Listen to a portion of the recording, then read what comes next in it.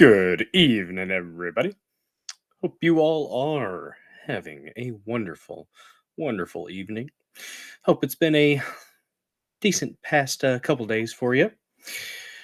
Welcome to the Dozer Den. Guys, if you have not hit that like button, go ahead and smash that like button. Thump the like button, caress the like button, lean in real close to the like button, whisper sweet nothings into its ear, and don't be like creepy Uncle Joe Biden. He is nearly out of sight and out of mind.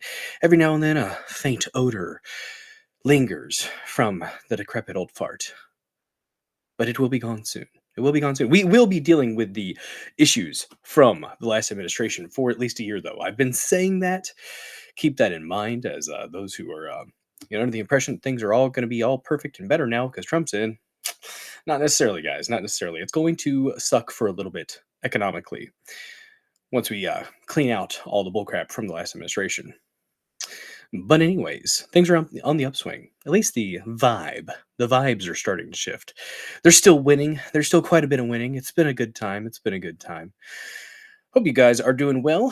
Hope you guys are doing well, guys. I fell asleep in my recliner earlier for about 45 minutes. So I had to quickly rouse myself. Get the kids to bed. It was a bit of a mad dash to get the little dozers in their beds and ready to slumber. The 7-year-old is fighting it. She may try to pop up later. I don't know. What is up, Yanni Fangs and Trish1, lovely mod in the chat? How are y'all doing? Good to see you. Good to see you. Oh man, guys. Oh man. It's I had to get the kids down real quick to get up here and went ahead and did 50 push-ups just to get the blood flowing. Hopefully get the mind rolling. Might be getting a little bit sick. I don't know, guys. It's the weather. I think it's the weather because it's gotten cold again here in Missouri. Here in southeast Missouri, we can have wild swings in the weather. We can have spring one day and winter the next. We can have summer, honestly, summer-like temperatures at times, and then slam back down into the 30s. It's been 75 degrees, and then within 24 hours, dropped 30 degrees. 30 multiple, because it got down to where it was snowing and sleeting. That's how it goes here. It is quite annoying at times, but we make it. We make it through it, guys. Oh, man. Man, oh, man, guys. Man, oh, man. Things are rolling. The news cycle, I don't think, is ever going to slow down. I really don't. I don't think there's ever going to be a time where it's just like, well, I don't really have much to talk about. There seems to be quite a bit happening, regardless of where you're at in the world. There's stuff happening. There's farmer protests going on in London. If you guys remember, I think it was about a year or two ago, there were some farmer protests going on in was it the Netherlands, because they were trying to pass some Green New Deal kind of crap there. So, yeah, polar vortex. West Virginia is getting ready to hit hard. Yep, it's up northern. Here in southeast Missouri, we probably won't get much of anything snow wise. We got rain. It's gonna hit maybe 35 degrees tonight, so we're not gonna get any, snow. It'll stick anyways. We might see some wet snow, but it's mostly gonna be rain and showers. But my oldest was asking, she's like, it's going to snow tonight. The weather, Alexa's saying it's going to snow tonight. I'm just like, Alexa's probably a little bit wrong. Just a little bit. But anyways, guys, if you didn't know, I stream Mondays, Thursdays, and Saturdays at 9:30 p.m. Central. Usually cover about 3 to 4 news topics, and then we have a bit of a palate cleanser at the end. And I usually do a segment that I affectionately refer to as the Massey Minute, as he's one of the most constitutionally consistent individuals in Congress. He and Rand Paul, of course, the Pauls. Rand Paul. Well, I wish Ron Paul was still involved, but he's a little bit past his prime. Good for commentary, good for getting the word out. Got to appreciate the GOAT. We got to appreciate the GOAT, Ron Paul. Let me go ahead and check over on X, because, guys, we are streaming to Rumble. X for the extreme. Locals. BitChute, that's BIT, space, if you're going to say it right, CHUTE. If you look at the actual address, though, it's all together. So I can understand the confusion. Some might think it's BitChute. It is not. It is not. I saw that, Trish. Another airplane crash. Two little ones crashed into each other, didn't they? Yep. Oh man. Oh, the boy. The boy is starting to stir. Hopefully he does not awaken. Excuse me. But yes, and YouTube as well. YouTube is letting me stream there again graciously. Thank you so much. Thank you so much, YouTube, for graciously allowing me to get my voice out. Yeah, never going to get traction on YouTube, and I'm okay with that. I've resigned myself to that fact, and I am actually kind of proud of it, to be honest. I like Rumble and X. BitChute might start growing since I'm actually putting content on there now. Who knows? Who knows? But anyways, let me go ahead and check and make sure the X stream is doing what it needs to do. Consider myself a Rumbler and an X streamer. Oh, really quick.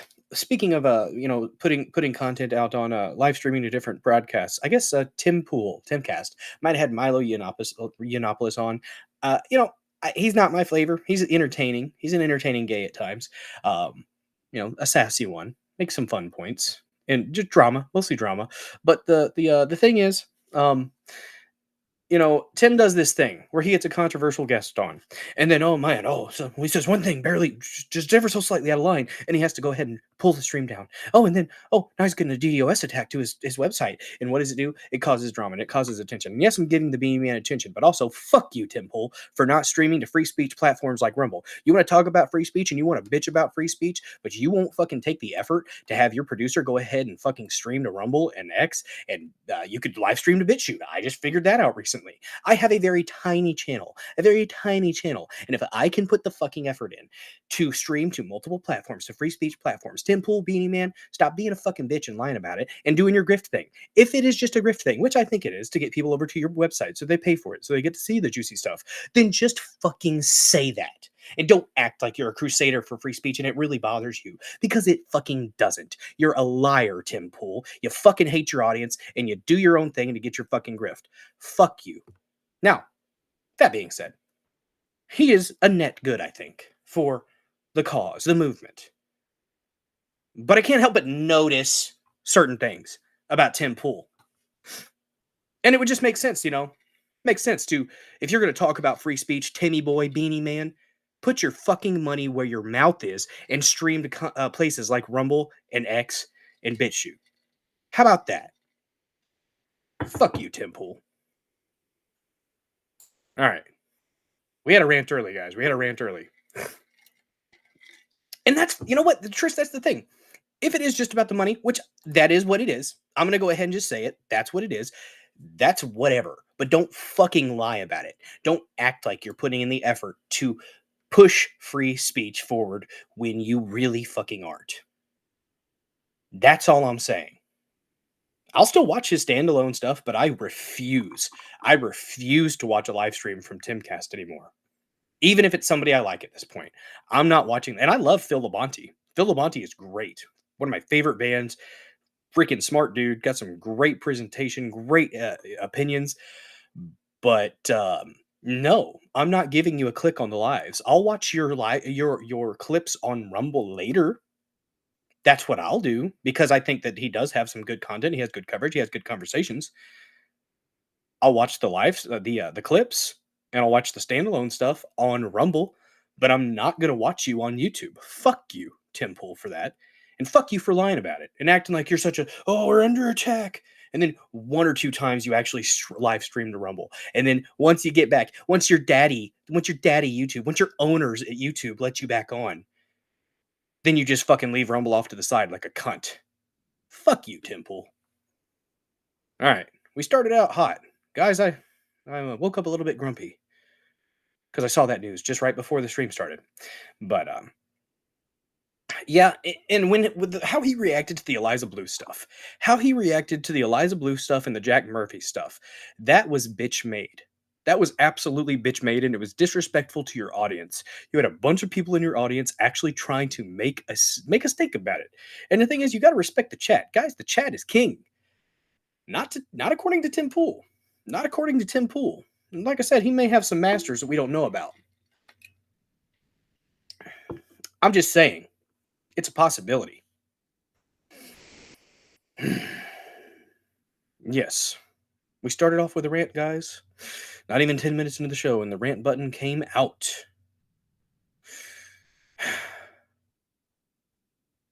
But regardless, we have things to talk about, guys. Let me check the X. Let me check the X in just a moment here. Yeah, and it's his way or no way. The way he treated his crew as well with the whole memory card thing. Just he's a fucking diva. Tim Pool's a fucking diva. And then like right after that, oh, I'm having a baby. Like, okay, congrats, but like, are you trying to redeem your image from being having a little hissy fit about a memory card and shitting all over your crew? Like, uh, I wouldn't have dealt with that. But that's just me. I'm somebody who tends to buck up to shit like that. Maybe that makes me disagreeable. Maybe that makes me a little bit coarse. I don't care. I don't. Because I'm not going to take that. And I'm going to speak out about it. Guys, if you haven't followed me over on the X Machine, follow me at Bulldozer74 underscore underscore. We're getting up to good stuff over there. Most of the time, sometimes we get a little bit malicious with the lefties, but it happens. It happens. I am currently at I keep hovering between 3,336 and 3,220 something. So we're creeping up slowly but surely. We'll have jumps and then we come back and then jumps and then come back. So check my X out, guys. And if you want to follow the Discord, which boom, boom, boom, and the locals, the dozerden.locals.com. That is one of the most free speech platforms out there. The user interface may kind of suck, admittedly. Um, but, and I really, really hope Rumble is working on integrating locals into Rumble itself, like where there's a tab and you can like go over and look at the stuff that's going on there with the repost. I think that might come. I think it might. I don't know. I would like that because honestly, it's yeah, locals is interesting. I do currently have a stream link over there, the Rumble link with a live chat. So if you do want to join the locals, there is a live chat for those there and those that want it. So I do believe our lone subscriber to the locals is Sanglant86. Thank you so much for that. And guys, to my monthly regular subscribers, to Bulldozer74, thank you so freaking much for your continued support. It means the world to me. And to those who choose to send Rumble rants and gift subs or subscribe in general, you guys are awesome. If you aren't able to donate monetarily, well, I completely understand. I too am a broke bitch. I get it. So the way that you can help this channel grow, smash that like button, share the stream out with your loved ones, friends, family, ex-girlfriends, boyfriends, these are Zen friends. I'm not judging. You do you. Long as you don't involve pets or children and it's consensual between adults, I don't give a fuck. Share it out, guys. Repost if you were on Rumble, because the cool thing about reposting on Rumble is the people who follow you will also see it in the repost tab. Spread the word about the Dozer Den so that we may welcome more killdozers into the Killdozer army. Currently, metaphorical. It's going to stay that way, Fed Boys. Don't you worry. Don't you? You don't have to worry about little old me. You don't have to worry about us killdozers. What's up, salty grower? Salute. Good to see you. Good to see you. Oh man, guys. Let me go ahead and share this out over on the X Machine to all the places, all the places. Because we got it, guys. We got it. We got quite a few people who watch us over there on X. We have a 970 or 980 views on the stream last put on X, and that was the one that we had to. That was the one that we went ahead and did the Rumble flip. I want to figure out a way, although I guess not, because I kind of want to start. You know, if people are watching over there on X, I would like it if we could go ahead and start growing Rumble from the audience on X as well. So we give the, you know, like on YouTube or on the Saturday streams where we do, you know, a story kind of, and then we chit chat, and then we do the Dozer Den DJ hour where I take your music video requests and we have ourselves a chill time, a hangout time, a Dozer Den decompress, if you will, because you know it's nice to just kind of chill sometimes, guys. There's a lot going on in the world. Let's hit it live in the Dozer Den.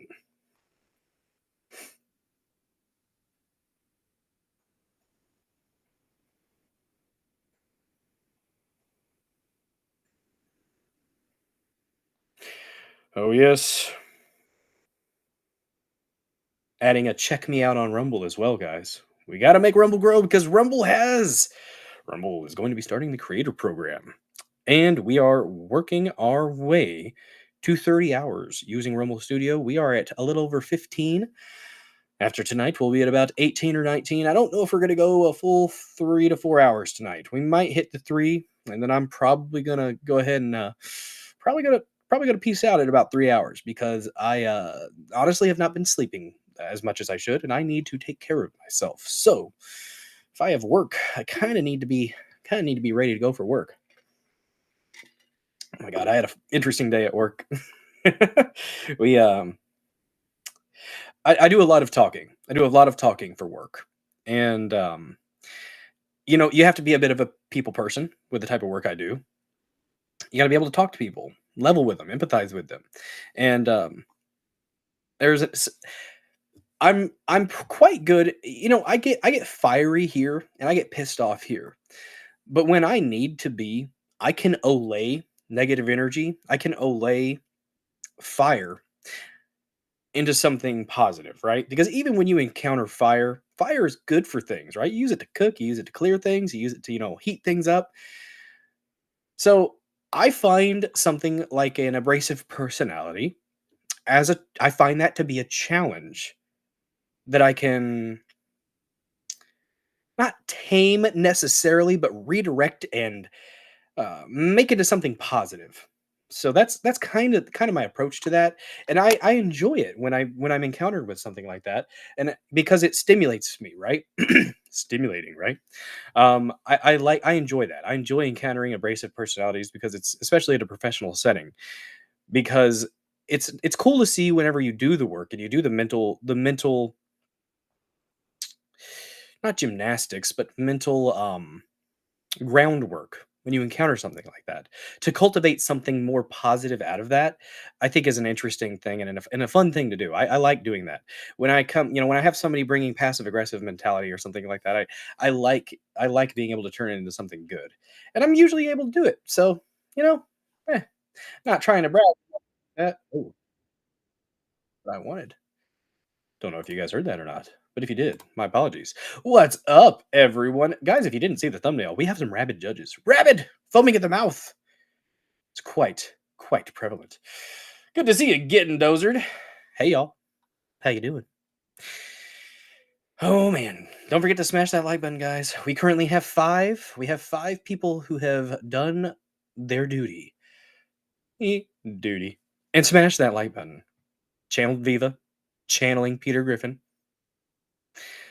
Smash the like button, guys. Caress it. Thump it. Give it the people's elbow. Look at that. Look at that. I mentioned this the other day. It's what happens when you're going at it with a punching bag, throwing fists, throwing elbows, and you graze. See, I got a meaty forearm, right? I got a meaty forearm. My my one of my girls said, your forearm abs, because when I flex the right way, it looks like bumps on my forearm, and she calls it my forearm abs. And but when I was throwing elbows into the bag, I hit too. I was too close, and I hit with the meat of my forearm before the elbow. So I got a little bit of a rug burn there, a little bit. Oh man, what's up, Retsnom? CNN is forced to admit it. 70% of Americans say Trump is doing exactly what he promised, and his approval ratings are at an all-time high. Retsnom, that makes me. Oh shit! Why am I not? Son of a biscuit. I want to be able to pin things.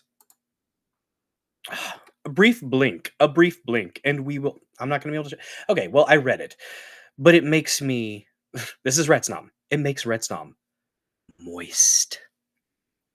Indeed.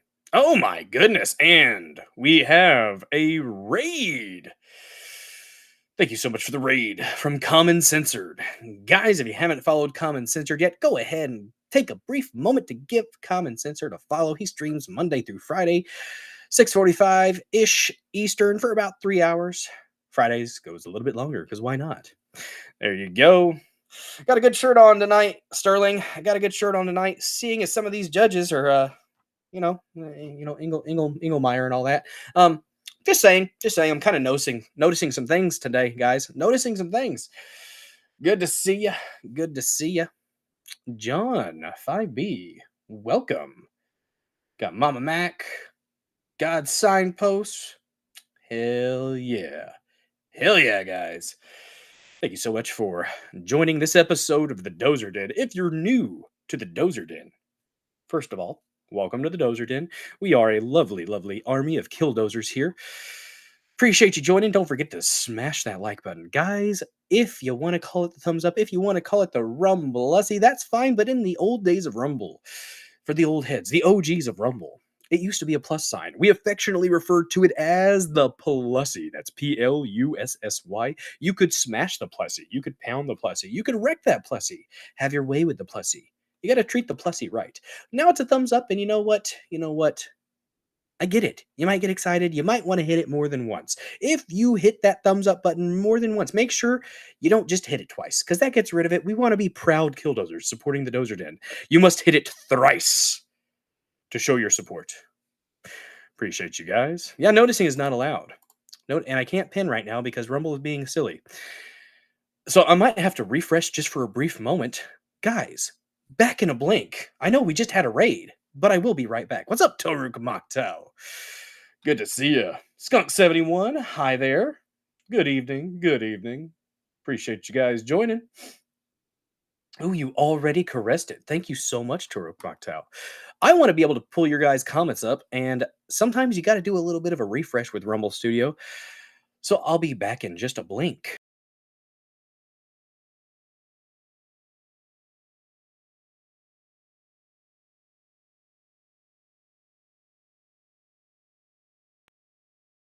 A bit longer. It was about a couple blinks.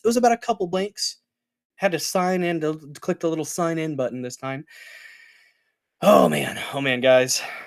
But yeah, you guys missed. Oh my goodness, Yanni Fangs coming in hot with a $2, and it was perfect timing because I just got back and I can pull this comment up. Hell yeah! Thank you so much for the support, Yanni Fangs. Yanni Fangs is the first subscriber to Bulldozer74. Chadly individual indeed. That was a nap. Sometimes Rebel Studio gets a little bit finicky, guys. Sometimes. But Yanni Fang says, happy birthday to Alex Jones, the Frog Prophet. Tomorrow, 2/11 is the best day to be born. Trust me, it happens to be your birthday too. Oh my goodness, Yanni Fangs, you share a birthday with the Frog Prophet.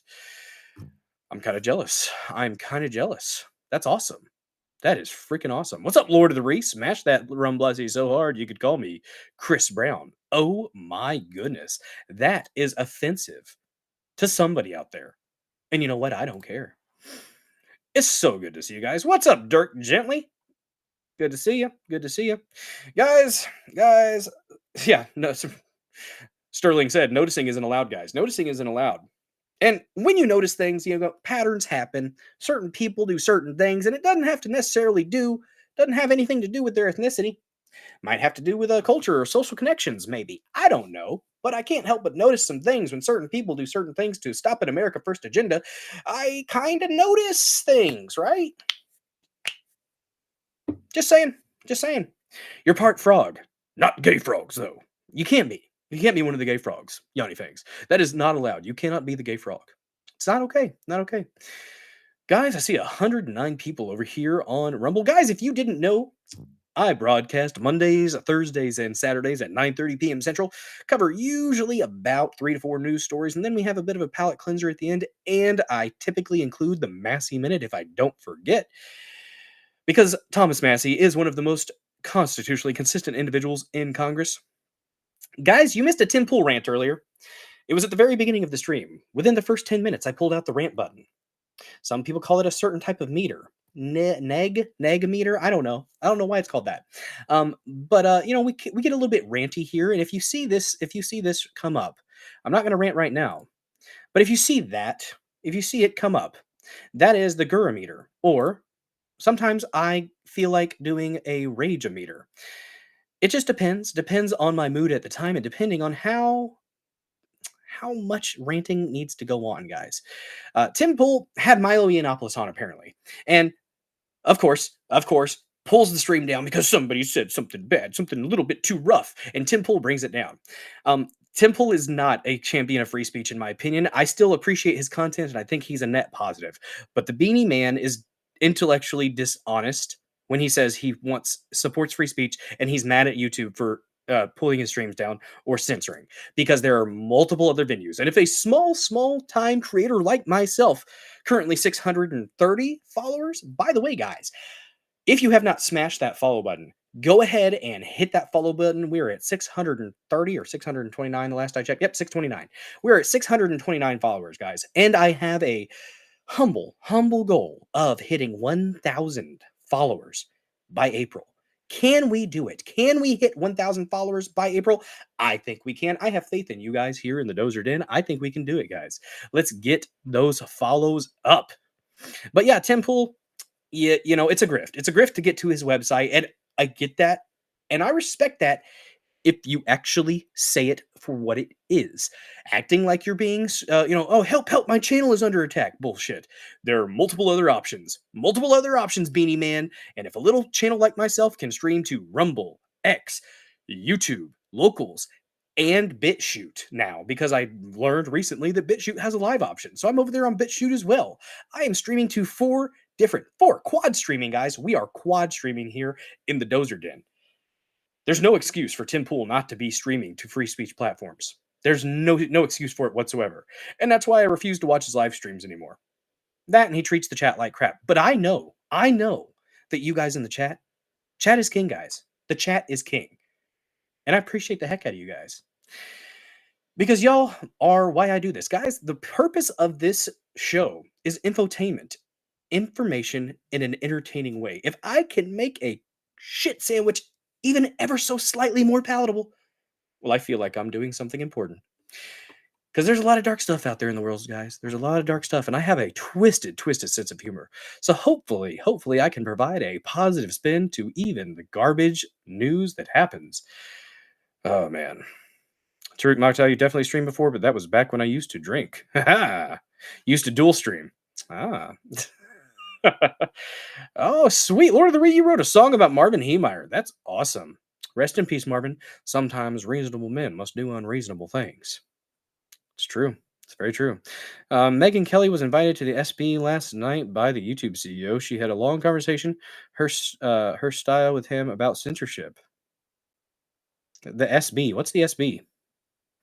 Sanglant, the lone subscriber over there on Locals. Guys, I do have a Locals account, the dozerden.locals.com. If you want to go over there and give me a follow, much appreciated. If you want to participate in the comments or the live chat, I think you have to pay. So thank you so much for your support, wherever it may be, however it may be. If you are not able to donate monetarily to the Dozer Den, I completely understand. Although, there's Rumble Rants, there's subscriptions. You can gift subscriptions to your fellow chatters, because why not turn the chat red, guys? You guys are freaking awesome. Last stream was one of the best streams I've had. Second, it was actually the second best stream as far as donations are concerned, and I appreciate the hell out of that.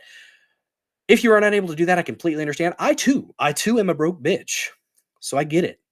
If you could kindly share this stream out with your friends, your family, your loved ones, your ex-girlfriends, boyfriends, Zers M friends, maybe even some crazy lefty friends that you may have, just to piss them off because they're going to see a guy with noticer on his shirt and take a bunch of, negative connotations from that. Just because I notice things doesn't necessarily mean any certain Yahtzee shit, all right?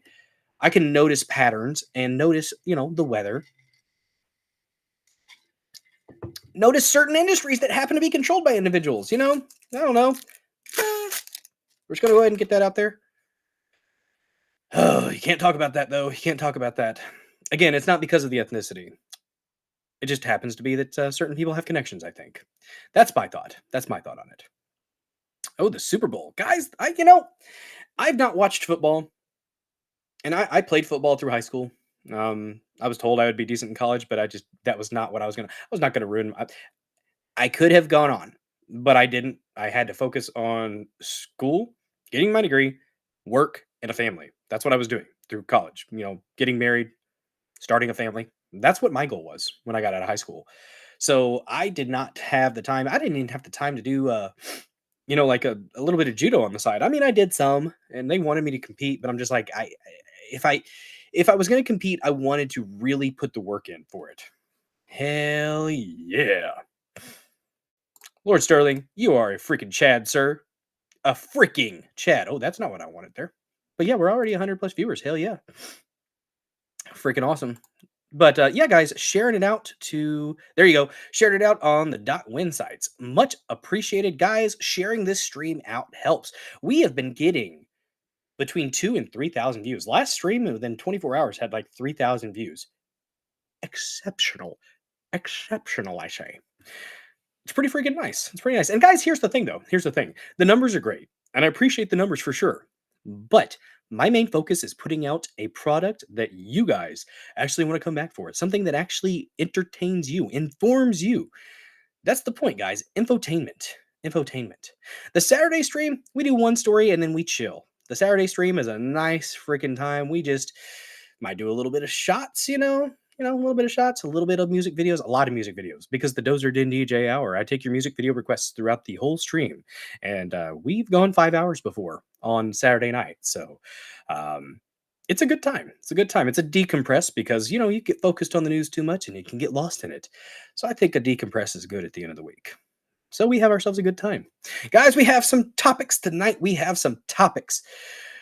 We are going to be discussing FEMA Fuckery. FEMA Fuckery. Turns out Doge, which is one of the best things that we've ever had.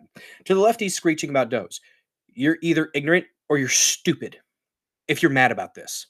If you are retching and you are gnashing your teeth and wringing your hands, if you're doing that because of the corruption being shown to the people, you're an idiot. You're an idiot. Or you're just ignorant. And willful ignorance is disgusting, in my opinion. Look into it a little bit. Just a little bit. And you might actually feel a little bit more comfortable with it. And I think as we go on, guys, I think this administration is going to even win over lefties. Whether they like it or not, they're going to end up realizing that this medicine, that's what this is. We're seeing such a visceral reaction from the left right now.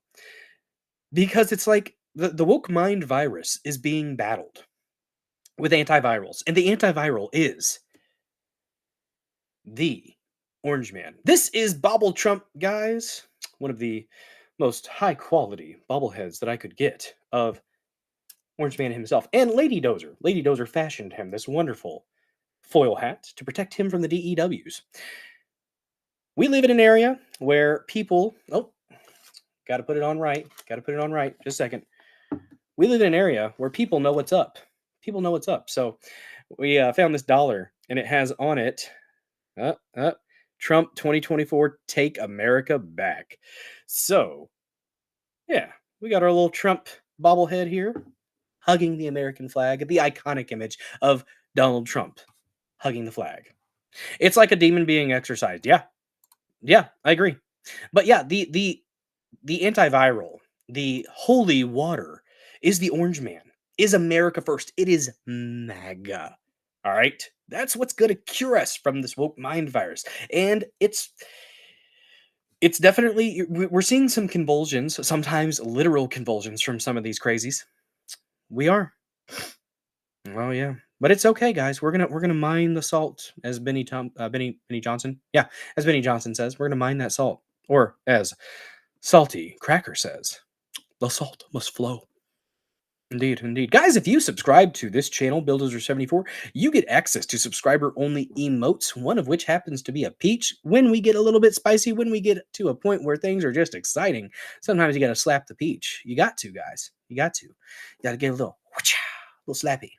There are animated emotes. I spent a couple hours gathering them, cultivating the emotes. It's good stuff. Taruk Mato, anything by Tartanic or Baby Metal? Ah, there you go. I like you. You're gonna have a good time, Tarek Mocktail. We have some good music. It's all over the place. Me myself. I vary from even T Swizzle, even though she may be crap in her opinions. I appreciate some of her older music, all the way up to Slaughter to Prevail. So I'm very diverse in my musical tastes. Depends on my mood. Depends on what I like. So. Oh man, the Super Bowl. You left with Janet Jackson's nipple, huh? Sanglant. Interesting. Yeah, the pennies, guys, the pennies. This let's show it. Let's show it. I think I got some pennies in my pocket. Yes, yes, these things apparently these little guys right here. These little guys right here, they're going to be valuable at some point. Right now, apparently it costs over 2 cents. It costs over 2 cents to make a penny. That's silly. Although Clint Russell, Liberty Lockpot over there on X, worth a follow. Keep keep those motherfucking pennies. Yes. Fuck your penny. um, it, one of the things that Clint Russell pointed out is, well, maybe it's costing that much because of the dollar is worth almost nothing now at this point. So I don't know. I don't know. See, we have two people over there. Oh my gosh, let's check on locals. Let's check on locals. I check on X. I check on Rumble. I barely check on the YouTubes, although YouTube chat shows up in the Rumble chat, but I don't think actually locals does. Locals does. So yeah. But let me check and make sure. Oh goodness gracious. Hope you guys like that. Hope you guys like the thumbnail that I had for the stream. That is a judge foaming at the mouth. I tried to find one that didn't look like cum, guys. I really, really struggled because I was working with Grok. I first typed in my first prompt was judge foaming at the mouth, and it just looked like a bunch of judges with cum on their face. And yeah, it was a little frustrating. Little, it was funny. It was funny at times. But yeah, I think I found one that doesn't look like that. It doesn't look like a bukkake scene for the judges, so that's good.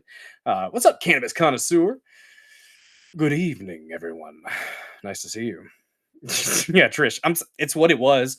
I, when I type in "judge foaming at the mouth" in Grok, which that's where I get most of my thumbnails. I make them using Grok AI, and it just looked like a bunch of bukkake scenes with judges. And no, no, I didn't want to put that as my thumbnail. I think I found one that was decent. Rabid judge. That's what I was going for. Rabid leftist judges, and we have even more. Another judge, guys.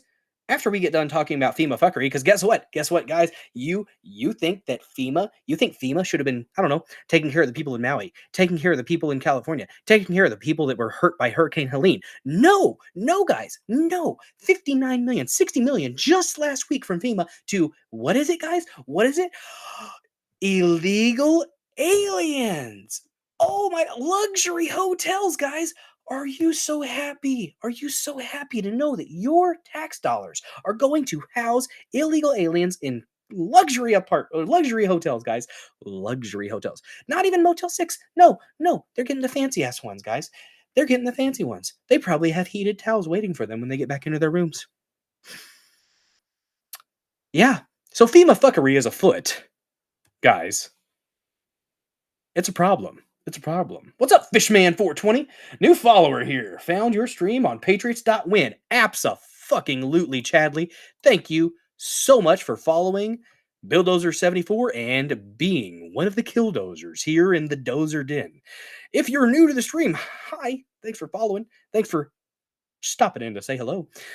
I stream Mondays, Thursdays, and Saturdays at 9:30 p.m. Central. We cover stuff and things, guys. Stuff and things, not stuffing things. It's not that type of show. Only sometimes. Only sometimes.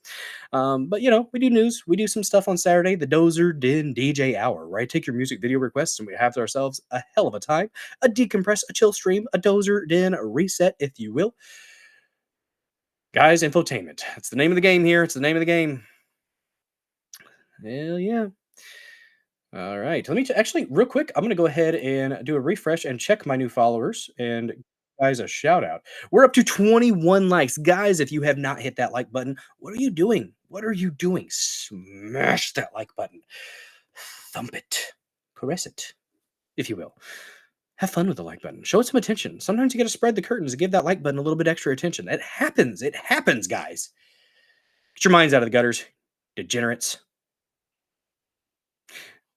Let me see here. Let me check. One of the things I do like to do is give the new followers a shout out. My goodness, guys, we are up to 631, maybe 632 now. We're creeping our way up, guys. One of the ways that you can help this channel grow, sharing it out with your friends, family, loved ones, ex-girlfriends, boyfriends, Zers, and friends. Not judging. I'm not judging. And maybe share it with a lefty just to piss him off. Look at that. We had, let me see.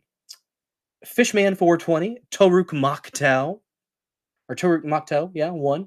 John 5B, Jan Bill 07, AR Vignu, Dignu, I think.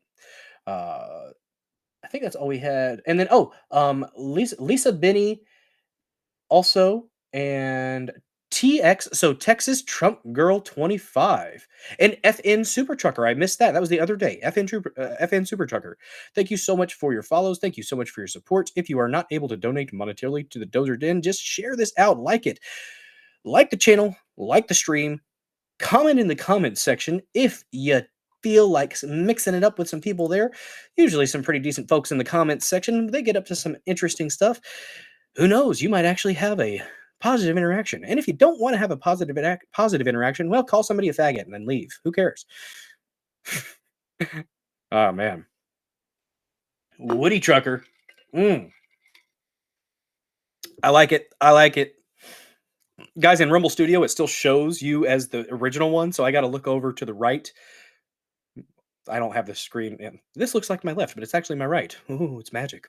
But I look over there and I see I can see this name that you actually want. So if I accidentally dox your channel name, my bad. My bad. Not FNT Super Trooper Sucker. No, no, and no.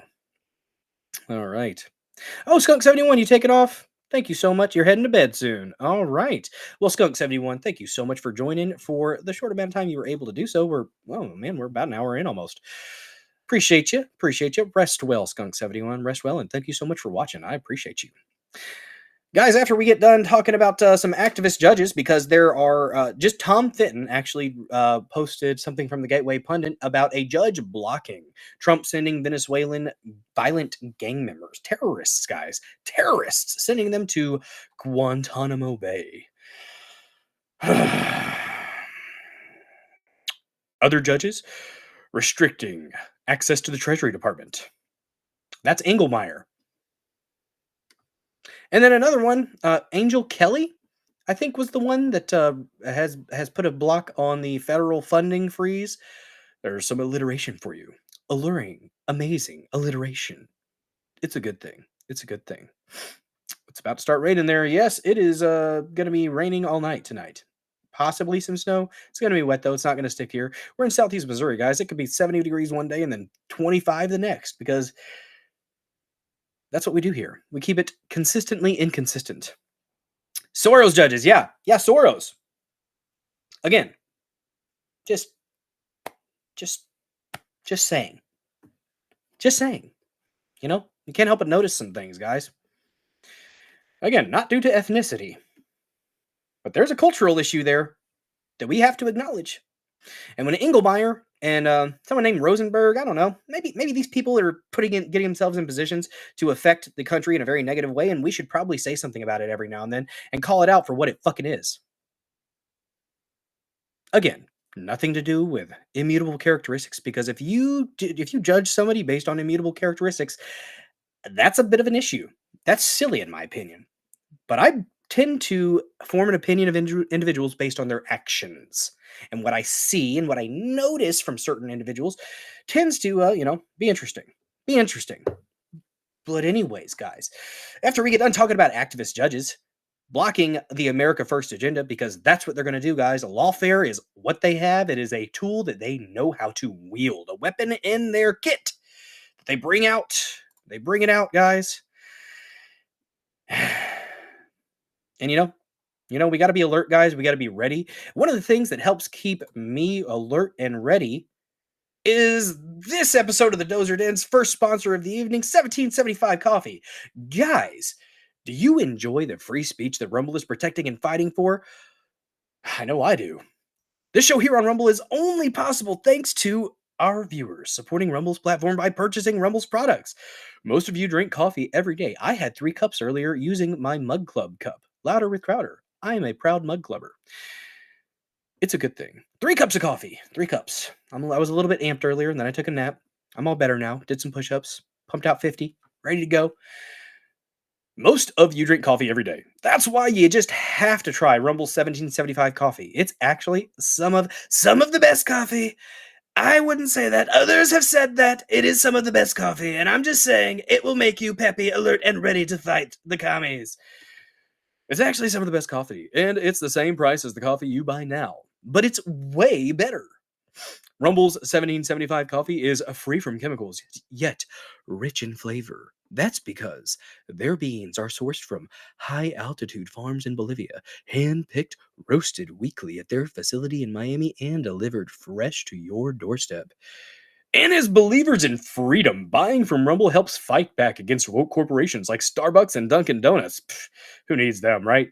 Join the coffee revolution and brew rebellion with Rumble's 1775 coffee. Go to 1775coffee.com.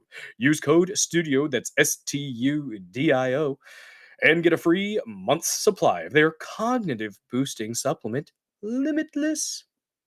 When you buy 2 bags of their coffee, think about it, guys, that's a crazy freaking deal. And the supplement is worth more than the 2 bags of coffee. Go to 1775 Coffee and try their amazing coffee.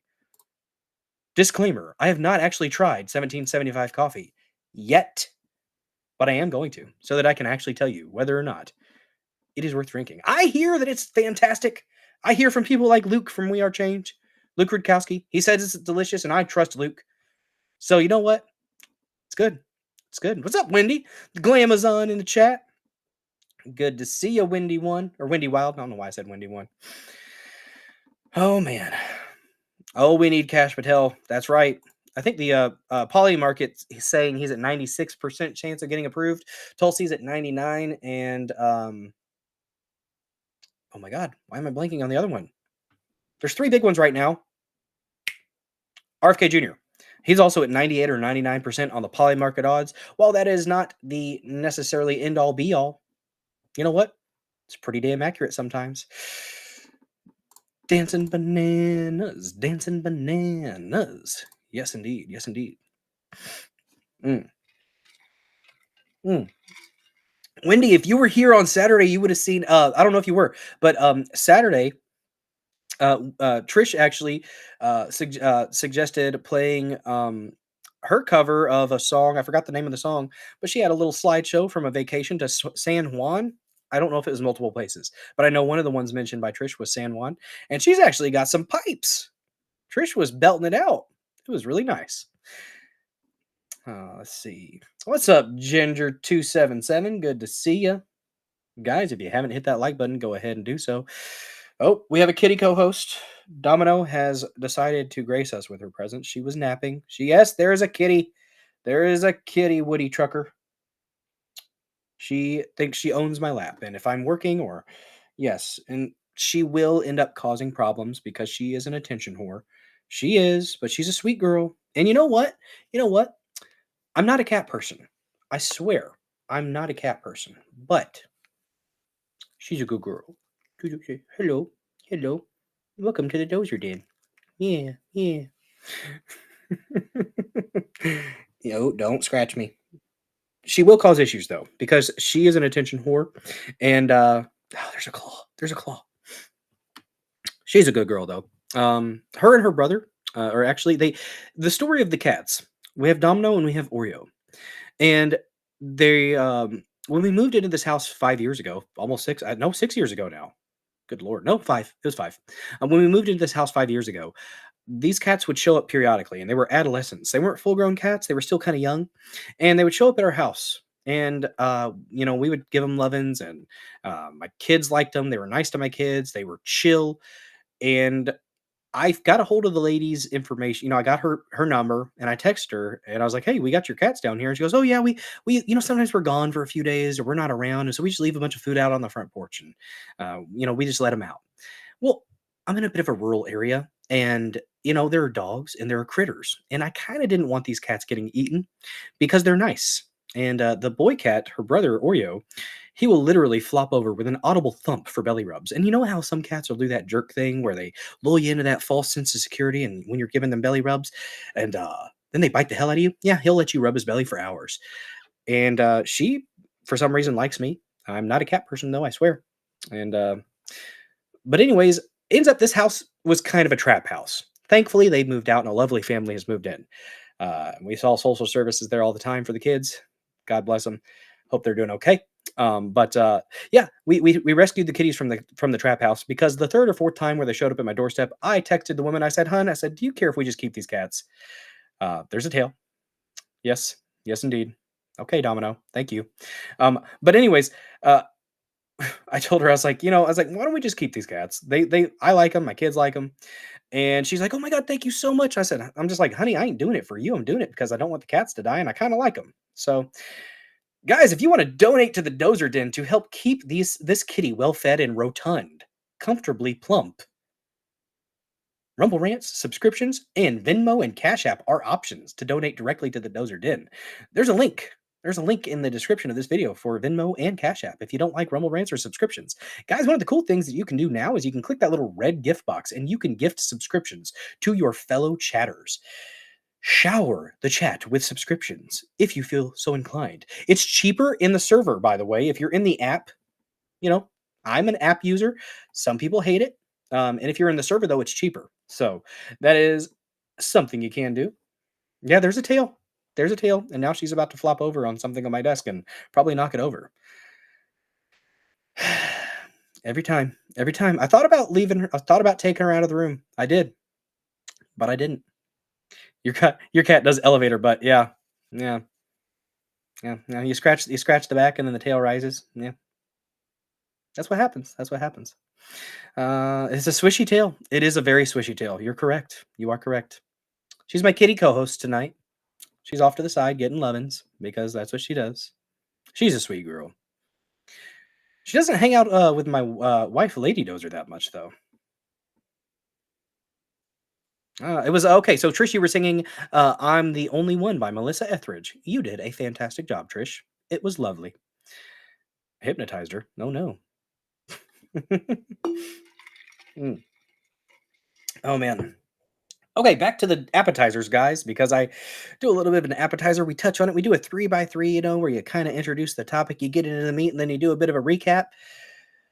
Next topic, Trump on the Second Amendment. I have a video, but I also have an article that a couple articles we're gonna read through about Trump's executive order protecting the Second Amendment.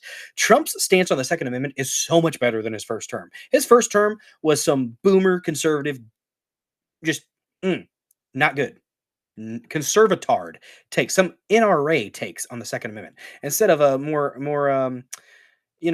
constitutionally conservative institutions like Gun Owners of America. Stop rubbing your face on my laptop, cat.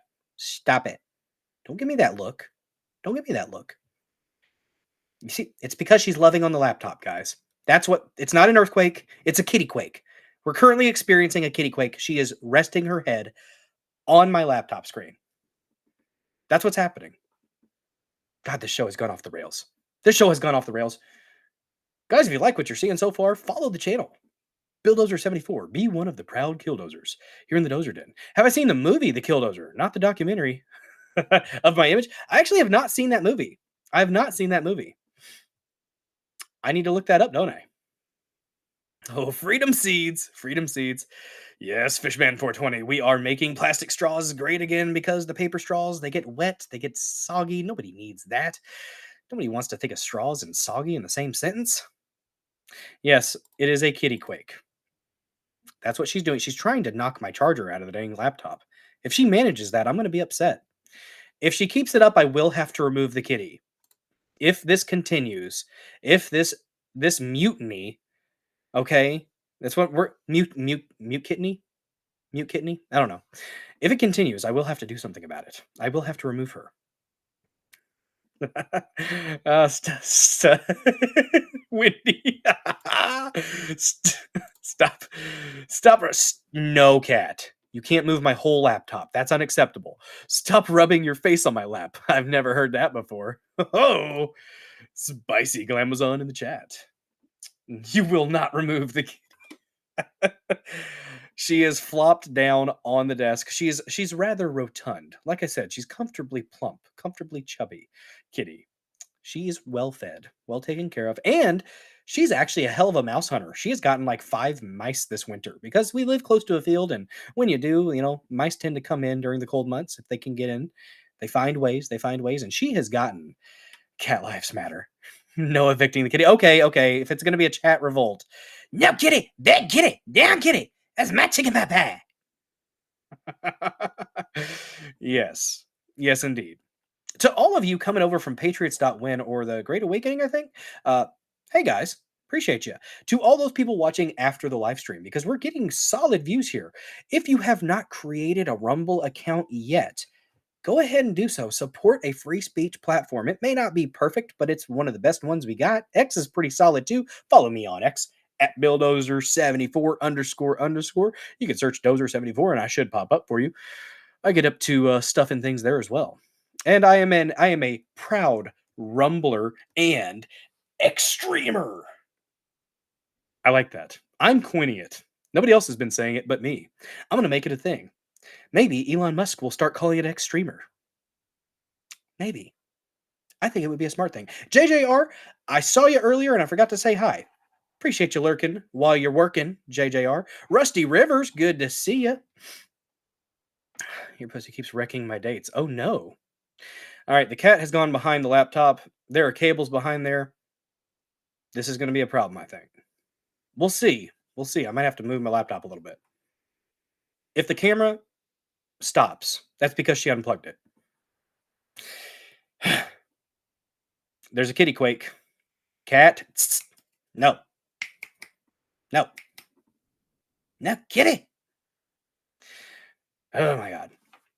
So the Second Amendment. Yes, Trump is better this time. First time, Las Vegas shooting, Trump got a little bit boomer, had some people in his ear that were not fans of the Second Amendment, in my opinion. I think, was it Wayne LaPierre with the NRA is not really a 2A guy. He's not. He's in favor of banning certain weapons, I think. And, no. The Second Amendment says shall not be infringed, motherfucker. So we're going to go ahead and stick to the text of that amendment and say shall not. There's a kitty whiskers. Look at that. We're going to say shall not be infringed. Do you want out? Is that why you're causing so much disturbances? Did you hear mommy get home? Yeah? You want to go down and say hi to her? You're just getting your loves, huh? All right. Sterling may have Loki. I have the kitty. Yes. Yeah. Again, I'm not a cat person, I swear. We swears it! We swears it! Doesn't scare her off. She's chill. My God, we are staying around 100 people watching. Thank you so much for watching this episode of the Dozer Den, guys. Again, if you're new here, Mondays, Thursdays, and Saturdays, 9:30 p.m. Central, come back. Say hi. Have a good time. Call somebody a fag in the chat. Why not? Why not? It's Rumble. We can have fun with it. YouTube, meh. It is what it is. Yep. Last topic of the evening, after we get done with the FEMA fuckery, activist judges, Trump on the Second Amendment, we have a rumor that Joh Shapiro, there's a rumor, and I think it is complete bullcrap. Just going to go ahead and throw it out there. Preface this conversation with I think it's bullcrap. I don't think there's anything to it. Because there's far too much red meat, and if it's too good to be true and too juicy, well, it's probably bullshit. There's a rumor with a quote unquote affidavit saying that Shapiro was involved in planning the assassination attempt on Trump in Butler, Pennsylvania. We have 4 pages that I'm going to go through. We're going to tear it apart. Honestly, that's what we're going to do. And I looked at it long and hard earlier. Long and hard, giggity. We looked at it earlier. I did. And we're going to look through it later. That's going to be our last topic. We are going to look through it. I think that there's far too much red meat in it. There's some inconsistencies in the verbiage. There are some inconsistencies in the font. I do not think that Joh Shapiro, it wouldn't be that blatant. And it wouldn't mention all this other stuff either. Here's my instinct says that this is bullcrap, and it's an effort to make MAGA look foolish, guys. And we've got to be aware. We've got to keep our heads on swivels. We got to be ready to counter stuff like that and to be applying the Bongino rule of waiting at least 24 to 72 hours before we latch on to something. Latch on to something as truth. Because it's likely not. Ooh, you just built a Bushmaster 450 cannabis connoisseur. Solid. Super solid. Guys, we have some gun tubers on here. Therapy Range and Alaskan Ballistics, they pop into the chat every now and then. If you guys haven't checked them out, Therapy Range actually did a live stream earlier for about an hour. About 5 o'clock he started streaming. Good conversation, talking about stuff, talking about things, having a good time. If you guys, you know what, you probably can't tell it now, but I actually passed out in my recliner for about an hour earlier today. Missed most of the last hour of Common Censored, but whew, I'm awake now. I'm awake. It's taken me about an hour to fully rouse, fully waken. Amen to be correct. Not first. Yes. That is a problem, guys. Texas Patriot on X. He put it out there. We're gonna make. I'm gonna struggle not to be a dick because I can be a dick sometimes. I can. I'll admit that I can be an asshole. But sometimes you need assholes. Sometimes you need dicks. Sometimes you need pussies in the world. And dicks fuck pussies. And sometimes dicks fuck assholes. That is from Team America World Police. And if you don't know that quote, you don't know that reference, well, it's okay. I forgive you. Not everybody is as cultured as I and the rest of the autists on the internet. Let's see. He has good content. Yes, he does. Yes, he does. Lord Sterling, Common Censored.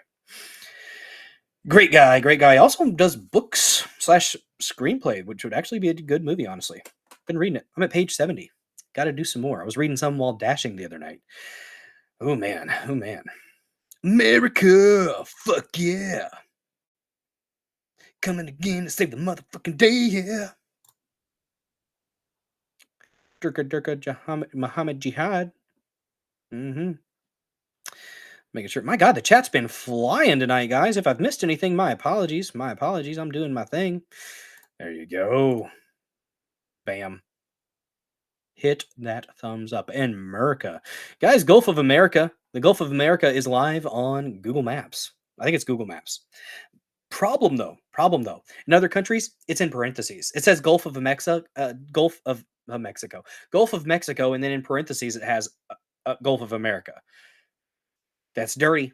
That's dirty for those other countries to be doing that. There's I think Adam Krigler. He's over in Sweden, I believe, and his shows the parenthetical Gulf of America. No, it is the Gulf of America. Which here's the thing: people are reacted weird to that. North America and South America. You could apply the America just to that, not necessarily the United States, although I'm going to, but we could couch it in a way that would be a little bit more palatable to the other softies, the other soft Americas. Just saying. Action figure therapy. Oh, Cannabis Connoisseur has 2 kitties. Nice. Do you want out, Domino? She wants out. I'll be back. I have to release the kitty. Release the kitty. I'll be right back. You're not in trouble. Come on.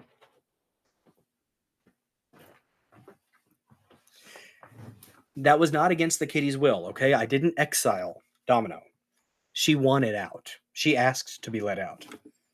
Oh, there we go. We got some links, guys. If you want to donate directly to the Dozer Den, there it is. A Venmo and a Cash App. You don't have to, but if you do, much appreciated. Much appreciated. We also have a locals community, the dozerden.locals.com, and a Discord, guys. I think we've got 18 or 20 people over there in the Discord. Trish was able to finally make her way over there into the Discord. I think C-Dubs helped out. Thank you so much for helping Trish out, CW. Appreciate you, man. So, there's a Discord community that we're slowly building. Free the pussycat. That's right, getting dozered. We freed the pussycat. Yep, we sure did. Oh, man, Wendy, you live on the Gulf of America. Gulf of motherfucking America. Yeah. That's right. That's how we do it. Guys. All right. Well, we've procrastinated enough. We've dilly-dallied long enough here in the Dozer Den. Let's go ahead and start getting into the topics. The first one, FEMA Fuckery afoot, guys. FEMA Fuckery afoot. Did you know? First of all, I see 25 likes, guys. Let's go ahead and get those numbers up. Let's get that like button smashed. In the old days of Rumble, it was the plus sign. We called it the plussy. That's Plussy. Get your minds out of the gutter, you degenerates, you. You can smash the plussy, pound the plussy, wreck the plussy, have your way with the plussy. Just saying. Now it's a thumbs up. And, it also deserves it's a thumbs up button, and buttons need attention, guys. You got to give the button its attention. You do. Buttons are good. Buttons are good. Just saying. Just saying. Agreement. You have a green banner on the top of your Discord page that says claim this channel or it may go away. I guess claim the channel? Did you have to create a new account, Trish? I'm not sure. sometimes you get to finger that like button, guys. Sometimes you got to finger it. Just saying. Sometimes you got to buzz the like button. It happens, guys. It happens. Oh my God, Heidi McGrain, you have 6 kitties. Said it twice for authority. It's probably the Rumble. Rumble sometimes does that. What's up, One Lute? One of the newer followers, one of the newer killdozers here in the Dozer Den. Appreciate you joining. Appreciate you guys. We are having ourselves a good time, which we definitely have ourselves a good time, and we had a good time on Saturday. Oh my goodness. Authorita. That's right. Saturday streams, we usually do a topic. We do some chit-chat. We shoot the shit, have a good time. And then we do the Dozer Den DJ hour, where I take your music video requests and we just chill. Rumble Studio is going to be working on improving the audio and adding audio controls this week, I understand. I'm going to be on with Daramuth on February 22nd at 6 p.m. for the Rumble Squared, where we discuss what Rumble is doing well, what Rumble can improve on. Apparently, people like Rick Rack every now and then pay attention to that stream to listen to what creators are saying about the platform. So, sign but Trish, I do not know. Discord is treating you interestingly. You might end up having to create a new Discord channel, Trish. I don't know for sure. Maybe C-Dubs, if you message him, he might be able to help you out. I'm a bit of a Luddite. You'll send me a screenshot. Okay. All right. I'll help you. I'll try to help you out later. I've actually never seen that, so. All right. All kidding aside, this FEMA fucking bullshit is outrageous. They left little kids in the. Yeah, they did. They left little kids in tents in North Carolina in 0-degree weather. Nah, fuck that. They need to get what's coming. Yeah, you know what? My opinion, Fishman 420.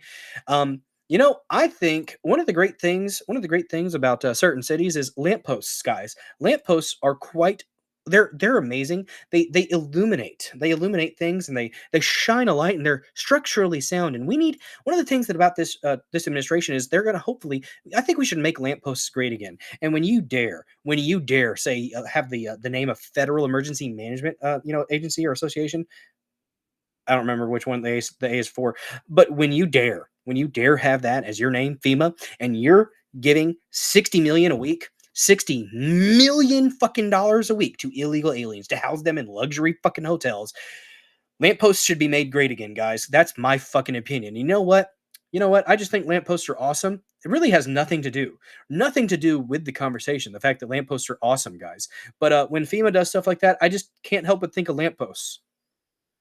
Due process is important, guys. Due process is important. But after that, yeah, I think so whoever is behind stuff like that, literally deciding that if you have a MAGA sign in front of your yard in Florida, they're not going to go talk to you. But that illegal alien's going to get a luxury hotel, $60 million, guys. American tax dollars, guys. That's what it's for, apparently. That's what you're supposed to do. Where to know what streamers think? Rumble Square, Daramuth. I'm going to be on with him at 6 p.m. February 22nd. We're going to be talking about the issues with Rumble Studio, the things that Rumble Studio is doing well. Kill the Queen jukebox. Yes, indeed. Whenever I'm on that show, because it's going to be Saturday, so we're going to be doing that, and then the Dozer Den DJ hour late at 9:30 that night. But I think Daramuth's done within about an hour and a half, 2 hours, so I'll have a bit of a break in between. But cannabis connoisseur, make hemp rope great again. That has nothing to do with our frustration about certain individuals in certain places and certain organizations. That is a comment all in its own context, guys. Just saying. No, it's Daramuth. Daramouthe. If you type that in, let me see. I think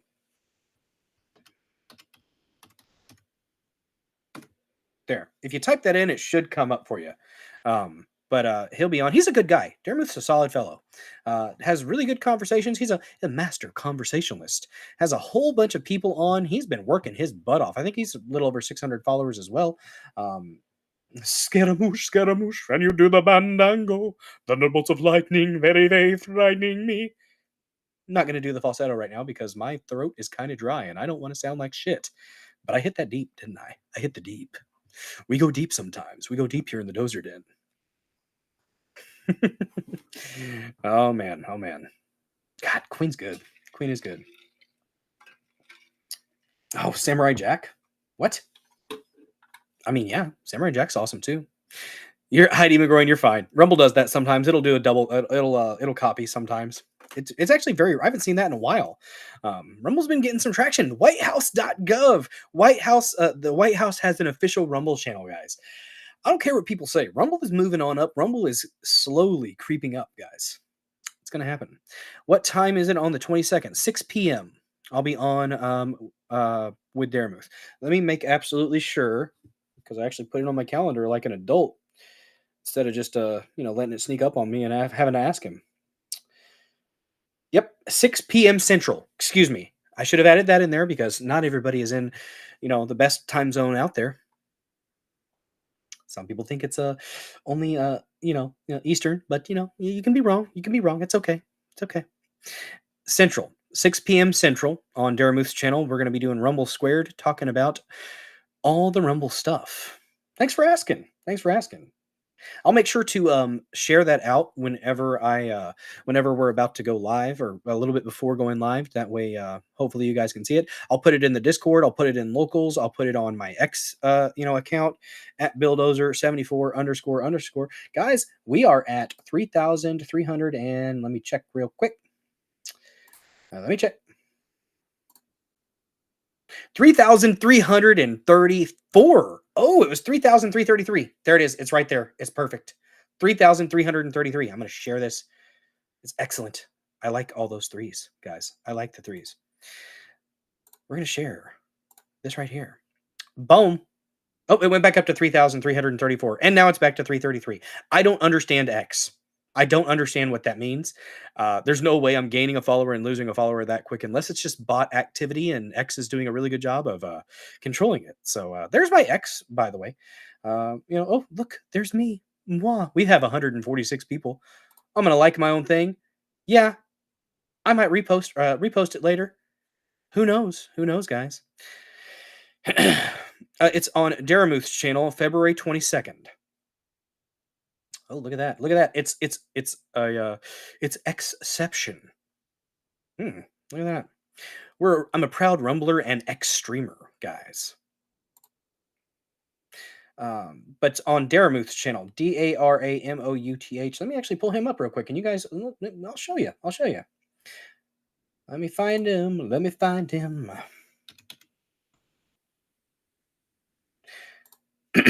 So he is a Daramuth's corner. He's got 1,056. He finally hit 1,000. Hell yeah, Daramuth.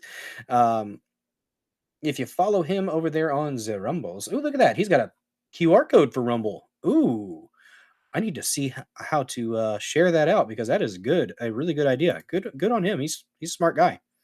He knows his way around the interwebs. There's Daramuth. Check him out. Give him a follow. Yes, we're squirreling. We're squirreling hard. My God, what happened? You guys did it. I blame the chat, but the chat is king. Follow Daramuth, guys. Daramouth. And his Rumble is over there as well. Ooh, look at that. You can click on it probably. But yeah. Worth following, guys. Worth following. I think it might be Dare Chat. Maybe. I don't know. All right. So, guys, yeah. FEMA Fuckery. Back to the topic at hand. Guys, we do a little bit of weaving. We weave in, we weave out. We come back. It might seem like we're not going to talk about the topic, but we are going to get back to it, and we are going to address it. We get back to it. We call it, we do a little weaving. Oh, my goodness, guys. We already have a decent amount of views here. Hell yeah. Hells yeah, guys. Hells yeah. But we, FEMA FEMA has been doing some things. FEMA won't help Americans because, you know what? My opinion, guys, the elites. And when I say elites, I don't say it with a positive connotation. I say it with utter disdain. I detest the elites, okay? Fuck the elites for what they do. The power brokers, the ones in the ivory tower that decide to shit. I'll scroll later. Woody Trucker. We're gonna actually get into this topic, damn it.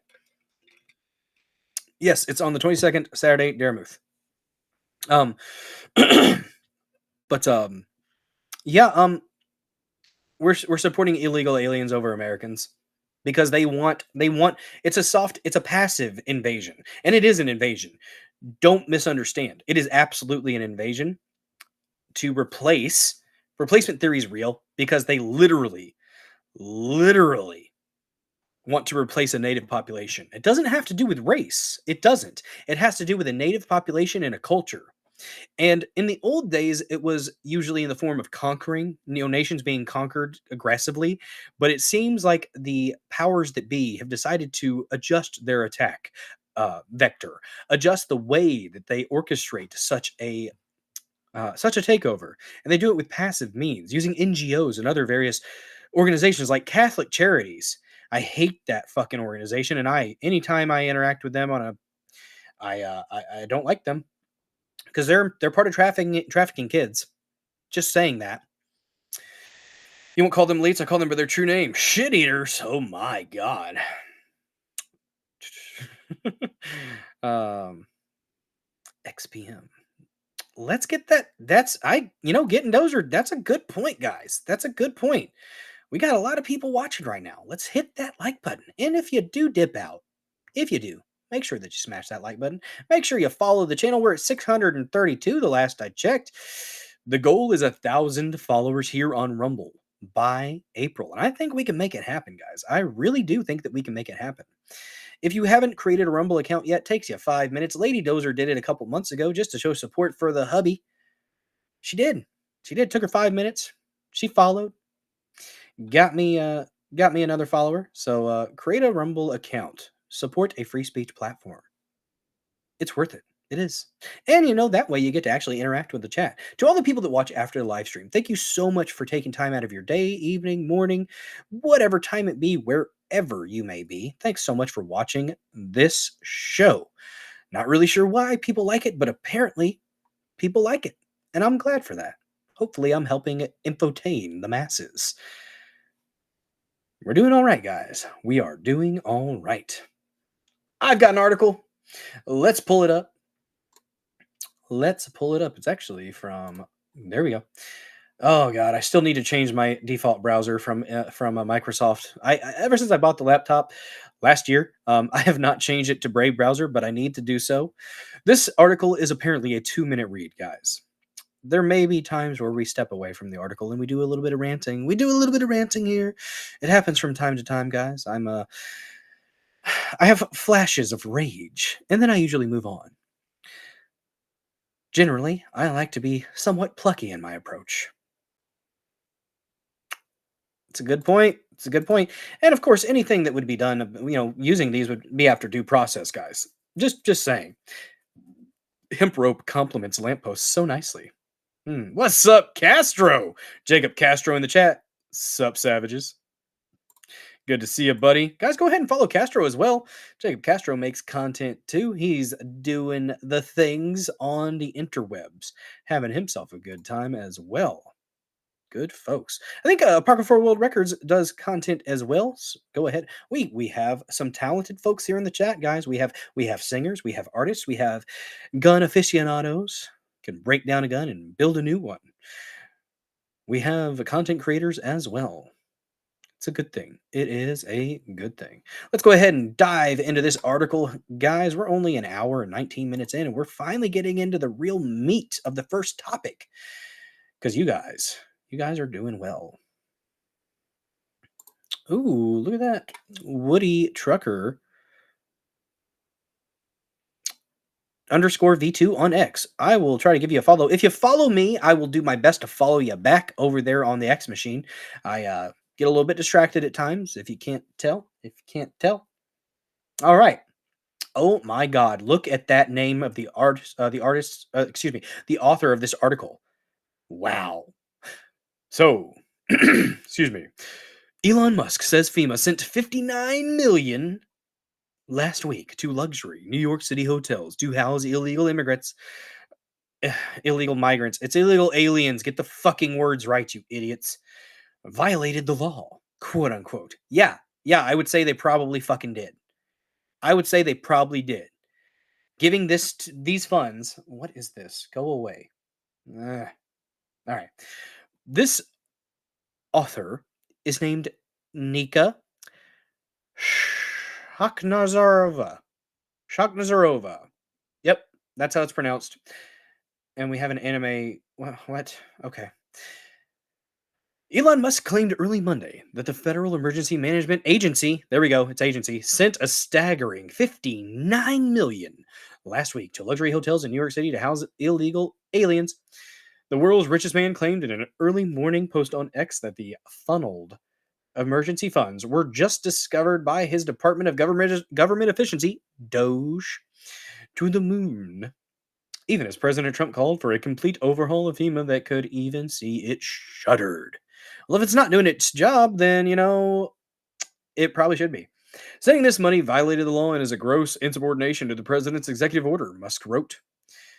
Happy times, happy times. Billionaires. So much wealth right there. That money is meant for American disaster relief and instead is being spent on high-end hotels for illegals, continued Musk, who leads the agency tasked with cutting back on government overspending. A clawback demand will be made today to recoup those funds. Claw it back. Yes. Bring it back now. Bring it back now.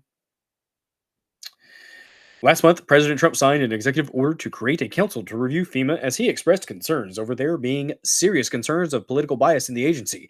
Yeah, it's evident when they literally tell their workers not to go up to houses with Trump signs or American flags or patriotic, because God forbid, you don't deserve. If you have fucking... Yep, it's happening again, guys. We're going to do another rant. If you dare have pride in this country, you don't deserve Federal Emergency Management Agency funds. You don't need help if you are a patriot, if you are a proud fucking American, if you, for the love of God, support the orange man, you probably don't deserve attention. You don't, in a disaster, when your life has been fucking ruined, possibly, when everything's been uprooted, literally, you don't deserve the attention from FEMA. You don't deserve the funds. But those fucking illegals, guys, they deserve every fucking penny, every tax dollar, because fuck America. That's what they think. If you are prideful in this country, you're worth less. You are worth less than the people who self-flagellate. Self-flagellating Americans and people in general piss me the fuck off. No, yeah, some bad things may have happened in the past, but guess what?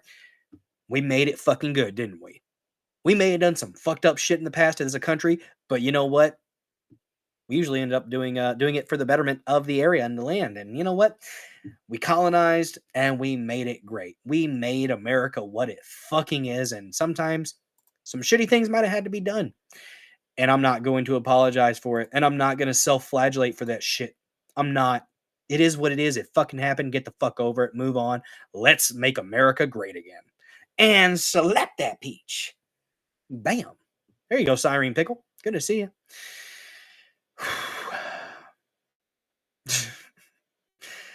Man, had about a 45-minute nap before the stream, guys. I didn't know if I was going to have any energy. I did some push-ups. I did a set of 50. Boom. We had to push. We had to do the curls to get the girls. Although I didn't do any curls. I just did push-ups. Oh, yes. Yes, indeed. It's bigger. It's interesting. I like that they've made the live chat bigger, but I don't like when you pin it, it's smaller. Yes, you got to slap the peach. Slap it. Back to the article, guys. Back to the article. I knew I'd rant. This one pisses me off. This one really pisses me off. Subscribe to the channel and you can too. Slap that peach, guys. Just saying. $5 a month. It's a mere couple sodas, guys. A couple sodas too. Show your support for a small-time creator like myself. Keep this young father from having to DoorDash in the evenings on Wednesdays. Subscribe to the Dozer Den. To Bill Dozer 74. Nobody ever has to, but if you do, thank you. I appreciate you. I love you. All right. And you know what? You can do that too if you want to donate directly to the Dozer Den. There's a Venmo and a Cash App. It's there. It's there. All right. All right. Last month, okay, so the 47th president called on the council to have its first meeting within 90 days, saying he expects a report of the findings on his desk within 180 days of the council's first meeting. All right, 3 months, not bad, not bad. This is the post from Elon, that beautiful, beautiful autist. The Doge team just discovered FEMA sent $59 million last week to luxury hotels in New York City to house illegal, he said migrants, illegal aliens. Come on, Elon, do better. Sending this money violated the law and is a gross insubordination. Is in gross insubordination to the president's executive order. That money is meant for American disaster relief instead of being spent on high-end hotels for illegals. Clawback demand will be made today. That was a couple days ago, I think. Oh yes, yes. DEA, ICE, okay. DEA, Days earlier, Trump 78, okay, appeared alongside still homeless survivors of Hurricane Helene 4 months after the storm, where he raised the idea of overhauling FEMA altogether. The POTUS slammed the performance of FEMA, uh, saying it was not on the ball, and we're going to turn it all around. Yes, indeed. The president then told a roundtable of federal and local officials that he will be signing an executive order to begin the process of fundamentally reforming and overhauling FEMA, or maybe getting rid of FEMA. I think, frankly, that FEMA's not good. All right, some might say it's good. I'm going to say it's not good. Indeed, the president stayed true to his word. Well, that looks like a positive member of society, doesn't it? He also accused the agency, which is responsible for bringing in emergency services, supplies, and aid to disaster struck areas, or at least it's supposed to, of bungling emergency relief efforts, adding the U.S. should be given federal that U.S. states should be given federal handouts directly in the wake of disasters. Over the past couple of years, funding for the agency has soared following several high-profile weather-related disasters around the country. So if they've expanded, if they have my Trump was a bit more like a Bobcat Goldthwait. I'm a little bit off tonight. My voice is a little bit off tonight. I think I might have been doing some snoring when I was taking my little nappy nap earlier in the recliner.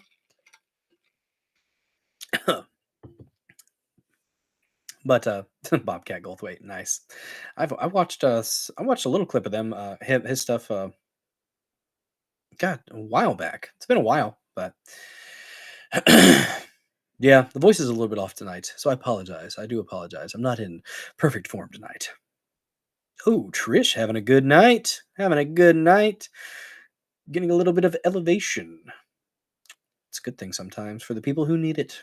I think that hopefully we get a rescheduling of that so that people that do need it are able to do so without fear of repercussions. A little bit of medicinal application because it does have medicinal benefits. It definitely does. It's a lot better than some of the stuff that they give people. The pharmaceutical industry doesn't like something that's cheap and that you can grow yourself, though. But to those who are able to, kudos. Glad you're finding something that helps you out. Yeah, guys. The whole thing with FEMA, it is,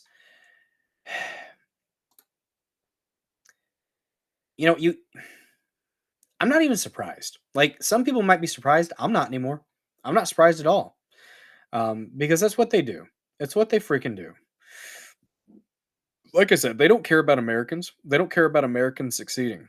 They care about, oh, you have a license. Very nice, Trish. Very nice. You'd much rather grow your own. Oh, well, hey, if you can do so in your state, go for it. Um, let's see. Ooh, this right here. This is the point that this is a good point from Clint Russell. Let's share it out, and also Sterling shared this image with me earlier today. The Frog King himself. Tired of these gay frogs and these demons.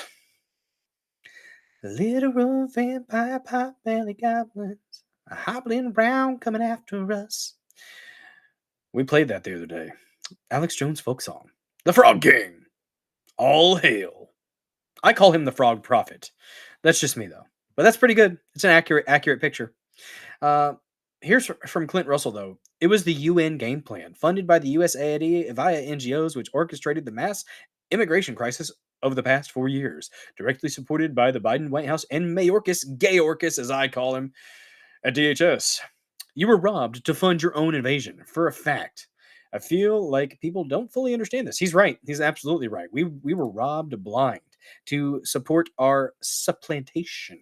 Supplanting? Supplantation? Supplantation's a word, right? Yeah, we'll see. Oh, yes. What did I have here? Oh, man. Here's a reaction to Trump actually pointing out the corruption in this country by one of the most ratchet wretches in Congress, Jasmine Crockett. I don't understand how a person like this gets elected to an office like she is. I don't. Trish won. They don't allow us to grow our own. They would rather us. Damn, that sucks. That sucks, Trish. Let's see. Never signed a FEMA contract. FEMA camps always end up just being for housing the workers. Send them packing and house those in need. Yeah, no, they don't want to do that. They don't want to do that. They want to put you. They want to put you in tents, and then they want social services to come in and take your fucking kids, which they did in North Carolina. They literally came in and said, "Well, you can't keep your kid warm. We're going to go ahead and take them." And the kids go into the system. And a lot of the times, I'm not saying every time, because the system can be good in some instances. Absolutely, there's a time and a place for it. But sadly, a lot of the times, kids go into the system and they get hurt. And that sucks. There were Amish that came down to North Carolina to build things. There were people volunteering to build structures, and they were told no because it wasn't up to code. But that tent, that's just fine. That was retarded. So retarded. Let's play a quick clip of this just very, very eloquent and not ghetto chick at all. The thing is, she acts ghetto, but I almost guarantee you she isn't really what she's acting like she is. She probably wouldn't do well in an actual ghetto situation. She's a wannabe. A thugabee, maybe we could call her. Oh, that's dog whistling. If you're hearing a dog whistle, does that mean you're calling yourself a dog? Just saying. Yeah, don't sign a FEMA contract. I wouldn't. Ooh, gotta pop the neck every now and then, guys. We got to. We get a little bit tense. So apparently, Crockett is she's under the impression that Trump is turning America into Russia by weeding out fraud in the federal government. Weird. All right, let's listen to this eloquent lady with them. Click. I'm going to try my best not to preach. Go ahead. Preach. I just want to say, shut up. Thank you. Because every day that we show up in D.C., we show up for you. We know who we work for. We know that we work for the American people. And what we're not going to do is stand around while they pull this bullshit that they trying to pull right Shut now. up, bitch. Oh, my. This is why I'm not going to be able to preach, because I probably won't be able to stop cussing. Take your time. But let me tell y'all something.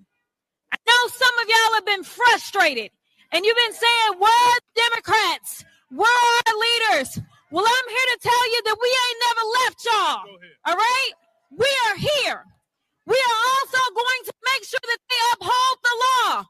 We are not going to sit around while you go ahead and desecrate our Constitution, or you look at the laws that have been passed into law and say, never mind, we'll just ignore that. Instead, we are going to be in your face. We are going to be on your asses, and we are going to make sure that you continue to allow corruption to persist, because that's what they're doing. They are so fucking mad that their racket has been exposed, guys. They are so fucking mad that they have been shown. This bitch right here, Maxine Waters, you freaking burnt cockroach looking bitch. I can't even fucking stand her. I can't stand that bitch. The people that called for violence and nothing happened to them, they can call for violence all day. That's just fine. But you dare step through those velvet ropes at the Capitol, and oh, you're an insurrectionist. We're going to make sure You understand what democracy looks like. This ain't it.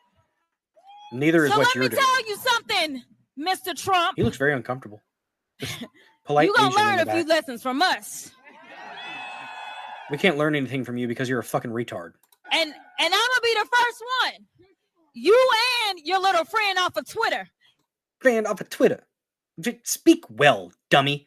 Yes, I am quite redneck at times. But if I was in a professional setting and acting in a professional manner, I wouldn't be using my comfortable lingo. My country accent, my redneck accent would be in check. But you just ghetto it up. You ghetto it up. Y'all about to find out, all right? Now let me be clear.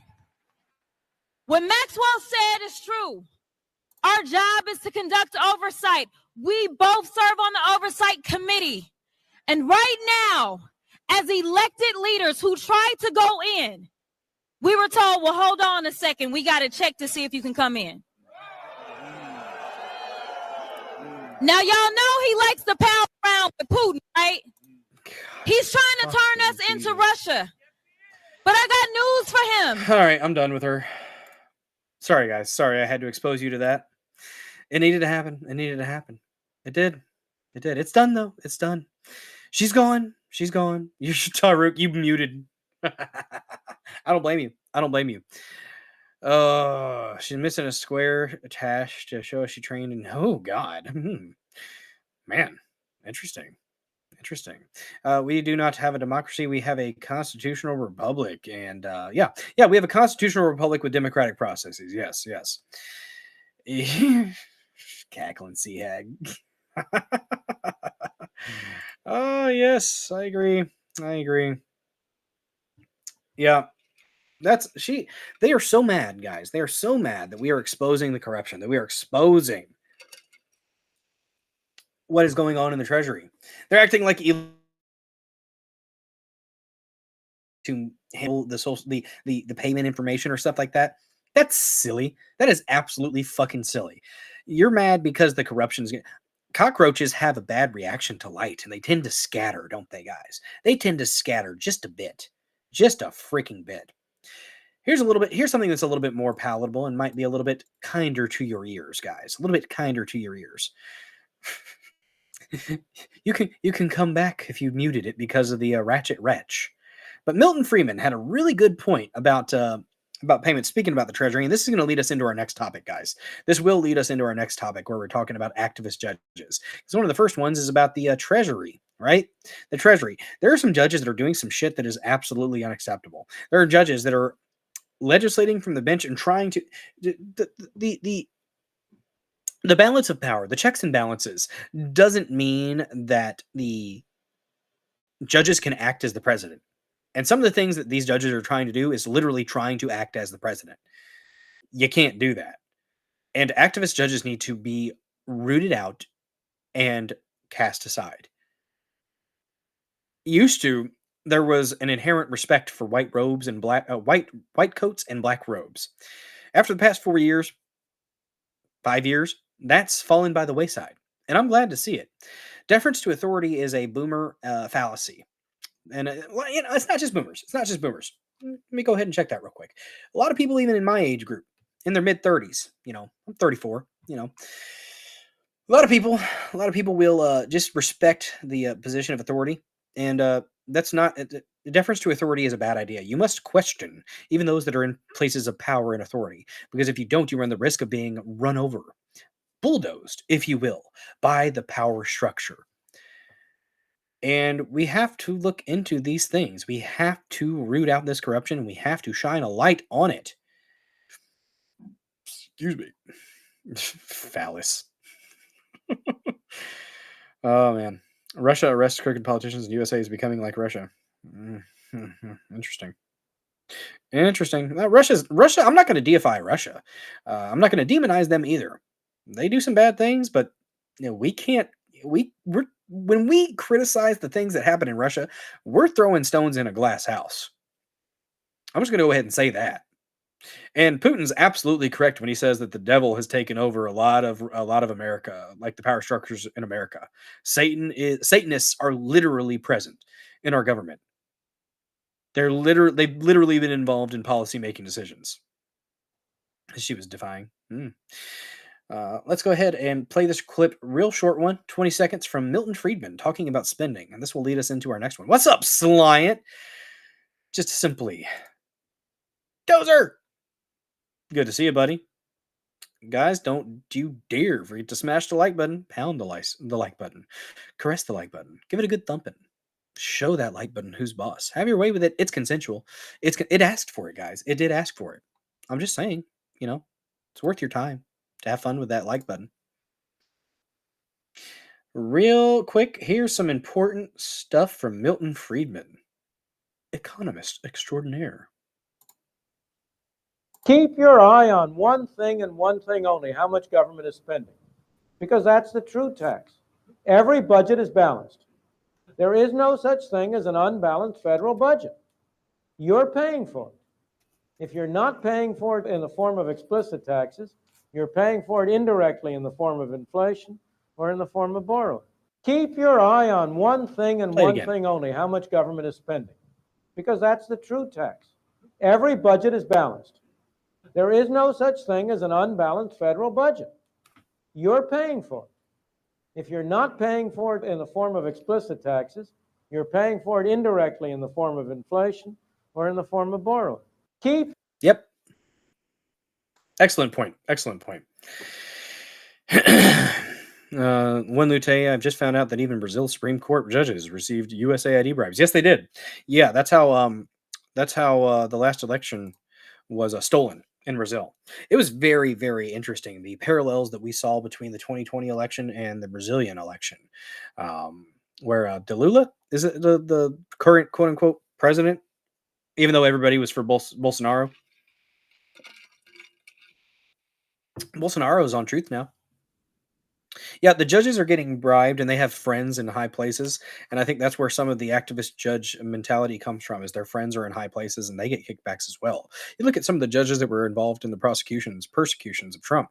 And literally the one, has a daughter, Judge Merchan. His daughter literally was working with the Kamala Harris campaign, the Biden campaign, literally gets money for them. That's not a conflict of interest, though. Not a conflict of interest, guys. Not at all. How dare you? Don't you dare notice. Don't you dare notice anything. Don't you notice there's some stuff, some shady shit going on in the background. It's the right shirt today. It's the right shirt. Corrupt Lula. Oh, Rumble is active in Brazil again, by the way. Glad to any Brazilians in the chat. What's up? Thanks for watching. I don't know if we have any Brazilians watching, but the judges are scattering out of Brazil. One Lute, are you in Brazil? I'm not assuming. I'm just asking. Just asking. Rumble started their services in Brazil. Yes, indeed, that they did, because they were blocked. Actually, they were blocked in Brazil. And oh, you're half. Okay, cool. Good deal. All right, so I had some things here. We're going to talk about some activist judges, guys, because that's what we are currently facing. We are facing activist judges. The first judge that I wanted to address, I believe it was Engelmeyer. Yes, the judge halted access to Treasury payment systems by Elon Musk's team. So let's go ahead. Oh, you're Brazilian and you live in France. Oh my! So France blocked Rumble too. Did they start letting Rumble, or do you have a VPN? One Lute, because I think France, didn't they have restrict access to Rumble at one point? I thought I heard that. I know one of the ad reads we do mentions France. I don't know. Let's see. Trish one. Biden pardoned Fauci, so Putin says he will hold him accountable. Maybe. Lucky you, popcorn's cheap. Well, God bless you, One Lute. Hope you're doing okay, even though you might not be in the best spot. Still banned. Well, look at you, you little lawbreaker. Thanks for risking, taking the risk to watch Rumble. Damn it. Good on you, One Lute, and thanks for following. To all the new followers, Appreciate you. We're getting ourselves up there, guys. We're getting ourselves up there. We're at 32 likes. Oh, and 1 downvote. Oh my goodness, we had one person do a thumbs down. Oh, interesting. Interesting. Let me check and see where we're at because I think we had a new follower or two. Nope, 632 still. 632. All right. All right. We're going to get there, guys. We're going to get there. We're only 368 away from 1,000. I think we can make it happen by April. I do. I do. I may start streaming 4 times a week, guys. I may start streaming 4 times a week. It's a possibility. But let's go ahead and get into this next one here.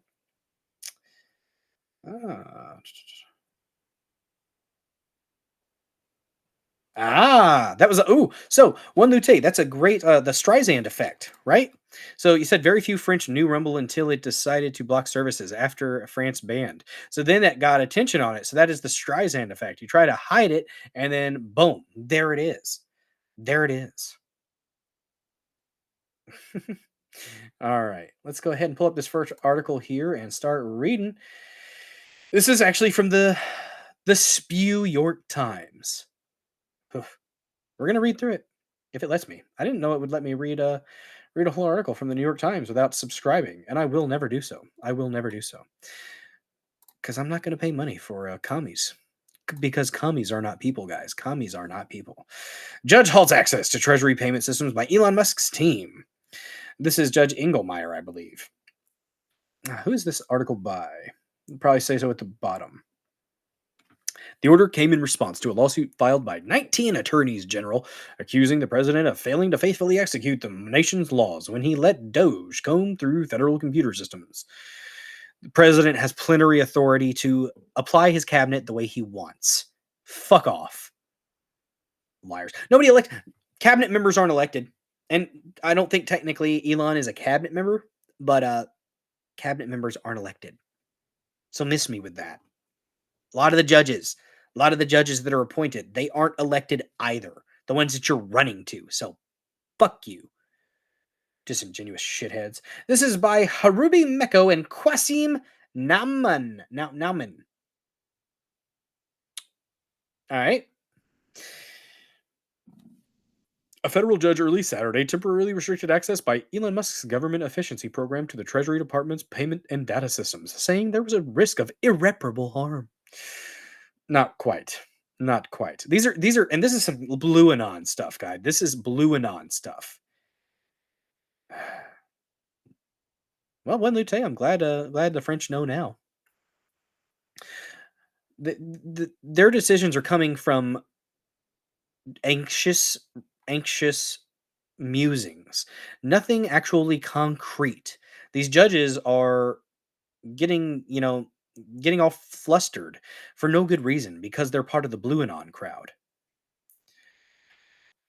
The Trump administration's new policy of allowing political appointees and special government employees to access these systems, which contain highly sensitive information such as bank details, heightens the risk of leaks and one of the systems becoming more vulnerable than before to hacking.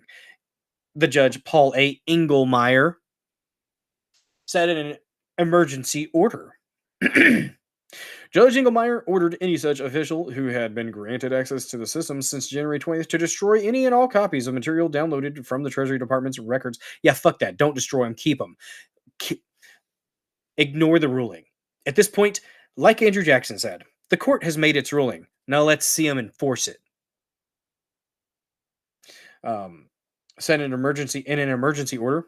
He ordered such granted access to the to destroy any and all copies of material downloaded from the Treasury Department's records and systems. He also restricted the Trump administration from granting access to those categories of officials.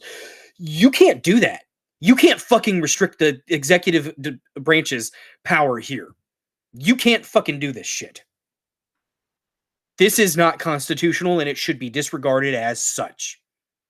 Fucking mad with power.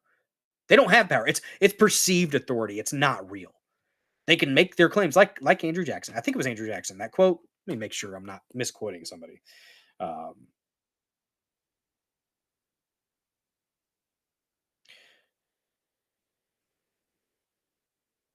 me see.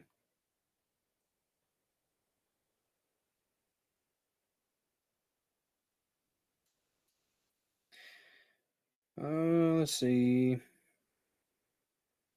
It was in 1832, I think. Yep, it was Jackson. He said, "Well, John Marshall has made his decision. Now let him enforce it."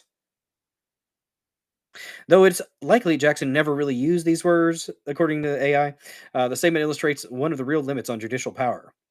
Yeah, yeah, fuck him. Let's see him try it.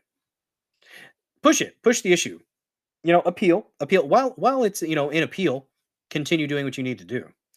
Robert Gouveia, great follow here on Rumble, and I think he's on the YouTubes as well. Very, very great breakdown of court orders and court documents. He's a literal lawyer, so he does a lot better interpretation of them than I would. Although I can read through it and understand it for the most part, he's going to have a good legal perspective on it. So, representatives for the defendants, President Trump's Treasury Secretary Scott Bessent and the Treasury Department must appear on February 14th before Judge Jeanette A. Vargas, who is handling the case on a permanent basis, Judge Engelmeyer said. So, some of these rulings are ex parte, which means the representatives for the Trump administration aren't even there. I don't think it was the case with this one, although it may have been, because it says the 19 attorneys general from Democrat strongholds, they're the ones that were there. But I don't think any representatives from Trump's side were there, from this administration, from the America First side, were there to fight back and argue a little bit. Because why? Why would you want to do that? Why would you want to have a spirited legal debate between two sides, right? When you can just use your activist clout, as these judges are so wanted to do. The situation could pose a fundamental test of America's rule of law. If the administration fails to comply with the emergency order, it is unclear how it might be enforced. Yeah, go ahead, try. The Constitution says that a president shall take care that the laws be faithfully executed. But courts have rarely been tested by a chief executive who has ignored their orders. Jackson did it. I think it might have been for something kind of bad, but, Federal officials have sometimes responded to adverse decisions with dawdling or grudging compliance. Outright disobedience is exceedingly rare. There's been no clear example of open presidential defiance of court orders in the past. Court orders in the years since 1865, according to a Harvard Law Review article published in 2018. You're not going to talk about Jackson, though. Oh, man. Saturday's order came in response to a lawsuit filed on Friday by Letitia Peekaboo James. Yeah. Of New York, along with 18 other Democrat state attorneys general, charging that when President Trump, you disrespectful faggots, President Trump had given Mr. Musk the run of the government computer systems, he had breached protections enshrined in the Constitution. Bullshit. Show me in the Constitution where it says that the president can't tell somebody in his cabinet or in his through his executive authority. Show me where it said it in the Constitution, you fucking liars. Breached protections enshrined in the Constitution and failed to faithfully execute the laws enacted by Congress. The lawsuit was joined by the attorneys general from Arizona, California, Colorado, Connecticut. That attorney general from Arizona was unlawfully installed, in my opinion. Just like Katie Hobbs, the governor. Connecticut, Delaware, Hawaii, Illinois, Maine, Maryland, Massachusetts, Minnesota, Nevada, New Jersey, North Carolina, Oregon, Rhode Island, Vermont, and Wisconsin.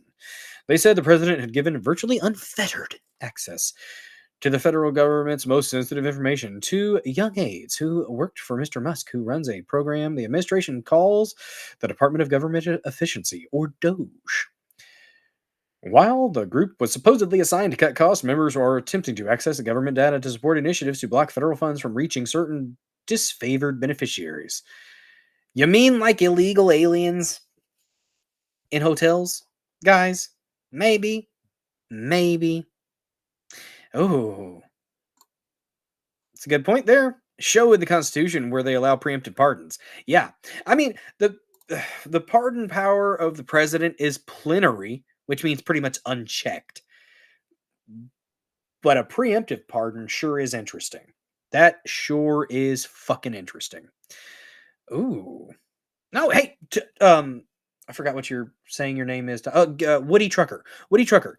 If you've got a link that's worth, sharing, I am fine with you sharing links in chat. If it's something that is interesting and contributes to the conversation, yeah, just don't spam and don't be like cringe with it. and I'm fine with it. Thanks for sharing. Let me see what you got here. What do you have? Went full McConnell. Shit, why is it moving? The chat is moving, guys. The chat is moving. Glad you guys are having a good time. Thank you so much for watching. Went full McConnell. Sorry for the link. Okay, so I've copied it. It's raw alerts. What you got here? Does it contribute directly to this conversation? We shall see. We shall see, Woody Trucker. Ooh, my contact. It's dry, guys. It's dry. Who is this? Who is this? Oh no! Oh no! The gerontocracy. This is worth sharing. This is a squirrel moment, but you know what? We're going to do it. We're going to come back to the article. We have another Glitch McConnell moment, apparently. The gerontocracy has to stop. I have no problem with the olds. I don't. I love olds. I do. You guys are part of this country, and you're part of what made this American dream possible. But at a certain point, if you're not able to get through a speech without glitching out and having a seizure, maybe you should step aside. Maybe you should step aside. Yeah, innocent people don't need pardons. I did see that, Trish. Mitch McConnell fell down. The turtle man. Turtle. He's definitely turtly enough for the Turtle Club. We need some turtle stew at this point. Let me share this really quick. Oh, I did not mean to pin that. Didn't ask you to do that, Rumble Studio, but you did it. And here we are. Let's take a real brief break from the news to watch what appears to be a glitch moment. Breaking. Watch a 76-year-old Democratic Congressman John Larson suffers a medical episode while speaking on the House floor, freezing for nearly a minute. Oh no. It's rough. It's rough. Damn. And, I don't want anybody to have a medical emergency and stuff like that. I don't feel good about it, but I am going to be entertained by it. Don't worry, no one on the Republican side in the House and Senate who control both the House and Senate is going to speak up. Yep. That's an absent seizure. And challenge us. That's bad. Yep. Yeah, he's stroking out. That's bad. But we need to protect Americans' privacy and their social security. Oh. They should be helping. For 40%. Why aren't they helping? Of all Americans. Like, I don't like Democrats, but honestly, that's scary. Social Security is the basis for their retirement and their retirement savings. And for 28 million Americans, Social Security is the only thing that they have. Just on Spectrum. Drop out for a bit. And that's why we have to make sure that we are protecting it as well.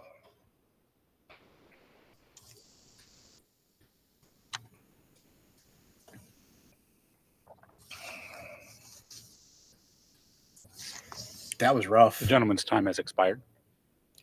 The letter that... Yeah, he clearly was not with it. Yeah, recovered, kind of, not really. Like a switch flipped. Kill all humans. Oh shit, that was bad. That was not as bad as the glitch moment because he kind of kept trying to force his way through it, but that mouth thing, that was. I mean, guess they probably didn't respond as dramatically because they didn't see it clearly from that distance, but we sure as hell could see that on C-SPAN. Again, I don't want bad things to happen to people, and I'm not happy about it, but I will find a little bit of entertainment out of it. But if merely for the pure absurdity of it, that we have such a gerontocracy that we're being ruled, which we're not ruled. They're supposed to be working for us.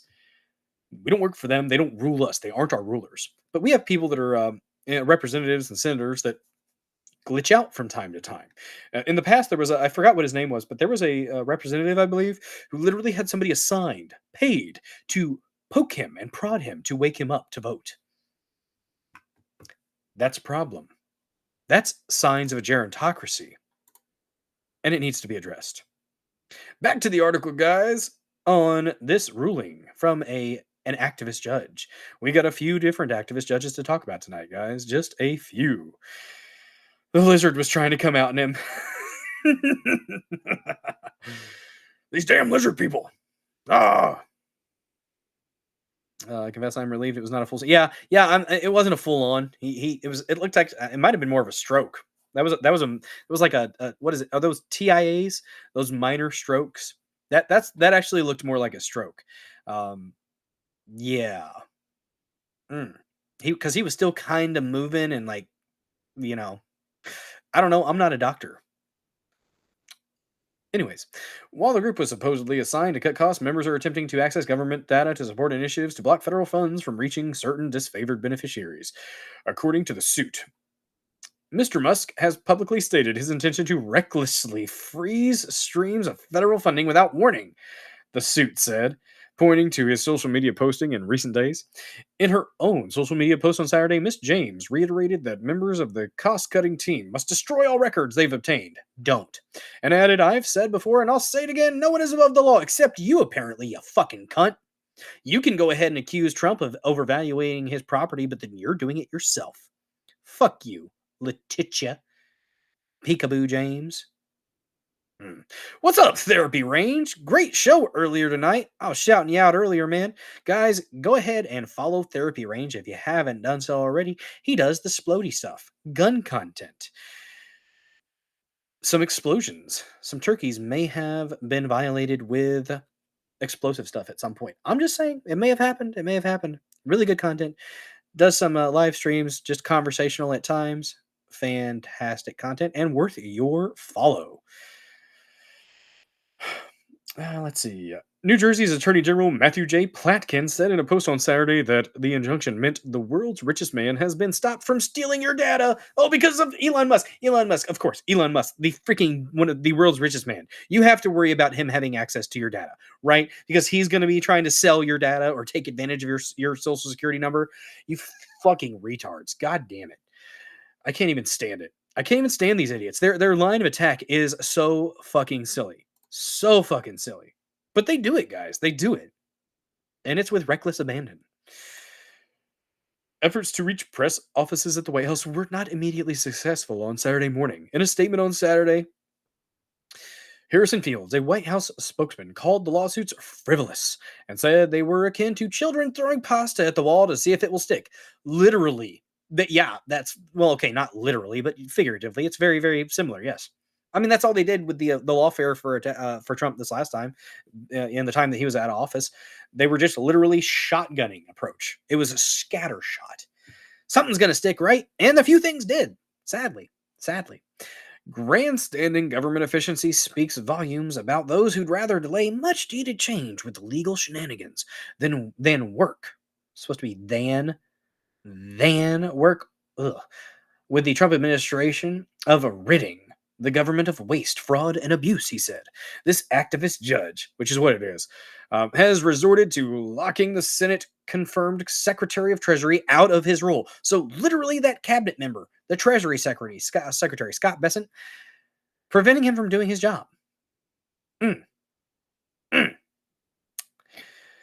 Oh, hell yeah. Everybody loves a little bit of the bulldozer. It's a good time. Although the court order mandates an immediate halt to the Musk employees' access to the Treasury Department's payment system, it was not immediately clear when or if they would fully comply. They shouldn't. Nor was it clear how the attorneys general would monitor the administration's actions. They can't. Unless you got leakers. We need some of that good old Flex Seal. Is it Flex Tape? Huh? Billy Mays. Slap it on that tub. Seal it up, guys. Seal the leaks.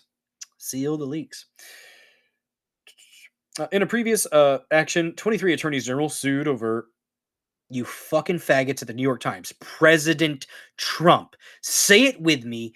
President.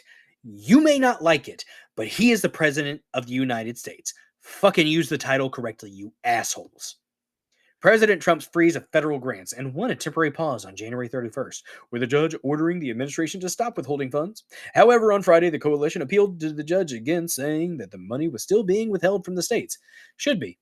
Enforce it. See what happens. What are you going to do? You're going to go into the White House and try to arrest Trump? Try it, bitch. See what fucking happens. You're going to fuck around and find out at one of these points, you fucking idiots. It's getting really fucking old. They think that they can do this stuff. They think that they can just keep pushing, but eventually they're going to get some pushback they don't like. President Trump has had scant access in the courts in years past. His first administration succeeded in only about 23% of the legal challenges because we have activist judges and attorneys and all that against the actions of his agencies. A review found, while prior administrations won about 70% of the time. Maybe that's because they're leftist fucking commie shitheads. Maybe that's why that the other organizations won 70% of the time. Maybe. My voice hurt a little bit. Well, let's see. Respect the orifice. That's right, Yanni Fangs. Respect the orifice. it's a great orifice. It's one of the best. But President Trump, I'm not gonna go. These bastards, they're saying it. They're doing it to make a point. We're gonna go back and look up at their names and wonder if they're actually Americans. Let's just make assumptions. Why not? Who cares? But President Trump's new term is already a thing apart. The administration's shock and awe approach since he was inaugurated last month has seen new policies and actions arrive at breakneck speed. On his first day in office, President Trump pardoned members of the mob that attacked the Capitol on January 6, 2021, political prisoners that mostly were peacefully protesting. It was a mostly peaceful protest in the literal sense of the word. He has signed dozens of executive orders, withdrawn the country from international agreements, and even tried to install himself as chairman of the John. What do you mean tried? He can do it if he wants. I don't think he probably should. He probably should delegate that to somebody else. But, yeah. Fucking God. On the John F. Kennedy Center of the Performing Arts in Washington. Yeah, because we don't want kids being exposed to drag. Just saying. I don't care if you want to do drag. Do it. Have fun. Put a dress on. I don't give a shit. But don't bring kids into it. And some of the more reasonable people in the rainbow community actually agree with me and agree with the libertarian and actually conservative approach to not exposing kids to your fucking indoctrination. Oh, did I do a Beavis? Fire. TP for a uncle. Gordon, the aggressive approach is beginning to be tested by scores of lawsuits on a host of issues, but the legal system's ability to restrain the administration remains uncertain. Yeah, because you can't. If federal officials fail to comply with a Saturday order limiting Doge, the judge may hold them in contempt. Okay, said Daniel C. Richman, a Columbia Law School professor and a former federal prosecutor in Manhattan. Courts have done that in the past, he said, albeit rarely. A contempt citation can come with fines, more likely imposed on the officials rather than the government itself, and even possible imprisonment. You're going to try to start throwing people in prison for doing their jobs? Let's see you try. Let's see you freaking try. Yeah, I think we the people will have the last laugh on that one, Trish. You're right. In 2002, Interior Secretary Gail A. Norton was held in contempt for failing to fix the department's management of billions of dollars in royalties earned on American Indian land. Ooh, you didn't say Native American. Oh. The following year, a federal appeals court found that she could not be held in criminal contempt for problems that existed before her tenure. Although contempt findings can be devoid of sanction, they nonetheless have a shaming effect. Oh, shame. Which is often enough to spur officials to compliance. I don't think it's going to happen. I don't think there's going to be a shaming effect on this administration, guys. I don't think it's happening. Nicholas Perlow, a professor at Yale Law School, wrote in the 2018 Harvard Law Review article. First administration people that Trump had, they would acquiesce, yes. This one, I think we're a little bit more solid this time, guys. I do think we are. Since President Trump, you assholes, entered office last month, Mr. Musk has so far been unconstrained. When Doge first turned its attention to the Treasury Department, a top official refused to give members access, leading to a standoff. The official, David Lebrick, was put on leave before suddenly retiring. Almost immediately, Mr. Musk's team was given access to the government's most fundamental computer data, including the U.S. Treasury Department's payment system, which is used to disperse funds, including Social Security benefits, veterans benefits, and federal employee benefits, or employee wages. You know what? The Social Security benefits. It's interesting, guys. Have you paid attention to Jovan Pulitzer? Jovan Pulitzer, like a couple of years ago, talked about duplicate Social Security numbers, and Musk, through Doge, has just recently confirmed that there is no deduplication process of Social Security numbers. So what can happen is there's the potential to have multiple people with the same Social Security number. Illegals, possibly, maybe, most likely, getting these Social Security numbers and given access to federal dollars because of it. Slant says, so glad they taught civics when I still taught civics when you were in school. Yeah. I had a year of civics in high school. Learned about the Constitution and stuff too. Government and civics. Yeah, this is going to get entertaining, Sanglant. There's going to be some jockeying. Make the stocks great again. Ooh, we talked about lampposts earlier. We talked about how great lampposts could be. You have to use your government-issued pen to file taxes. Yeah. I just did my taxes the other night. It took me about 2.5, 3 hours, but I got it done, damn it. Did it from my phone because H&R Block. I actually like it. I can, I've used it. I've used H&R Block for years. I enjoy it. It's pretty, knock on wood, I haven't had an issue yet. This is the first year I actually had to file taxes on my earnings from DoorDashing, guys. I DoorDash in the evenings, by the way, when I get a chance to. Wednesdays and Saturdays usually, but Saturday before my stream, and then Wednesdays just as soon as I get off work, I go dash, try to make a little extra cash. And I made a little chunk last year. Made close to $4,000 doing DoorDash last year. I was hustling, guys. It's a side hustle. Yes, Jovan Hutton Pulitzer, great teacher, worth your follow and worth looking into what he has to share knowledge-wise. But see how many of the employees have created spoof accounts and are collecting that money. I hadn't even thought of that. That's a fantastic point, Paul. Yeah, that's a good question. Probably happening. It's probably happening. Let's see. The system, which channels about 90% of the payments for the U.S. government, which spent about $6.75 trillion last fiscal year, pays funds directly to the people in the states, as well as to state governments, the suit says. Before President Trump took office last month, access was granted to only a limited number of career civil servants with security clearances, the suit said. But Mr. Musk's efforts had interrupted federal funding for health clinics. Bullshit. That's a fucking lie. Health clinics, preschools, climate initiatives, according to the court filing. That's a fucking lie. That actually didn't happen. Those things were still being funded, but they fucking shout and scream about it when it's actually happening, but it's not. Blue Anon. That's some Blue Anon shit. The money had already been allocated by Congress. The Constitution assigns to lawmakers the job of deciding government spending. President Trump does not have the power to give away Americans' private information to anyone he chooses, and he cannot cut federal payments approved by Congress, Ms. James said in a statement.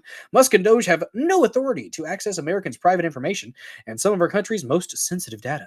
It's sensitive because it exposes the fraud. You don't want people seeing that, do you, you fucking cockroach? Because, guys, the cockroaches, they scatter when the light comes on.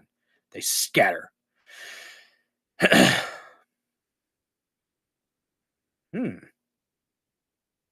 Well, therapy range you DoorDash from time to time too.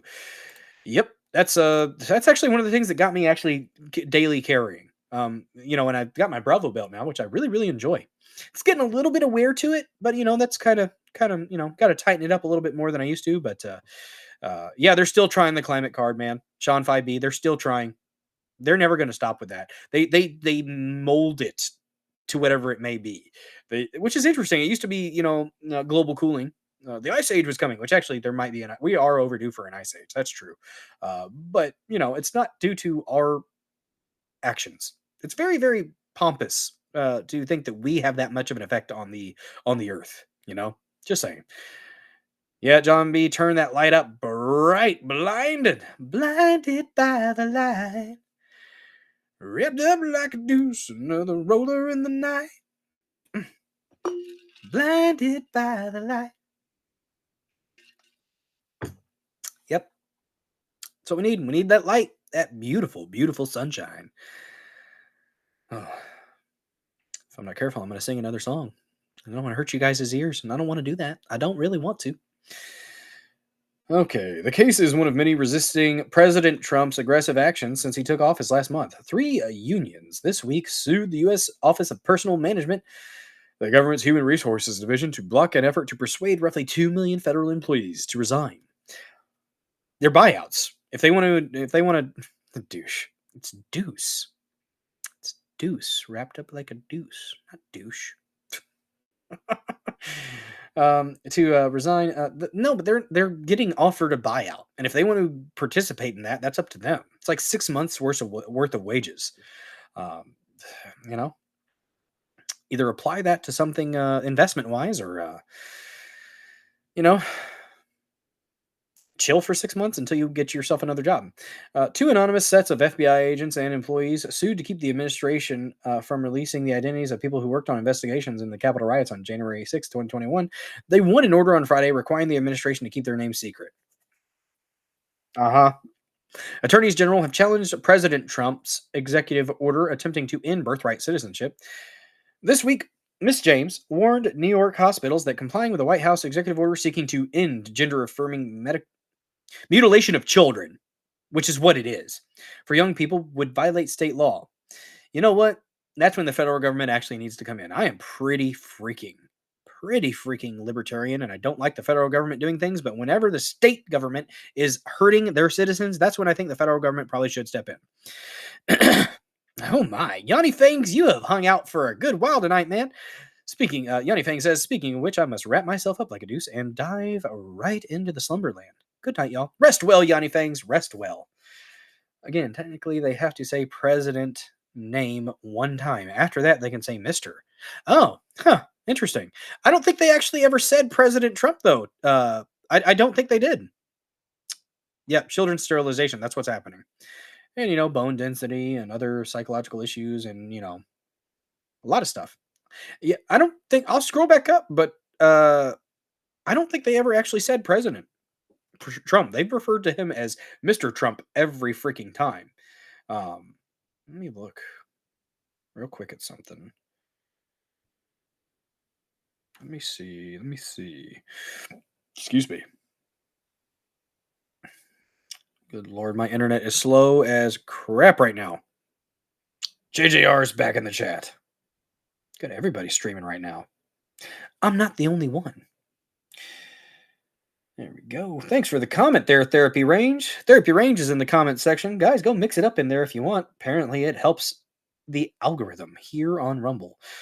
Sacrifice your comments to the algorithm gods to bring more favor upon this channel. My goodness, we are at 1,600 views already on this stream. Thank you guys so much for watching. I appreciate you. I appreciate you a lot. Let me look here. All right. Okay. I want to make sure I'm getting your guys' names right. That's right. Woody Trucker. That's right. I keep forgetting. It shows up as your base channel name or your base account name. So I don't want to call it the wrong one. Okay. Back to the article. This is a lengthy one. We're almost done with it, and then we'll probably no, we're at 2:18. Oh my goodness, guys. Yeah, we'll probably need to start moving on to the next topic after this. Yeah, Trump on the 2A. Damn, Therapy Range. This will be right up your freaking alley, man. We're going to talk about Trump's executive order on the Second Amendment. Might read through it. Might actually play a clip. Trish actually shared a clip from a guy about it. So we might play that. My voice is starting to waver ever so slightly. So, like I said, I did passed out for about an hour earlier when I was watching Common Censored and missed the last hour or so of the show. Great stuff, though. Great stuff. Where was I? Yeah. We were talking about the New York wanting to mutilate kids. Yeah. The actions of Doge bulldozing. Ooh, speaking my language there, through the federal government have been confounding and concerning to Democratic lawmakers and federal employees. With a license from President Trump, Mr. Musk's mandate appears to be vast. His team has tried to shut down the U.S. Agency for International Development, a key international source of foreign assistance. Fuck that noise. Fuck the USAID. Technically, they have to say president name one time. After that, they say Mr. They can say, yeah, but you know what? They're doing it to make a point. That's my thing. That's my thing. They're absolutely Woody Trucker. They're doing it to be a thorn in the side. YouTube.com story intermission. Yeah, gotcha. But no, I don't think they even. After we get done, I'll scroll back up to the top. I don't think they even referred to him as president once. Maybe they did. I've read a lot since then. It's a rather lengthy article. So with the license from President Trump, Mr. Musk's mandate appears to be vast. His team has tried to shut down the U.S. Agency for USAID, a key international. Okay. On Friday, a federal judge in Washington ordered a pause on an effort to put 2,200 USAID employees on leave and rapidly withdraw employees stationed abroad. On Friday, President Trump said that Mr. Musk would turn his attention to the Pentagon, which has billions of dollars in contracts with companies Mr. Musk owns. The heart of the lawsuit filed by the coalition on Friday was focused on Mr. Musk's access to the Treasury Department. The department's system is a repository of some of America's most sensitive information, including Social Security and bank account numbers, which the attorneys general said puts residents of their states at personal risk. Apparently, Nathan Willis contributed to this. So this was Hurube, Miko. And then there was another one. Let's go back up to the top though, because if they did, technically, but I mean, it's a sign of disrespect when they're doing it. I'm just saying. I am just saying. Getting dozered, rest well, and be well. Hope you start feeling better, fighting off a nasty respiratory bug. Going to bed now. Have a great night. You have a splendid evening as well. And like I said, rest well. Thanks for joining. Thanks for watching. Thanks for hanging out. Oh, getting thoughtful. It's not getting dozered right now. You can change your name. And yeah. Let's see. Let me see. I'm back up to the top. We're going to see if they even called President Trump once. It says the Trump administration. So restricted Trump administration. Oh, shit. They did once. All right. You were right. They said it once. And if they're following journalistic standards, quote unquote. I think it's disrespectful. I think, when Obama was president, I called him president. He was. When Biden was president, even though he was installed, I called him president. I'd say asterisk president a lot of the time, but he was in that office and I referred to him as such, even though it was bullshit how he got there. So, okay. Fair point. Thanks for sharing that. Maybe we'll go ahead and take a look at that here in a second. I'm going to copy it and paste it. Bam. I did not want to pin that. Why is it pinning when I do a copy and paste? Or when I copy the article link? Oh, it's... What is this? Action figure therapy? Love hurts? Meet Stanley the honey badger. All right. Save this link for between story intermissions. I got you. Meet Stanley the honey badger. All right. Thanks for sharing, Woody Trucker.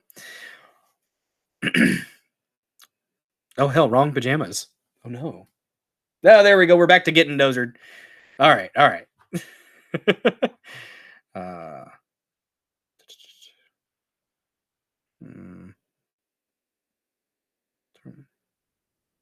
You didn't what? I'm confused. I'm in a land of confusion. Okay, you didn't point out that they had said it earlier, but you said technically they are allowed to. So that's why I went back. You mentioned that, so that's why I went back to look. So I appreciate you mentioning that. And that actually made me check it. So I do have that pulled up though. So we've got more. We've got more activism from judges, guys. We've got more. But wait, there's more. seems like there's also, so not just Treasury stuff. There is the federal spending freeze on certain components that has that one is an appointed judge, so that no one elected that one. No one elected that one, did they? You have a problem with that? Or are you gonna run? You're gonna mention it with Elon and cabinet officials, but not when you want to run to the judges to have these commies do your bidding. Let's see. Get rid of that one. Let me see here. I'm gonna pull up X real quick. We might as well go ahead and play this real quick in the intermission. Honey Badger Blood Orgy. What? Okay, that is not what it was saying at first. What is that? Is that going to get me in trouble? That's 6 minutes. I don't know if we can play that right now. I appreciate you sharing the link. Maybe at the end. We might play it at the end.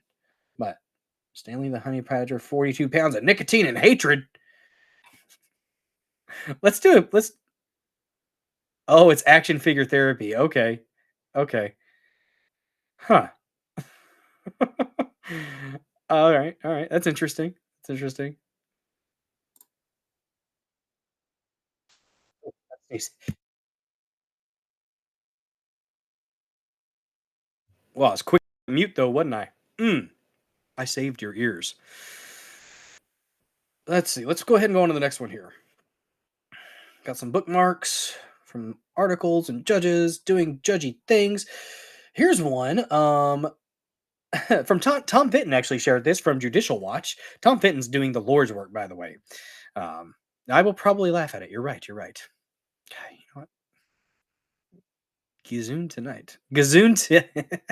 Thank you. Thank you very much. I appreciate you guys. Keeping my soul from escaping the fleshy bounds of this world. I think it's the origination, the origination of the bless you, wasn't it? As they felt that was your soul trying to escape your body. With how hard Lady Dozer sneezes, my goodness, she doesn't sneeze hard. She has little bitty, cute little achoo, achoo. She does like 13. That's the high, I think 13 or 14 little sneezes is what she's done. She's a it's quite interesting. When I first started dating her, I had to just remember. Eventually, because I would say bless you and then bless you, bless you, bless you, and so eventually I would just wait and be like, okay, bless you 13 times. Bye. All right. So the next bit of judicial activism is from an Obama judge blocking the Trump administration from sending illegals to Gitmo. Let's pull this article up and let's take a look. This is from the Gateway Pundit, which people, it's biased. It is. But is it wrong? It could be biased to be right. Just saying. Just saying. Let's take a look at this one here. Another example of judicial activism. Trying to prevent America First agendas. More illegal insanity. Obama judge blocks Trump administration from sending Venezuelan migrants, illegal aliens. What are you doing, Gateway Pundit? Call them what they're supposed to be called. To Gitmo. That guy. Judge Kenneth J. Gonzalez. Oh, interesting. Interesting. I wonder what his you know what? Fuck it. I wonder if he has a conflict of interest. Just saying. Don't think it's right. It's German. Well, yeah, it's German, but it initiate. One of the reasons that they started saying it was to they thought that it was your soul escaping your body. I think that's where it originated. I could be talking out my ass. I don't know. Look it up. Look it up. The snow line is just north of me. Ooh, well. Yes, Gesundheit is yes. That's German, but there are other versions of bless you. Yet another judge has decided to legislate from the bench to stop President Trump from carrying out, I wouldn't even say his agenda, it's the America First agenda. As Fox News reported, a federal court in New Mexico issued a temporary restraining order barring the Trump administration from shipping tres Venezuelan aliens held in the state to Guantanamo Bay as part of Trump's effort to rid America of illegal aliens. There we go. The migrants' lawyer accused the administration of racial profiling, stating an illegal filing of the men fit the profile of those the administration has prioritized for detention in Guantanamo, i.e., Venezuelan men detained in the El Paso area with false charges in connections with Tren de Aragua gang. The attorneys also went on to all right. You're not being objective, Gateway Pundit, but you entertain me. The attorneys also went on to whine about the mere uncertainty the government has created surrounding the availability of legal process and counsel access is sufficient to authorize the modest injunction.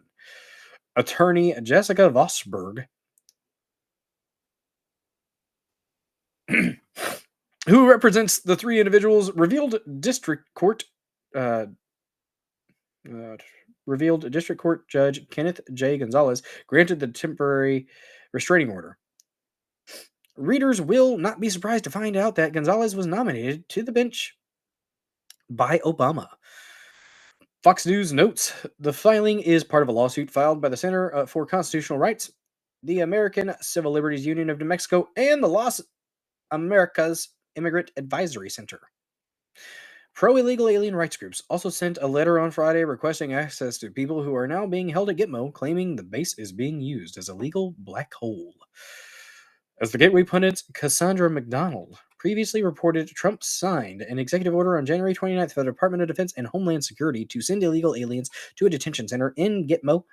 The facility will be able to hold up to 30,000 people who are in the United States illegally. These individuals include aliens includes aliens wanted for murder, rape, assaults, and gun purchases, drug trafficking, as the Gateway Pundit's Jordan Conradson notes. The migrants are separated from the 15 detainees who were already there, including those involved in 9/11. The first alien flights to Gitmo have now started, according to White House Press Secretary Caroline Leavitt.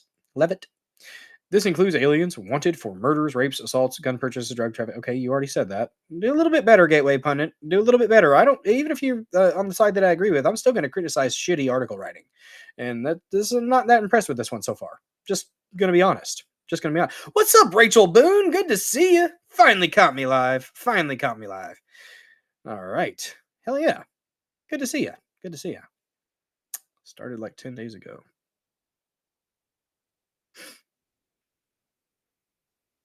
Man. Ooh, my voice is starting to fail, guys.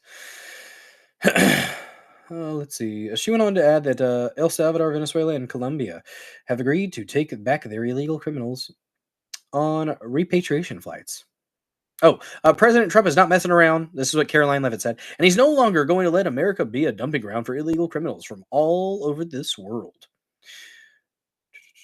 Well, there you go. That's another example of judicial activism. And we had another one. Oh, this is that. Let's see. Oh, this was Engelmeyer, by the way. So, another Obama, not elected. So we're gonna cry about not elected individuals, right? I don't think they already have 30,000 housed. They have 30,000 capacity, but I don't think there's already 30,000 there. I don't think we've been getting. What is the ICE count up to, guys? Ooh, we need to check on that. ICE was doing a daily counter of arrests and detentions. So this is the judge. This is from Tony Lane. Breaking rogue. This was launched a constitutional coup against Trump's Treasury Secretary, blocking him from his own agency's data. Yeah, that was Engelmeyer. Judge Paul Engelmeyer ordered that President Trump and each of his appointees were forbidden from accessing Treasury Department data without even allowing the president's lawyers to appeal.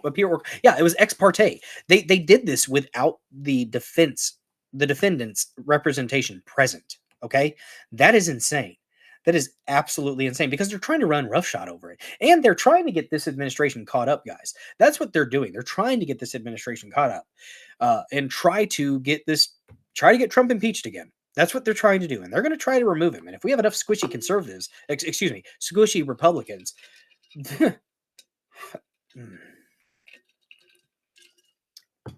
you want a constitutional crisis? That's how you get a constitutional crisis.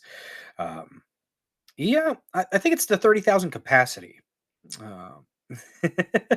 Yeah, I've been doing some sing-alongs on the Dozer Den DJ hour. That's right. We have ourselves a good time. Who's going to really be housed in Gitmo? Well, they're saying just the most severe ones, the ones that even other countries don't want to take, because apparently, here's the concern. This is the rationale, from what I understand. The rationale behind sending them to Gitmo, which at first I was like, but after it was explained and they kind of put their reasoning out, it sounds like the reason that they are going to be sending them to Gitmo is because certain countries might not be able to handle them, and they're just going to come right back to us. And so at that point, if they're telling us, hey, we're not going to be able to keep these people on lockdown, then okay, yeah, send them somewhere else. And if Gitmo happens to have the beds, send them to Gitmo. Fuck it. If they've been charged, if they've clearly been, violating the law and damaging this country, I'm for it. Fuck it. Oh, it's a concentration camp. Miss me with that. Who was the last president who did did the concentration camp? So was that FDR with the Japanese? Huh. Wasn't he a Democrat? Oh, we don't want to talk about that, do we, guys? Do we? That article said 15. There was the 15 from 9/11, but there were 3 that they were trying to send. I don't know what the number's up to. Real quick, let's check on ICE. They don't deserve a bed. We need to be digging deep on Al Green. He's the one bringing impeachment. Got to be afraid of us finding something on him. Yeah, I agree, Rachel. I agree completely.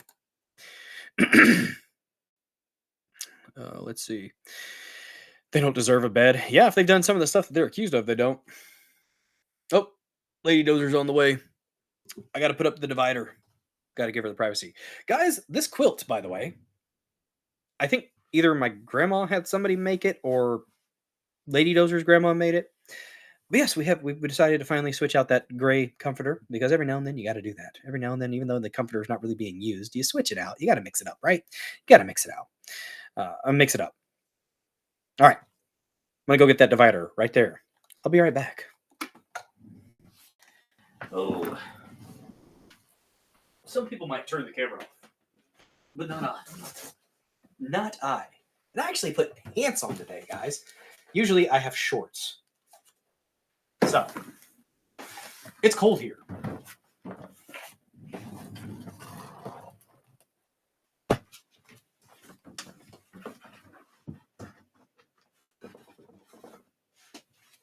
I need to have some bumper music for that.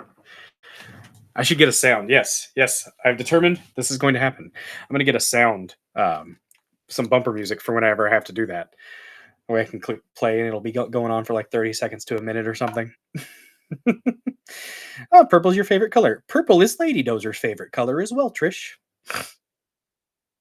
Oh, cool. You love that quilt your mom used to make all of hers? Yeah, my mom makes, she does crocheted.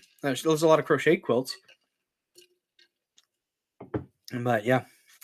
All right, we have another activist judge, the one about Doge to stop the funding freeze. Is from another Obama judge. Oh my. But Bush judges do the same too, though, because Obama and Bush are pretty much the same thing. They pretty much are. This one, oh man, yeah. I think we got time. This from Kyle Becker. Actually, I don't know if we really need to get into this one, to be honest with you, because this one is more pretty much that New York Times article covered a lot of what this judge did. But I do want to find out this guy's name. We had Engelmeyer, one named Kelly. Let me look at this one's name. I do love articles that will tell you about how long it's going to take you to read the article. I will say that. What's this judge's name? Oh, well, never mind, because it is a Substack, I think, or thekylebecker.com. And you have to subscribe or start a free trial, and I'm not going to do that, Kyle Becker. I am not going to do that. Nope. Sorry. Don't have the funds. But regardless. I'll let her know. Slyant, when she gets up here. Gotta be Yakety Sax, Bumper Badger. Yakety Sax. Possibly. Oh, Bumper Badger. You know what? I could have played that, couldn't I? You know what?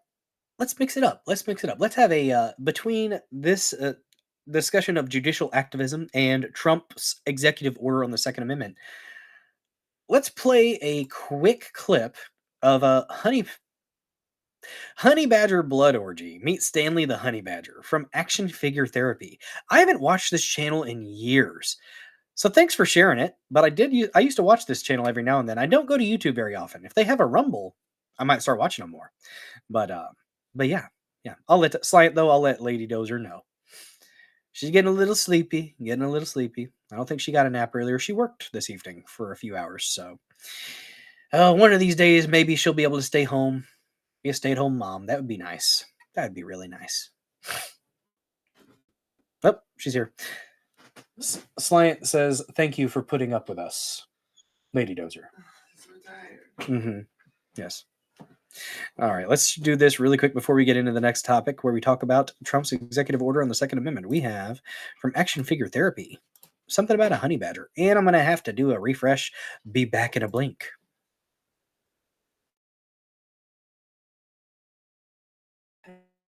There we go. Yeah, see? All right. Much quicker that time, wasn't it, guys? Much quicker.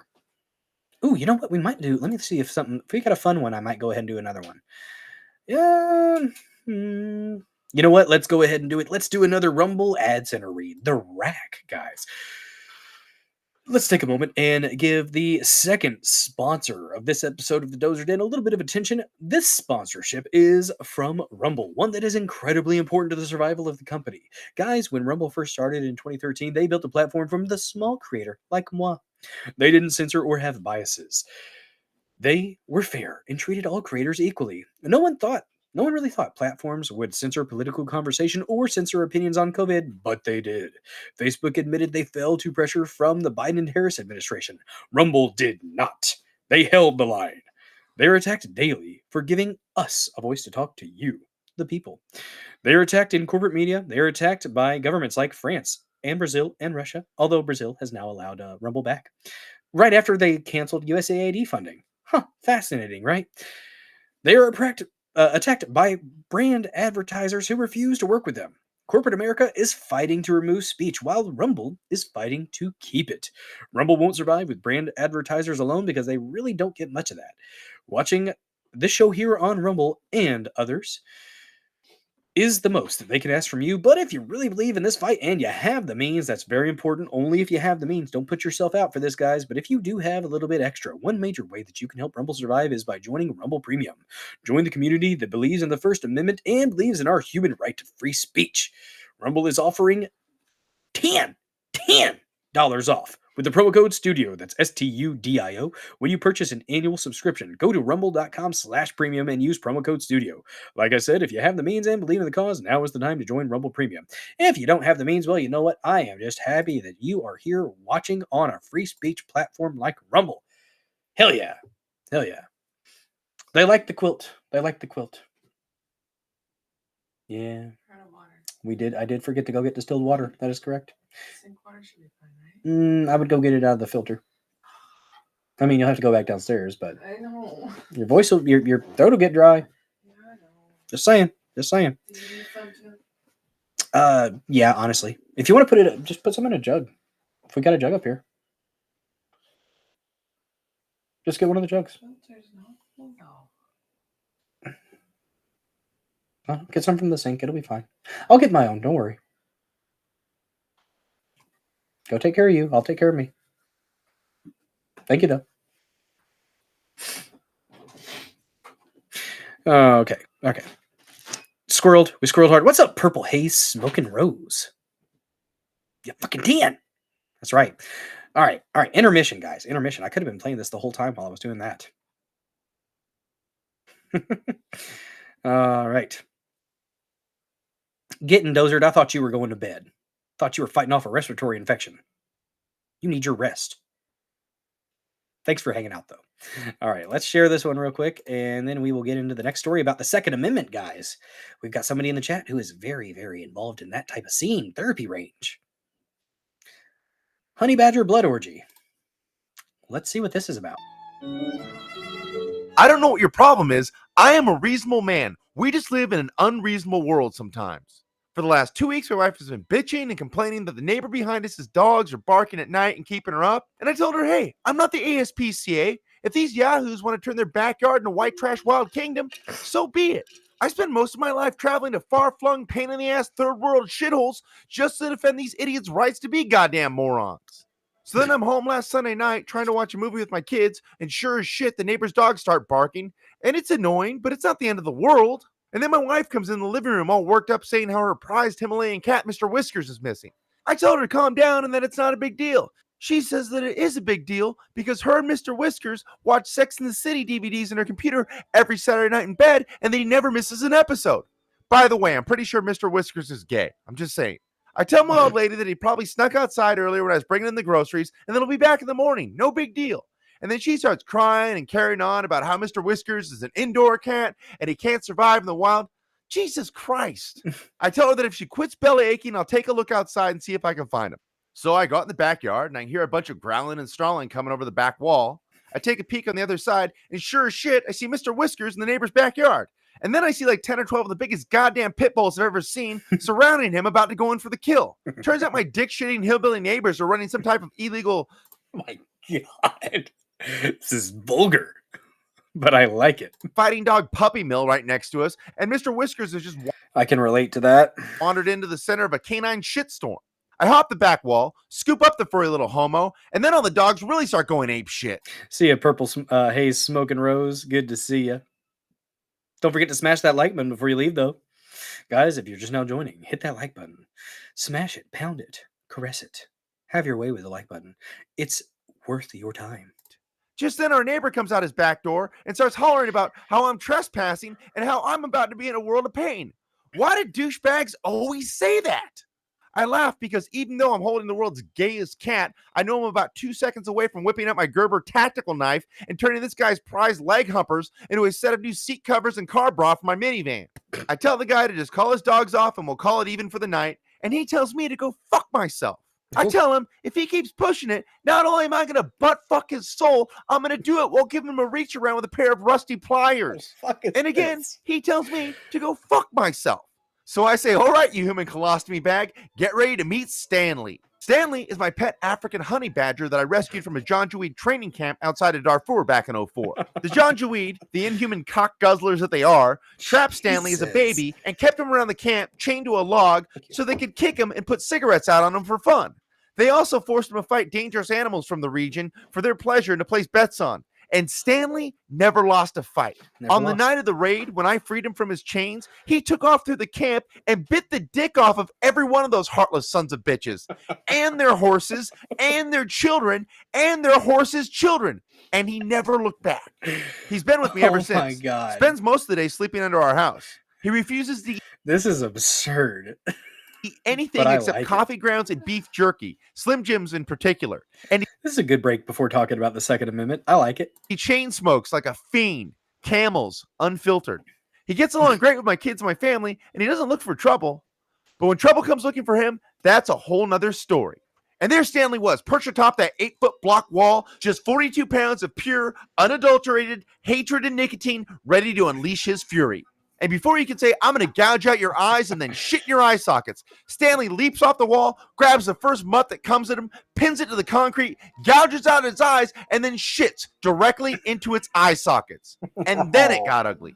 The next 15 minutes were a veritable blood orgy. Stanley took on wave after wave of surly pit bull, 2, 3, 4 at a time, slashing with his claws and gnashing with his razor-sharp teeth, dispatching one after another straight to doggy hell. His golden fur caked in their blood, brains, and entrails. Jesus. Near the end of the battle, as a last-ditch effort, my neighbor punches some numbers into the security keypad of this oversized tool shed with the name Lucifer painted on the side and releases the biggest goddamn dog I've ever seen in my life. This thing stood over 5 feet tall, weighed over 250 pounds, and had a giant 2-foot swastika shaved onto each side of its back.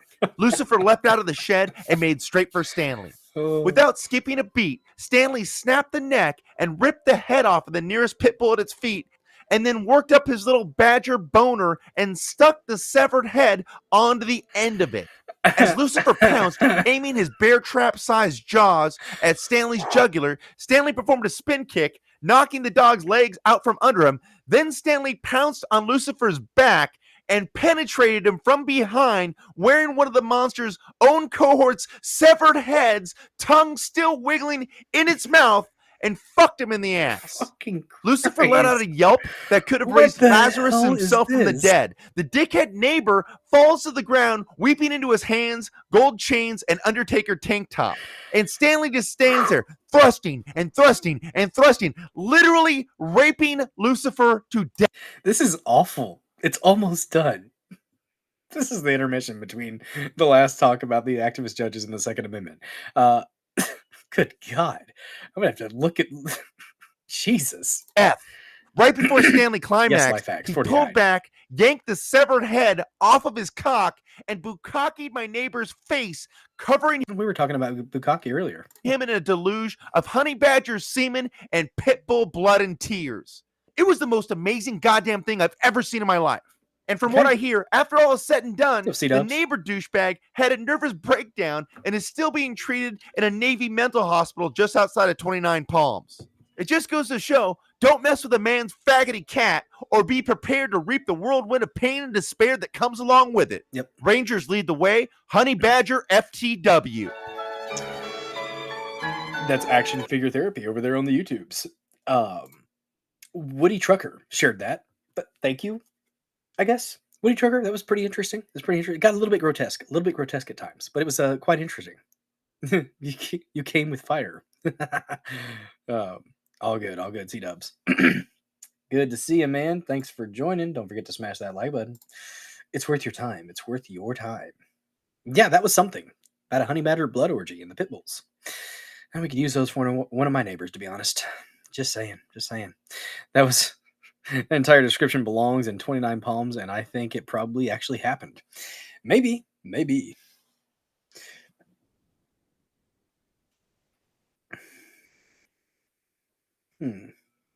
Okay. All right.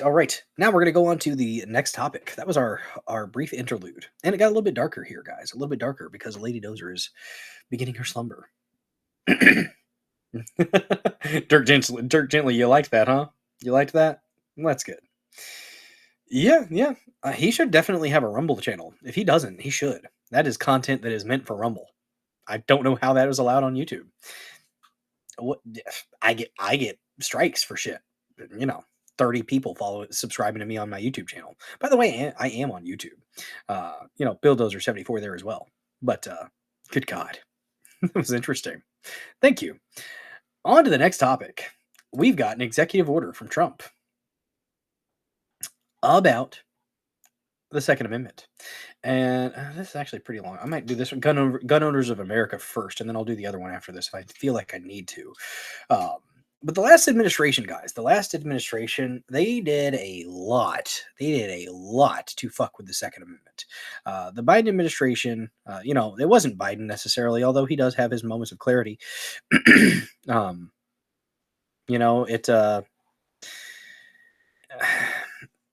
They did pretty much everything that they could to hinder the Second Amendment. And I'm not going to say that Trump's first administration was good on it, because the bump stock ban, the talking about red flag laws, stuff like that. But the Biden administration, they definitely... As you can hear the chants from the crowd. Let's go, Brandon. Yeah. It wasn't let's go, Brandon, honey. It wasn't let's go, Brandon. Yeah, there you go, C-dubs. If you haven't already, please give Bill Dozer your money. Yes, support a young father trying his best to navigate his ways through the interwebs. Keep me from door dashing in the evening by donating and subscribing to Bill Dozer 74, guys. Nobody ever has to donate to the Dozer Den, but if you feel so inclined, thank you so much for that. Ka-ching! Cha-ching! I mean, C-dubs. Appreciate you, bud. Appreciate you. Guys, if you aren't able to donate, that's okay too. You can help this channel grow by sharing the stream, following, reposting, liking, commenting in the comment section. Mix it up, guys. Mix it up. We could have weeks and weeks of action figure therapy. That was fun. That was fun. I appreciate that. We might start including that at the end. I might turn the YouTube off just for it. But if it's on YouTube, it shouldn't cause any issues for me, right? I mean, it's literally on YouTube. Me sharing it shouldn't cause any issues. I don't think X is going to have a problem with it. X allows literal porn. So, we'll see, I suppose. We'll see. But yeah, thanks for sharing that, Woody Trucker. Next topic, Trump on the Second Amendment. There is an executive order. This is from February 7th. This is from Gun Owners of America, because the NRA is kind of gay. Wayne LaPierre, he agrees with banning certain weapons from what I understand. Although it's been a while since I've read into it, and maybe he's seen the light. Maybe he's seen that the Second Amendment just shall not be infringed. Maybe. Kind of doubt it. Kind of doubt it. He's kind of rubbed me the wrong way in some of his statements. So, but let's go ahead and get into this. This is from Michael Hensley with Gun Owners of America. Gun Owners of America applauds President Trump for signing Second Amendment executive order for immediate release. Washington, D.C. Gun Owners of America, GOA, applauds President Trump for taking bold action to fulfill one of his key campaign promises. In signing an executive order back on February 7th, President Trump laid out a plan for dismantling what he previously referred to as all the Biden gun control disasters. Let's see. They will ban you for showing stuff on YouTube. Well, I showed it was YouTube content. It was already on YouTube. That's already on YouTube. They'll ban you for that shit. Well, you know what? As far as I'm concerned, YouTube can eat a fucking bag of dumble dicks. Fuck them. They banned my account. Cool. I am going to focus on Rumble, X, Locals, and BitChute. That's where I'm at. That is where the water is warm. And it's worth swimming. We're swimming our way through it, guys. We're swimming our way through it. Stop it. All right. My mouse will do what I want it to. Go down, not up. This historic move sets the stage for a broader restoration of Second Amendment rights. GOA is thrilled to see President Trump delivering on the promises he made to gun owners across America, starting with this executive order initiating a whole-of-government approach to restoring gun rights. At the 2024 Gun Owners Advocacy and Leadership Summit Goals in August, President Trump vowed to always listen to gun owners of America. His actions today show he intends to honor that pledge. GOA stands ready to work alongside this administration to protect and expand the rights of law-abiding gun owners nationwide. How crazy is it, though? How crazy is it that we need legislation or an executive order? How crazy is it that we need that to literally just enforce the Second Amendment? That shouldn't have to happen, guys. This is weird that we have to have this. Oh, yeah. Huh. That's right. I did forget that. YouTube will do that. They will delete channels for saying, join me over there. Where YouTube. Yeah. I remember. Viva used to say that, but then he stopped. But, that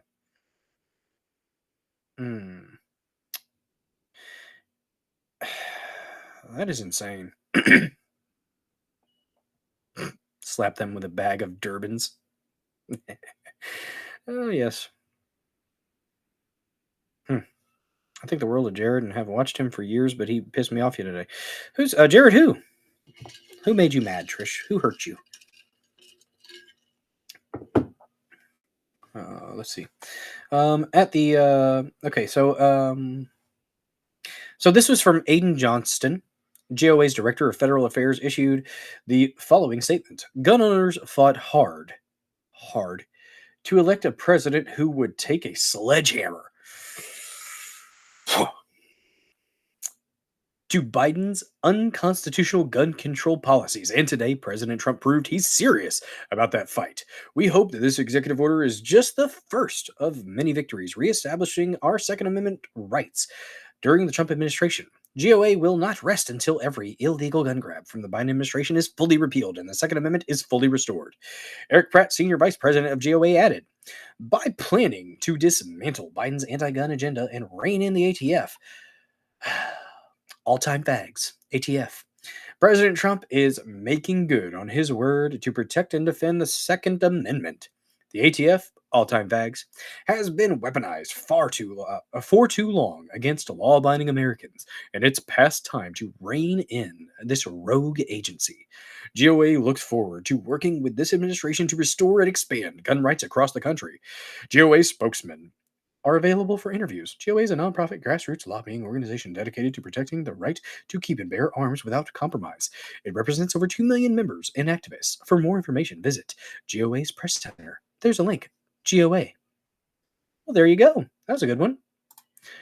The next article I have actually gets into the meat of the executive order, so I think that's worth looking at. We are at about 3 hours, so I'm a dirty rotten liar, guys. Every now and then I will say that we're not going to go for 3 or 4 hours, and I usually am a dirty rotten liar. So, yeah, we've got more to do, though. We've got more to do. Oh, that's why good. Yeah, that's why he mentions the ghetto. He mentions the ghetto. Yeah. Good. Speaking of, Joe, you started streaming at the same time I did tonight, but guess what? I still had a decent show. We've been having a great time here. We had over 110. I think we had 115 people watching at one point. Round of applause for you guys and for sharing this stream out. Guys, that is very, very important. Share this stream out. Spread the word to the Dozer Den so that we may welcome more killdozers into this very, very metaphorical army. Not literal. Fed boys. Fed boys are asshole. Yeah, guys. Appreciate you. We are going to hit 1,000 followers on Rumble by April. I can see it. I can feel it. Just in the last month, we've gained like 150 followers, guys. It's pretty nice. It's pretty nice. Let's keep rolling. If you haven't followed the channel yet, what are you doing? Follow this channel. Get it bigger, guys. Get the Dozer Den bigger and better. Got to do it, guys. We got to do it. Let's see. Hopefully I came with Fire Fam. Yeah, that'd be great. We're going to have to, sometimes I do send out some raids, but we get raided every now and then. It's pretty cool. They had over 300 C-dubs. Well, hell, if you want to mention my, link out, I don't know how other creators feel, but I'm fine with people. I feel like a rising tide lifts all ships. And actually, I did a Rumble rant there when I was dashing in between orders once and got like 10 or 15 followers, and that got me up to 500 followers that night. So that was kind of cool. All right. God signpost. Rest well. Thank you so much. Thank you so very much for watching. God bless. Trish. Jared. I'm trying to think of who you're talking about. I might know who you're talking about. I did not tell that to pin. I don't know why it's pinning when I do a copy. That's a little quirk that we're going to have to mention, and I need to start writing down the things that I want to talk about in our Rumble Squared discussion where we discuss... Oh, okay. Oh. Yeah, I actually had this already pulled up, Trish, the article that you're talking about. So, yeah, I'm already on it. You said it made you mad, though? Okay. You know what? Let's go ahead and pull it up. I'm not going to lie. My voice is getting a little bit tired, guys. Let's go ahead and pull up this link from Trish. She shared this with me the other day. And so this is Guns and Gadgets Second Amendment. Almost, 734,000 subscribers on YouTube. Good for him. Good for him. Glad he's got that pull there. All right. C-dubs, you called in and said Rumble like 10 times. There you go. It's one of my favorite Jews on the internet, Joe. I like Joe. Good Logic's a good guy. He helped me get over 1,000 followers on X. We were right there. We were at 970 or something like that. And I sent a Rumble rant in, and he told people, he's like, stop what you're doing. I can't do a good Joe. Nope, I can't copy Joe's voice. I almost did Bernie Sanders, and he doesn't sound like Bernie Sanders. He doesn't. Nope, I don't think I can do a good Joe Neerman. I'll have to watch more. I'll practice. I'll see if I can get it done. Let's go ahead and share this little 9-minute clip from. He says President Trump's executive orders means nothing. Huh. I mean, maybe he's right. I don't know. Let's see his perspective though. Sounds like Gun Owners of America disagrees with him. I would think just the text of the Second Amendment is good enough. That's what I think. But that's just me. I'm a simple pleb here. So all right. Let's share this one and see what I guess his name is Jared. See what he has to say. I mean, everybody's got their own perspective. So, as I say, from time to time, as iron sharpens iron, man sharpens man. So maybe he has a more nuanced perspective than I. Hey guys, while I'm warming up the grill, going to do some burgers and dogs for the kids. I wanted to address something that I've seen a lot in the comments here over the last 24 to 36 hours. So it seems as there's some confusion on Donald Trump's executive order on protecting the Second Amendment. A lot of people seem to have some confusion of what an executive order is and what it's not. Because I did a video this morning about the veterans' rights that are under attack again from the VA and have been since the Obama administration, on and off, and the attack's back on again. So watch that video. But Be right back, y'all. there have been a lot of comments similar to, hey, Donald Trump signed that executive order, so why is this even a thing? So I figured while I'm waiting for the grill to warm up, we'll have this, I guess, little chat here. First off, an executive order is just an order from the executive, just what it sounds like. It's not even worth the paper it's written on in most cases. I'll tell you how it could be worth anything, if it is at all, but it's just an order from the corner office, just like the boss where you work puts out an order. That's an executive order. The owner puts out something from like a sports team. That's an executive order. That's all it is. It's just a policy change or a directive. It doesn't do anything. The only way that what Donald Trump signed the other day will have any bite is, if you didn't see the video, I'll pin it, but he directed Attorney General Bondi and the Department of Justice to look back at the last 4 years of Biden policies for the Second Amendment and to come up with a plan within 30 days on how to address those infringements. It doesn't do anything other than that. And those are things that the Attorney General should be doing anyway. If you watched any of these cabinet members being sworn in, they all took the same oath. Pam Bondi's was to defend and uphold and defend the United States Constitution. And I got some pushback on a video I did about Pam Bondi the other day. But if you gotta like the real actual try taste of this. Yeah. So big. Straight pouch. Where I'm still critical about her defending red flag laws, because red flag laws are the biggest unconstitutional risk we Okay, I was listening as I had stepped away with my headphone for a second there. Yeah, big disagree on the executive orders not doing anything. He's incorrect. There it isn't. Yes, it is. It's not. It doesn't have. He's acting like the executive order doesn't have teeth. It absolutely fucking does have teeth because it directs his cabinet to do something. So this is, yeah, it's a policy shift, but this guy is let's see. Right now, the ATF is pulling back like a dick in a cold shower. Therapy range, fire, fucking fire. Yes, sir. Yeah, let's see. So, let's see. You agree with him? You don't think it does anything? I think that it does. I think the executive order does have bite. Now, he's by saying it does nothing, that's incorrect, because it does. Yes, Pam Bondi should be doing these things anyways, regardless. I agree. But it makes it official. It makes it that this is going to be the agenda. Now, with like the JFK stuff, right? People were getting confused and saying that the stuff was going to come out within 30 days or within 15 days. The JFK and then RFK assassination stuff. No, it says a plan must be in place within the 15 days.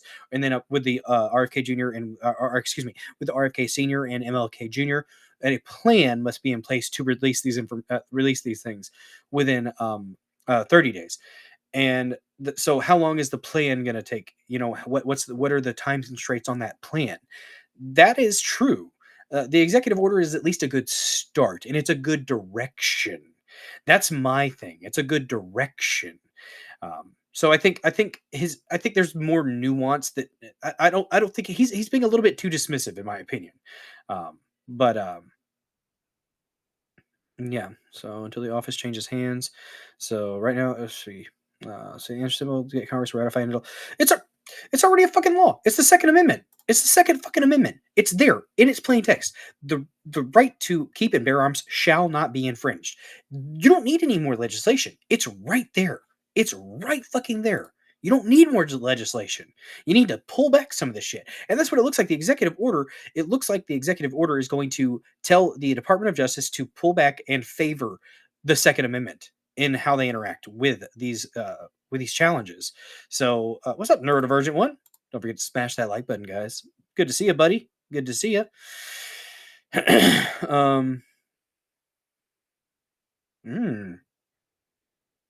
Interesting. A new lower court, so including a lower court order declaring the NFA National Firearms Act unconstitutional, but try to use it and you're going to prison. Oh my, oh my. So what is this one thing? Yeah, Jared Fight. I don't think Trish. That's the thing. We can disagree to an extent, and we can have minor disagreements but agree on most things. So it sounds like his interpretation's a little bit different than mine or yours might be. But he's kind of right, but also I think he's being a little bit too dismissive, in my opinion. Have here when it comes to the Second Amendment. Yeah, it's a bad thing, and there are a lot of people, for whatever reason, some people are mesmerized by her, the individual. Some think she's hot, just reading the comments, and some think that she's just doing her job. Her job was to uphold the law of Florida when she was the Florida Attorney General, and that's bullshit. Yeah, I agree with that. The Attorney General is the chief law enforcement officer or agent, depending on the state, and their job is still to uphold and defend the United States Constitution. It's not to continue to employ and defend. Pam Bondi it was concerning for me. She Gates would have been better, but he was a freaking fire rod, a lightning rod for controversy. So whatever. But no, he is right. Pam Bondi is concerning. Sounds like she's going to do what she needs to do, but she was right on board with inhibiting the Second Amendment rights. So I get his approach here. I do agree on that. Unconstitutional laws. So yes, Jared is still critical of Pam Bondi. Jared still doesn't trust her as far as I could throw her when it comes to our Second Amendment. Nor I'm the same way with Donald Trump. I was very critical of him and some of the things he did or said in his first term.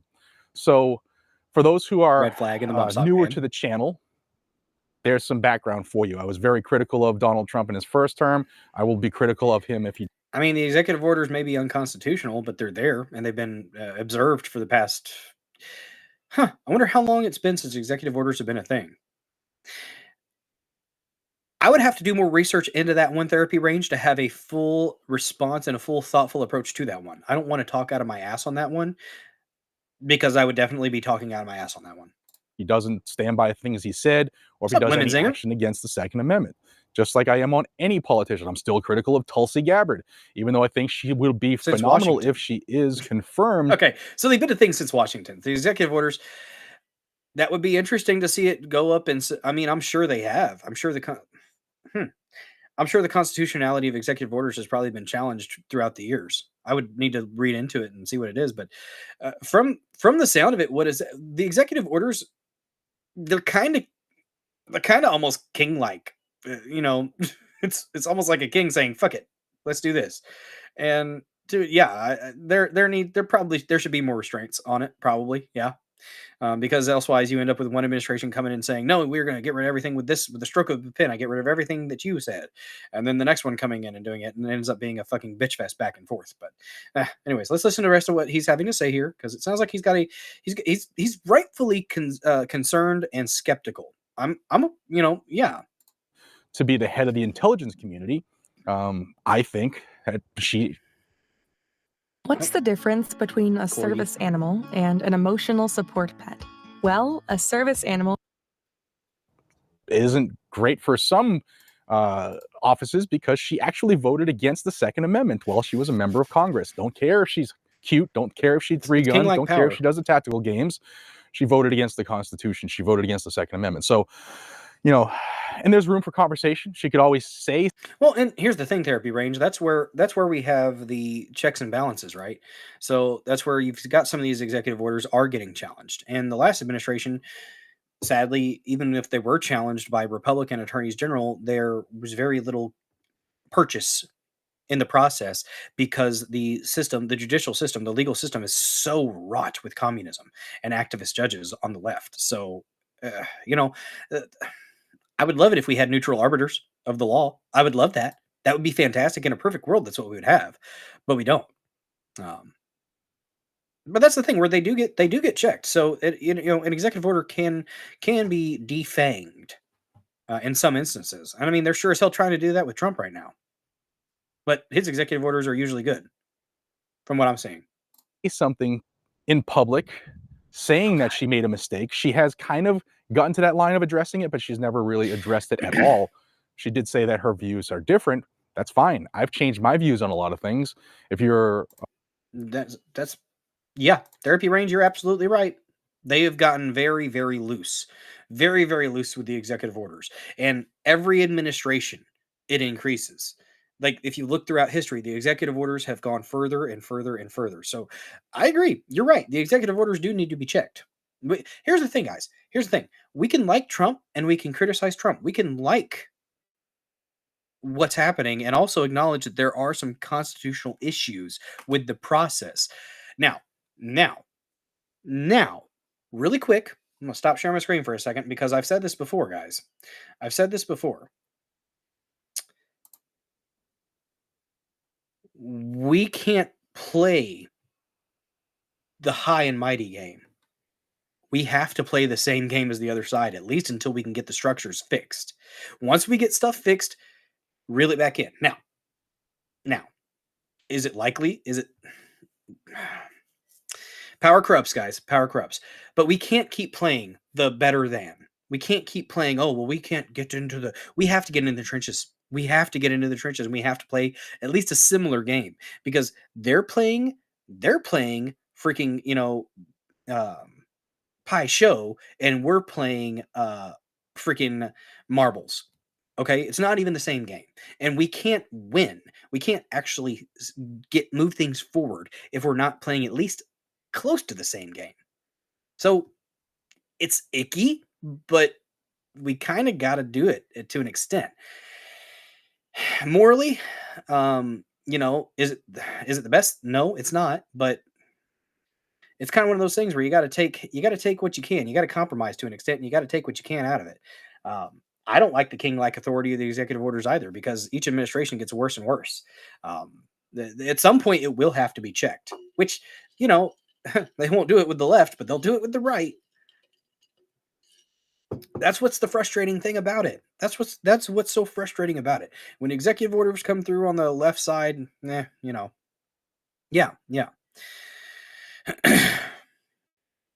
Oh, decentral. Oh, you're speaking my language.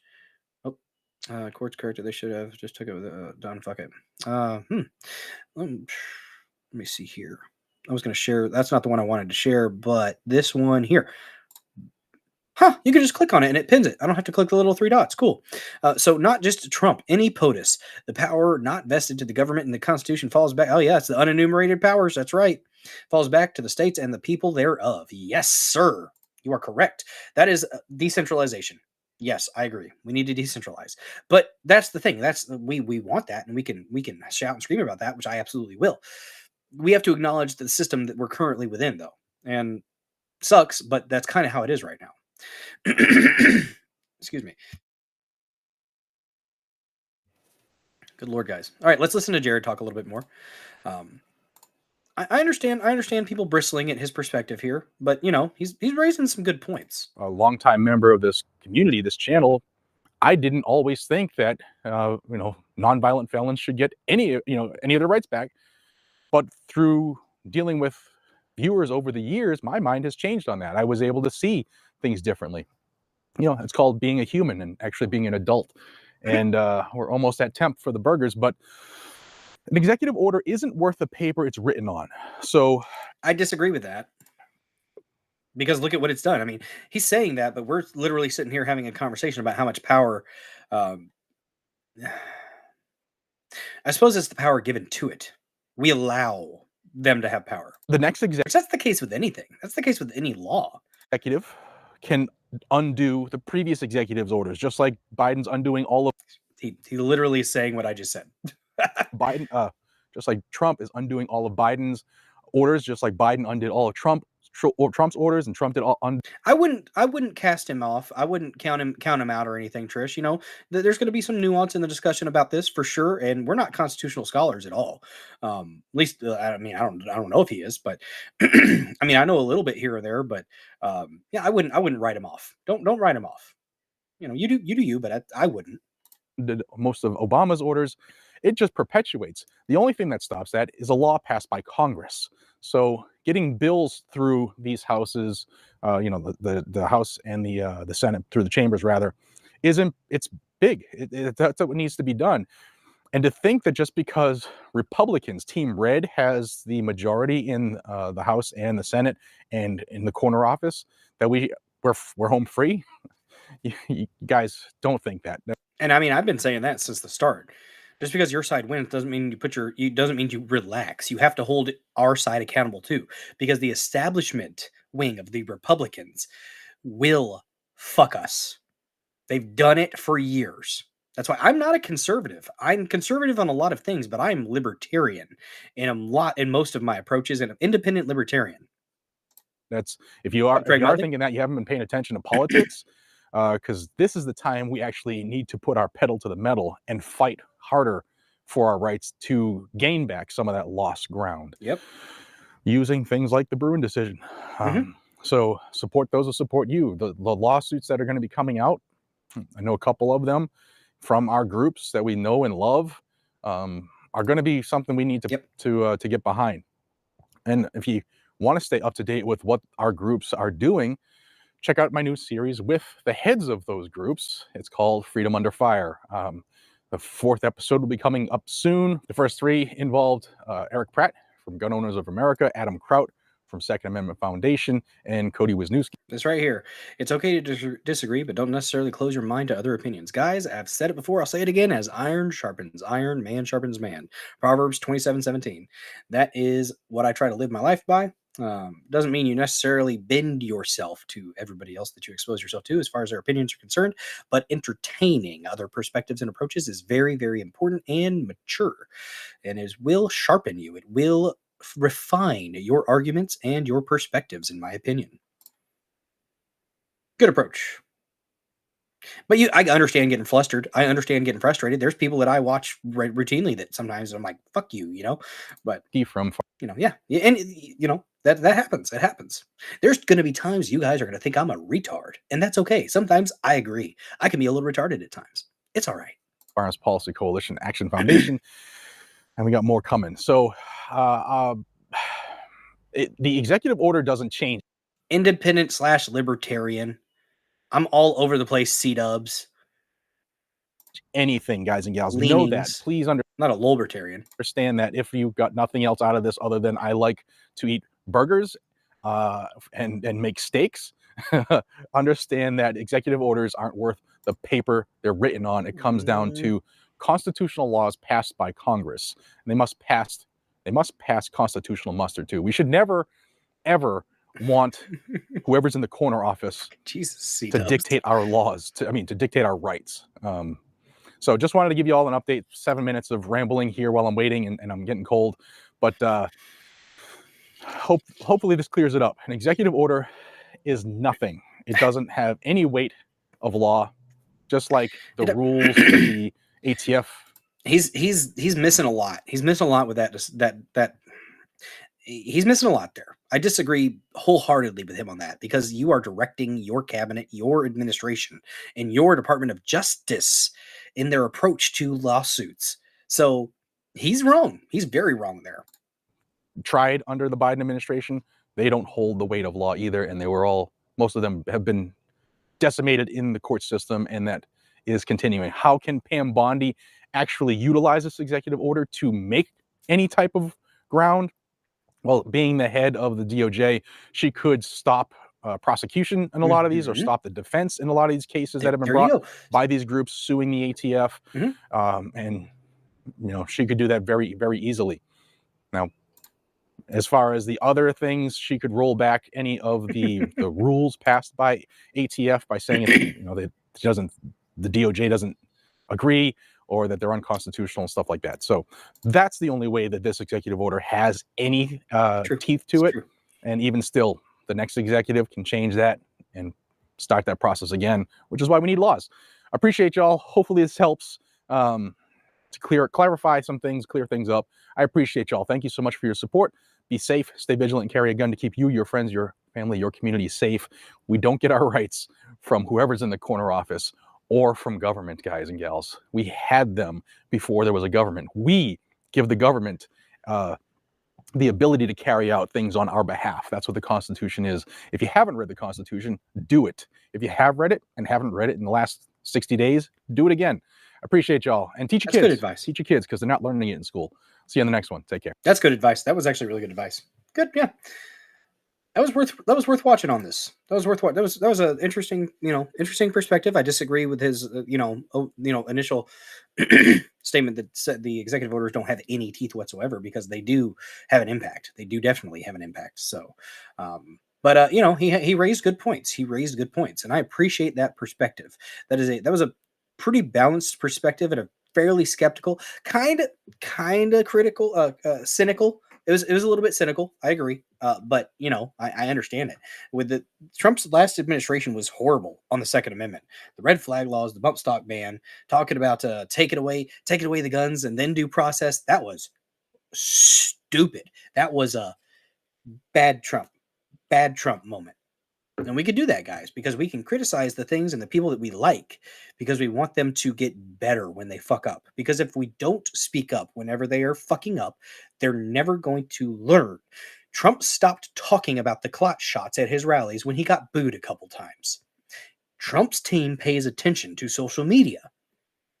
It's very important. Trump's team is watching social media. I think his son, Barron, the time traveler, I think he has something to do with that. Just saying that. Trump was learning. Yeah, he learned. He learned a lot. And he seems to have been instituting some of the knowledge that he gained from being fucked by the establishment the first term. So yes. Oh yeah. Donald Trump Jr. is big into guns. And I don't know about Barron. Probably, though. I agree, therapy. Guys, thank you so much for joining. Thank you so much for liking this stream. If you haven't done so already, what are you doing? Smash that like button. We're at 37, guys. 37 likes. We've had over 100 people watching at times. Currently, we have 72 watching on the Rumbles. Let's smash that like button. Let's do it, guys. Give it your attention. It's worth it. It is worth it. We are at 3.5 hours. Oh my goodness. Lord Almighty. The time traveler Baron. Yes, indeed. Still on Rumble, also on X. Ooh.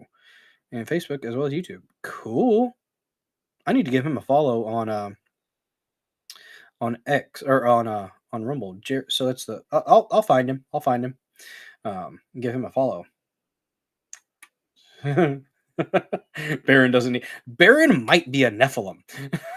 Dude's fucking huge. Have you seen that kid's head? My God. Dude is a giant Goliath. I'm not wrapping up, C-dubs. I ain't wrapping up. I ain't gonna do that to you. We're not quitting. We're not quitting early. We're not. We still got another story, guys. We still got another story. I think we pretty much covered the Second Amendment thing as much as we can. I mean, I could read through it, but you guys are capable of reading, I'm pretty sure. Pretty sure most of you are at least somewhat literate. But pretty much the executive order is saying that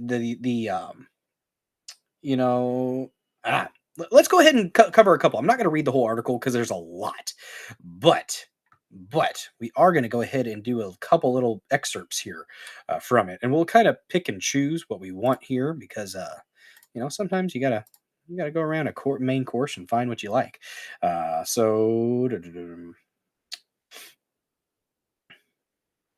Okay, so while there has been plenty of time to identify subjects easily diagnosed as ongoing infringements such as the National Firearms Act of 1934, the Gun Control Act of 1968, and the Hughes Amendment buried as a provision of the Firearms Owners Protection Act, FOPA, of 1986, I'll entertain the 30-day autopsy of the Second Amendment prescribed?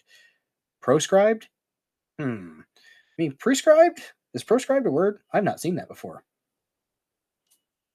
In this section, it would be easier to swallow if the examiner wasn't the red flag queen of confiscation. So yeah, Pam Bondi, but I'll be happy to see her prove me wrong. So this guy's definitely on the anti Pam Bondi wagon there, which she was bad on it.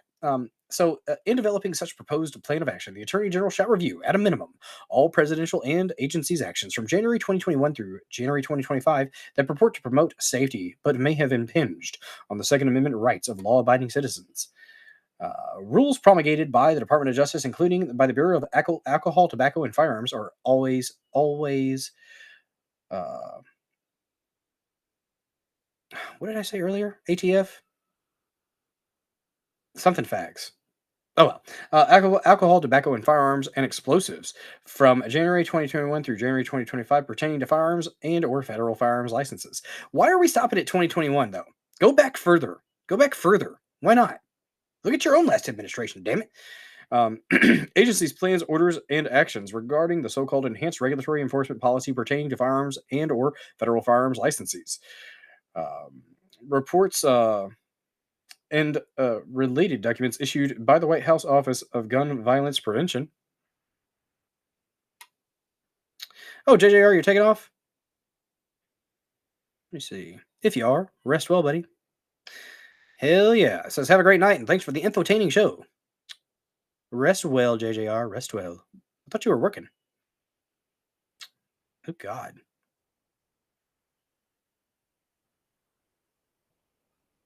Oh, you're going on to the next show. Okay, cool deal, man. Have a good one. Appreciate you joining. Don't forget to hit that like button if you haven't done so already. Okay, so the positions taken by the United States in any and all ongoing potential litigation. So this is the important one right here. This is the one that does have teeth and where I disagree with Jared. So the position taken by the United States in any and ongoing and potential litigation that affects or could affect the ability of Americans to exercise their Second Amendment rights, agencies, classifications of firearms, ammunition, and the processing of applications. Son of a bitch, what is this article doing? Processing of applications to make, manufacture, transfer, and export firearms.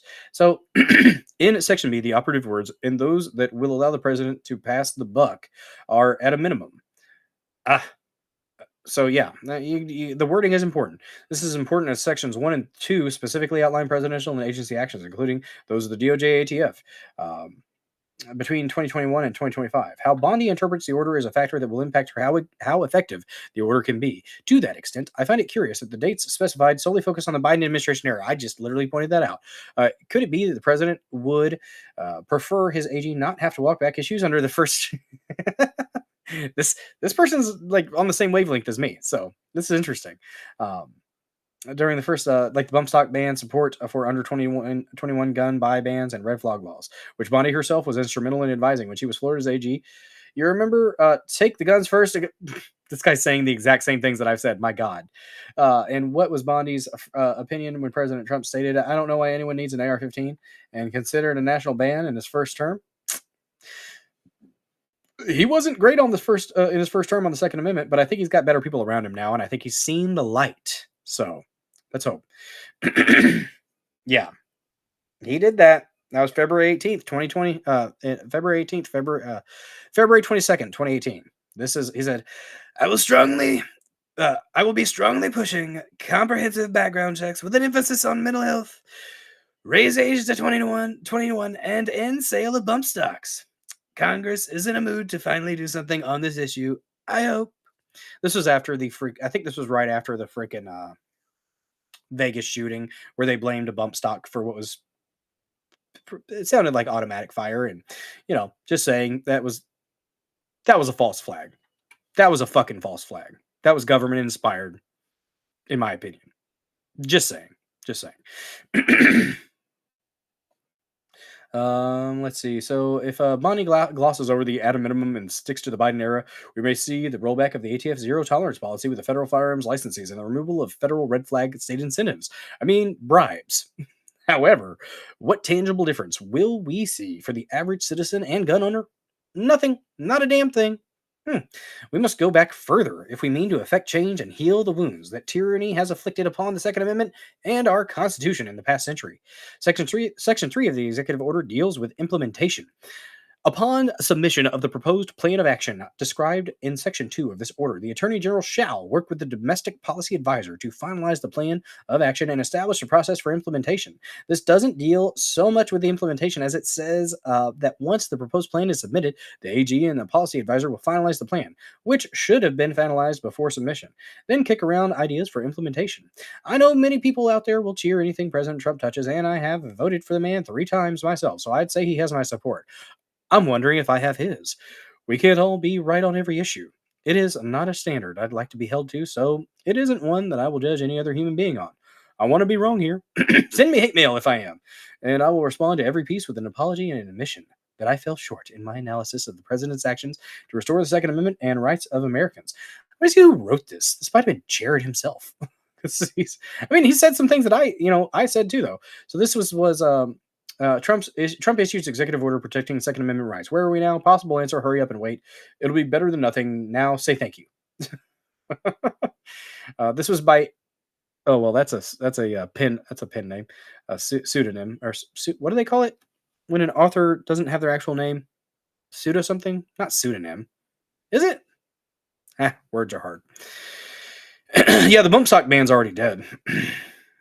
This Darwin Nersessian, newsfield editor.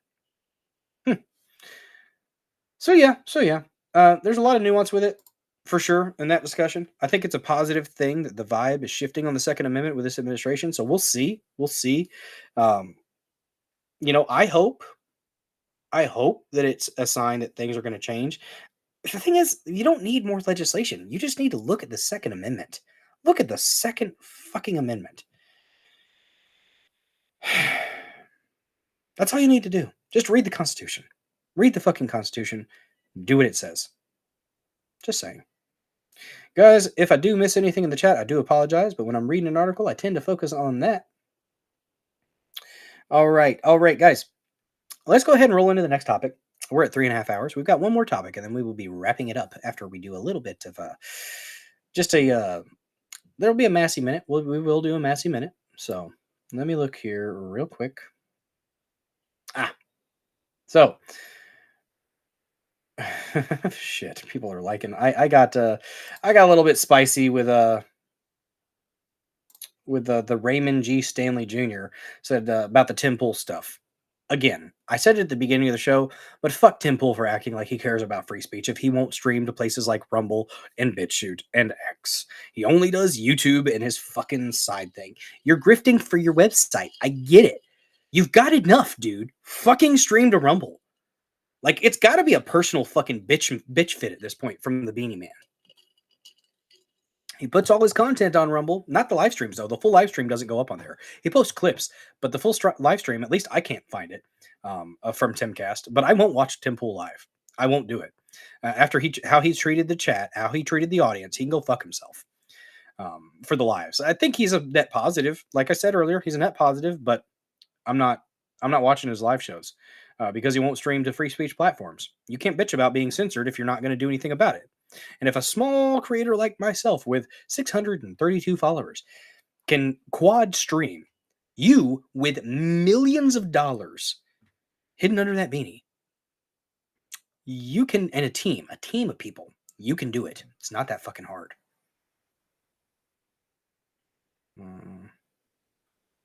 Yep, our rights are God-given, not government-given. Yep. People get that mixed up. So, okay, let's go ahead and roll into the next topic. There's a rumor going around, and a supposed affidavit, that Joh Shapiro was involved in the assassination attempt on President Trump's life. I'm going to call bullshit. And I'm going to tell you why as we read through this information.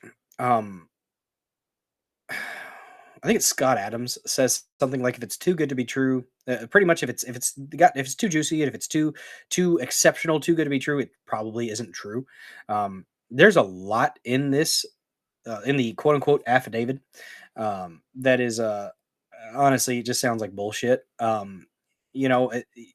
Get some receipts, and then I'll entertain it. But I'm from Missouri. It's the show me state. You got to show me. Yeah, just built himself a brand new recording studio. That's great for him. I'm glad he's doing well. I'm not mad at his success. I'm just mad at his disingenuous approach to saying that he's being censored and bitching about it and then using it to grift, which he's grifting. He's grifting hard. God bless the grift, but also don't say you're for free speech if you're not going to actually put your money where your mouth is and live stream to places like Rumble and BitChute and X. Just saying. Oh, you're in Missouri tonight, Woody Trucker? Are you in the snow up north or are you in the rain down south? I'm in the rain. Now, hopefully you're not having to deal with snow. All right, let me pull this up here. This is what we're going to read through. This is the rumor that came out this morning, and I'm pretty much calling bullshit on it. Temple, he did attempt to stream Rumble, and Rumble failed miserably. No, fuck that. Fuck Temple. He could get it done. If fucking Crowder's doing it, if Bongino does it, if all these other large ones with huge audiences are able to do it, Temple can fucking do it. I'm not going to give that motherfucker an excuse. I'm pissed at how he treated his fucking chat. I never super chatted. But the people that were asking him questions and he just fucking treated his chat like shit, fuck that guy. You're in Bloomfield. Huh. Well, you should probably stop by the ice cream place there in Bloomfield, dude. It's if you're there in the morning, there's a really good ice cream place there by by one of the gas stations. Really, really solid ice cream. I know Bloomfield. I was door dashing in Bloomfield the other day. Oh, small fucking world, man. Small fucking world. That's cool. What's up, Mama Mac? Stopped watching Temple a couple years ago. He brought his own hype.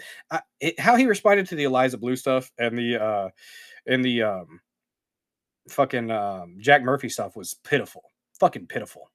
And then, like I said, he doesn't stream to free speech platforms, so he's disingenuous in his approach there.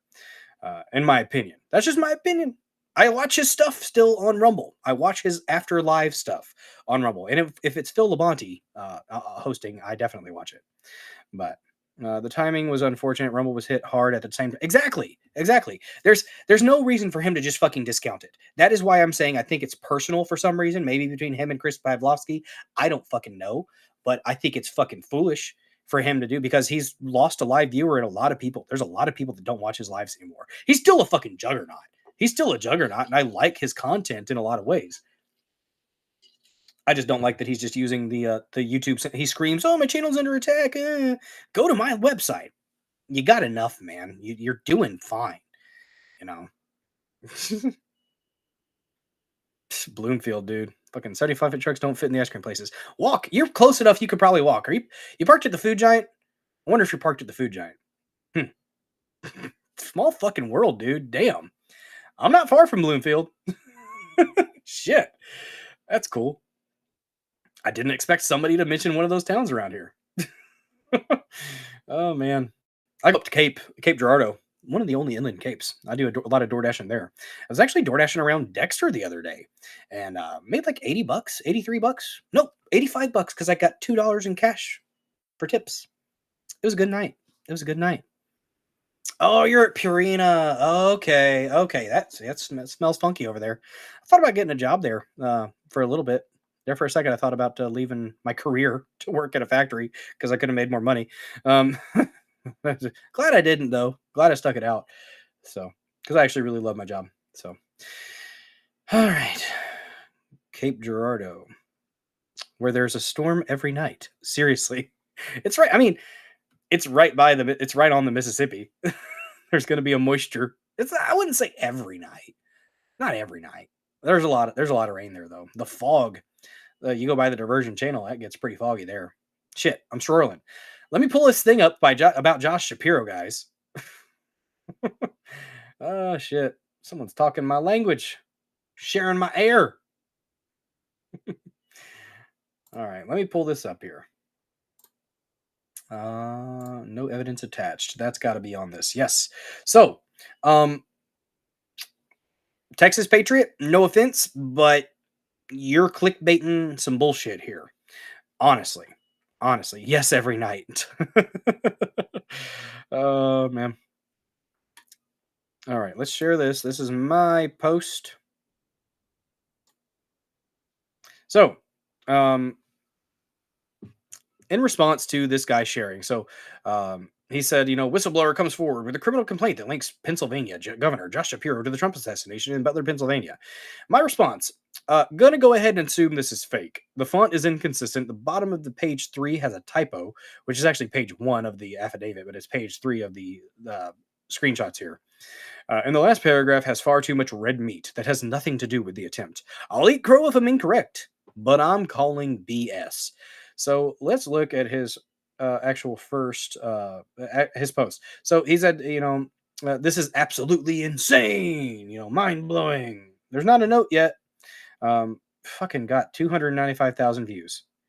Fucking hopping on that goddamn bandwagon to get the clicks. Oh, that's very small. That's very small. You guys are not going to be able to read that. I'll read it for you.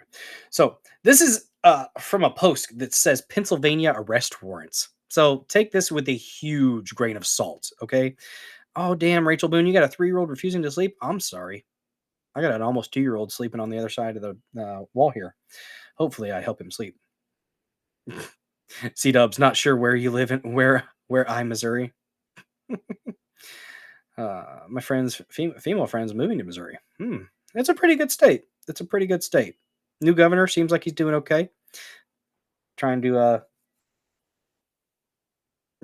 fingertip of whiskey, an old trick. All right. So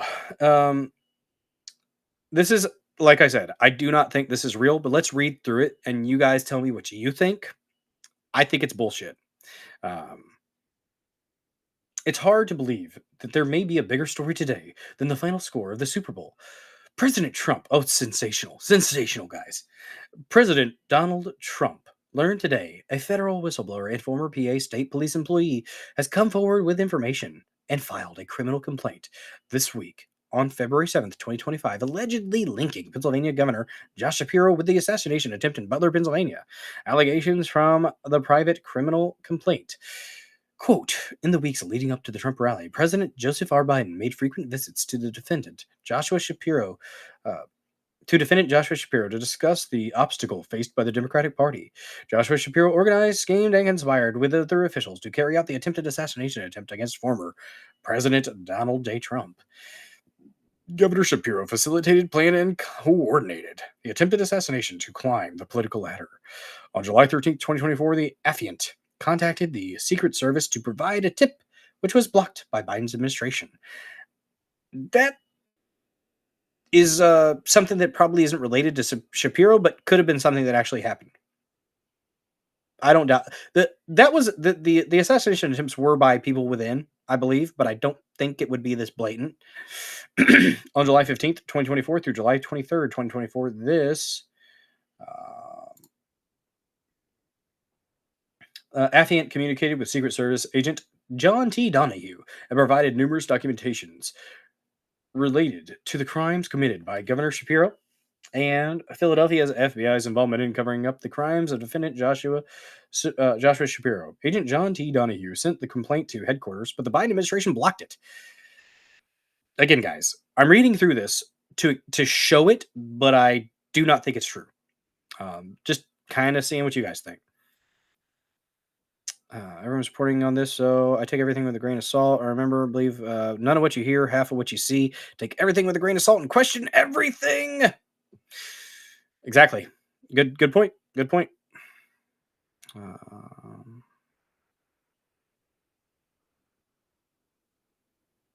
Yep. On March 9th, 2024, Supervisory Special Agent Kenneth Keller advised this affiant through email that he contacted the FBI Philadelphia personnel, FBI Victim Services and Management, and the Washington Field Office, and that they advised him to direct the affiant to Philadelphia FBI. Agent Kenneth Keller informed this affiant that the crimes being reported are not occurring in his jurisdiction, and that he has no jurisdiction to assist Pennsylvania victims. He advised the affiant to contact the Department of Justice. This affiant contacted the DOJ and Federal Bureau of Investigation. Up until recently, ex-FBI Director Chris Wray was conspiring with the Biden administration and concealing the reports. That I could believe, but these are things that are vague statements that could apply to a wide range of things. So, be wary. Be wary. The stuff that makes you go, oh yeah, red meat. Be careful. Be careful. Don't latch on necessarily to it. Don't take a bite out of that steak yet. Not just yet, guys. Could be riddled with E. coli. Now that he has resigned, his private criminal complaint must be instigated. All right, now let's get into that is small as fuck. Good. I can't even read that. How do I make this bigger? That is way too small. It was bigger on my phone. Why? Why is this? Let me give me a second. That should not be that small. Shit. That is on a large screen as well.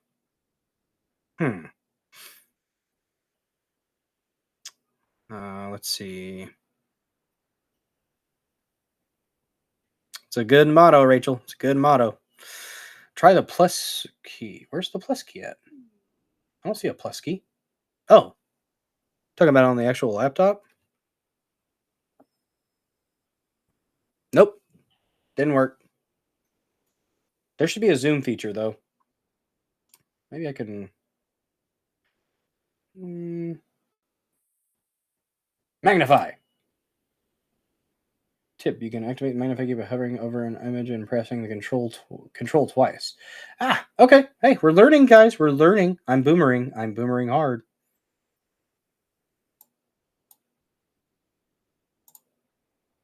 Oh, that is disturbingly bad. All right. We're going to do it like this. Oh, and you guys can't see that. You can't see that at all. What the hell? Let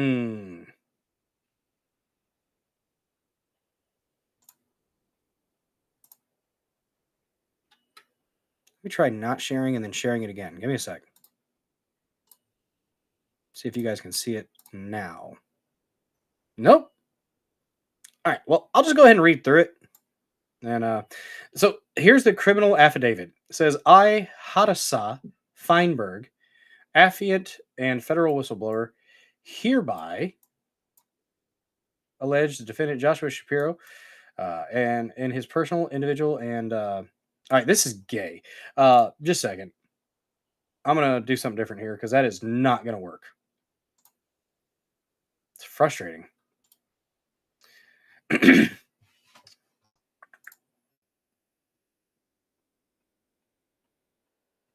going to download it and pull it up in my...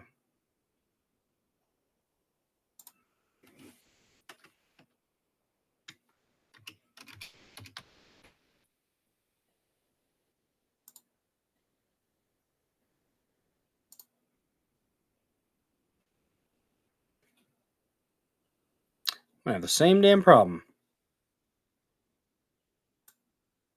Nope, we're good. All right. Here's what I'll do. I figured it out, guys. Figured it out. All right. All right. We're going to make this better. Make it better. Shit. Where'd you go?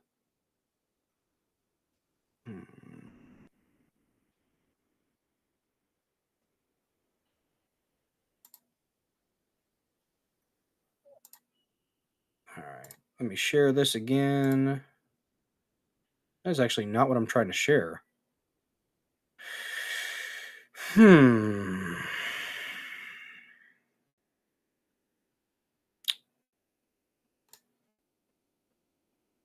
see. We'll do a window. There we go. Okay. Okay. Gotcha. Gotcha. We boomered through it. We boomered through it, guys. All right. So here's the first one. I'm gonna have to save the second part. So here's the criminal. That's much better. Much better, guys. Look at that. Look at that. We made it work. See, we gotta play on our feet sometimes, guys. We gotta play on our feet. All right. So criminal affidavit. I, Hadassah Feinberg, affiant and federal whistleblower, hereby allege that defendant Joshua Shapiro, in his personal, individual, and official capacity, facilitated, organized, and carried out his plan to assassinate President Donald J. Trump on July 13th, 2024. Defendant Shapiro was unsuccessful in completing his mission. See, that right there, but is responsible for organizing and facilitating it, injuring the current president and causing the murder of Corey Comparator. This is already, I don't think this is an official, and okay, am I seeing things, or are there text blocks, guys? Like here, like I'm feeling like I'm seeing lines from copy and paste. I don't know. I don't know. It's blurry, yes, it is, but it's better than nothing. That thing that was up before was nothing. So I'm doing the best I can. I'm doing the best I can. Just listen to my sultry voice. Read through it. Defendant Shapiro conspired and colluded with Pennsylvania officials, namely Pennsylvania State Police Commissioner Christopher Paris, to carry out the attempted assassination of President Donald J. Trump on July 13th, 2024. Defendant Shapiro, like, I don't even know, in a criminal affidavit, would it be referring to them as defendant and this and that? I need to watch a lawyer break this down. I am not a lawyer. I'm just a guy on the internet talking about stuff. So defendant Shapiro commenced the facilitation and coordination of the attempted assassination. Why is that capitalized? Okay, that shouldn't be capitalized. By utilizing Pennsylvania State Trooper Commissioner Christopher Paris to conceal the crimes. Defendant Christopher Paris made false and inconsistent statements under oath to the Senate Judiciary Committee. That might be true. Around August 2024, he falsified statements to thwart and impede the criminal investigations and to obscure the discovery of facts leading up to the attempted assassination in Butler, Pennsylvania. Defendants Josh Shapiro and Christopher Paris's actions were willful and not a security failure, as defendant Paris testified under oath to the Senate Judiciary Committee. On July 13th, 2024, President Donald Trump was shot from the Pennsylvania State Police perimeter at the Butler, Pennsylvania rally. This was not within the perimeter assigned to the United States Secret Service, and all statements relating to the Secret Service failure are false. I think the Secret Service was the one that probably was part of it. In his sworn testimony, defendant Paris fabricated, distorted, and willfully blamed the United States Secret Service for security failures and efforts to divert the criminal investigation and conceal the crimes. Both defendants, Christopher Paris and Josh Shapiro, were named on a RICO lawsuit at the Pennsylvania Commonwealth Court for their ongoing crimes of public corruption. So this is where it gets into, this has nothing. And also, if you look at the font switches up a little bit, like the bold and I'm just saying, it's very inconsistent, and I think there's, I think this is bullshit. Named in RICO lawsuit, corruption and fraud in the state of Pennsylvania against thousands of whistleblowers, witnesses, and victims. See Hadassah Feinberg et al. V. Scott A. Evans et al. 402 MD 2024 Pennsylvania Court, I guess, on February 5th, 2025, at least 5 federal provided witnesses provided. So here's this is the page, the bottom of this page. They're missing something. If this is an official criminal affidavit, I kind of don't, especially if it's this big. If it is this big, I kind of fucking doubt they would have a fucking typo. They're missing a word here. They're missing a word. On February 5th, 2025, at least 5 federal blank provided witness testimony to the state and federal crimes committed by defendant Shapiro. 5 federal what provided witness testimony? Federal officers? Federal what? You're missing a word. That's a big fucking red flag. I'm just saying that. I'm a stickler I'm a grammar Nazi at times, guys, but I would think something this important, you wouldn't have that. I'm just saying. I kind of doubt it. I doubt it. Let's pull up the next one here. Let me save it real quick. Save it to my handy dandy laptop. We'll call this Affidavit 2, or A2 maybe.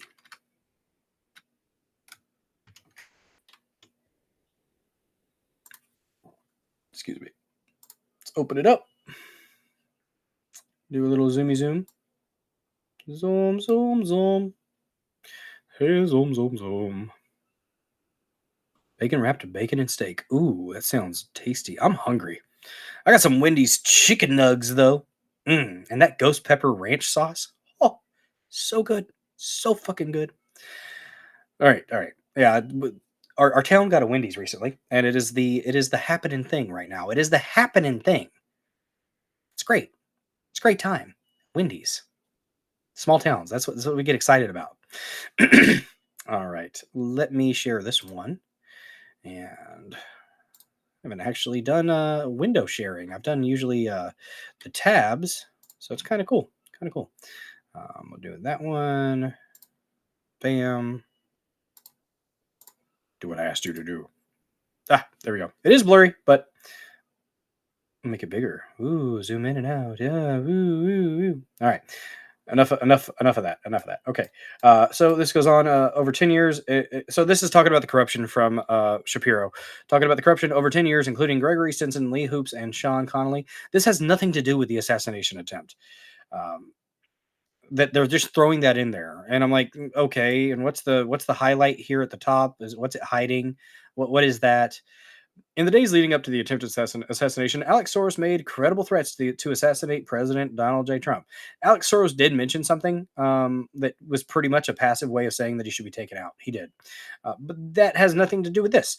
He has never faced any criminal investigating. That right there. Another one. It should be criminal investigation, despite his valid threats.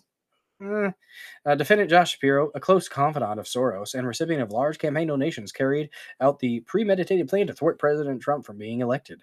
Defendant Shapiro was actively engaged in laundering funds with Ukraine. The verified election of President Donald J. Trump would not only expose Shapiro's federal laundering, but expose multiple officials from the Democratic Party who were laundering millions of taxpayer dollars. Defendant Joh Shapiro invited President Zelensky to meet with him in person in 2024, where he physically signed bombs in an unprecedented photo op with the Ukrainian president. Again, what the fuck does this have to do? What does this have to do with the assassination attempt? In the weeks leading up to the Trump rally, President Joseph R. Biden made frequent visits to Shapiro to discuss the obstacles. Okay, we read that earlier. Defendant Shapiro, so they have repeated themselves now. Defendant Joh Shapiro and Pennsylvania State Police Commissioner Christopher Paris are guilty and liable of willful misconduct, and their plans to facilitate and organize the attempted assassination attempt must be investigated and charged. Okay. And in here, this last paragraph has no attachment whatsoever to the assassination attempt. So, Defendant Shapiro is guilty of committing thousands of crimes, including but not limited to threatening, intimidating, and stalking federal whistleblowers, including this affiant and her children, obstructing and tampering with the murder investigation of Ellen Greenberg, actively obstructing and facilitating election interference in Delaware County, probably true, and these are probably true. I don't know. I haven't done a research into them, but they have nothing to do with Trump. Actively obstructing and facilitating election interference in Delaware County, Pennsylvania in 2020, obstructing justice and threatening Matthew and Carolyn Peterson, obstructing the murder investigations of 9-year-old Jared Tufko, obstructing the murder investigation of 19-month-old Iris Murmur, that sucks. Obstructing the criminal investigation and sexual abuse against J.G. through Michelle Henry, obstructing the criminal investigations of child endangerment related to EGS, ES, ERS, and ENS, obstructing, and then they didn't have anything else after that. Yeah, guys, this is where you have to be, you got to be responsible. You got to be responsible with how you take in information. And I think this is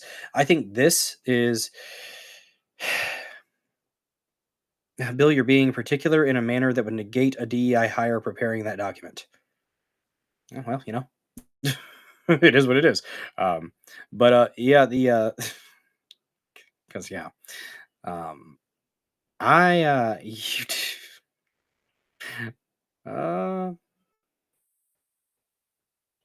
I hope you're doing okay there, C-Dubs. Yeah, we have to be careful because I think this stuff is thrown out there to make MAGA look foolish. I think that this is something that we have to. I mean, this goes back to um, the red meat that was thrown out there before the election, talking about how all the stuff was going to come crumbling down. Blah blah blah. Oh, the storm is finally here. But was it? Kinda, not really. Talking about how people were going to be, let out and taken down to the. No, they weren't, and no, it didn't happen.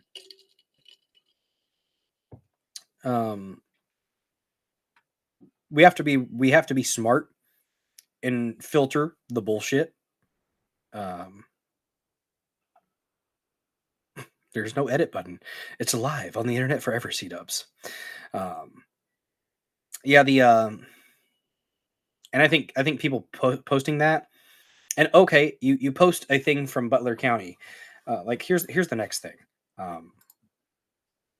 Let me share this real quick. So Texas Patriot then posts this.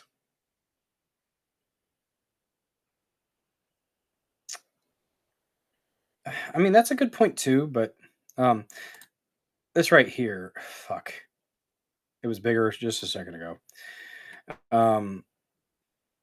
So this was with this is from the district attorney of Butler County saying pretty much that there's no point in your complaint. There are multiple investigations openly being conducted by various government agencies. Due to these pending investigations, I am disapproving your private criminal complaint. So this person filed that in their amateurish way. I would call it amateurish. I mean, I would have done a hell of a lot better job, and I've never even filed one. But I would have done better than that. Not bragging. It's not that hard to just write well when you're trying to do something official like that. I've written documents that are fairly lengthy, but it was disapproved by Butler County. We have to be smart. We have to be able to filter out the bullcrap. And I think this is one that is probably going to try to get MAGA to look foolish. And I think it's something that they will use to discredit us if we latch onto it. They're going to blame with Shapiro. They're going to be like, oh, it's just because he's a Jew. That's what they'll fucking say. Like, oh, you're just attacking him because he's Jewish. No. Not the case. Shapiro has a lot of problems regardless. But this, I don't think, is one of them. I really don't. And like I said, though, if I'm wrong, I'll eat crow. I will fucking eat crow. The Texas Patriot fucking saying Trump was apparently told about it before the game. Everything I'm seeing, it's true. Fucker, apply the Bongino rule, which it's not the Bongino rule. That's been a rule. That's just common sense. Wait a little bit on something. Bongino has probably popularized it, which is great. But Texas Patriot fucking early this morning. People are asking, is it legit? Everything I'm seeing, yes. Oh,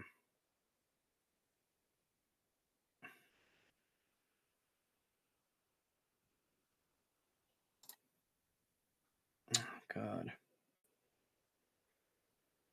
Good Lord.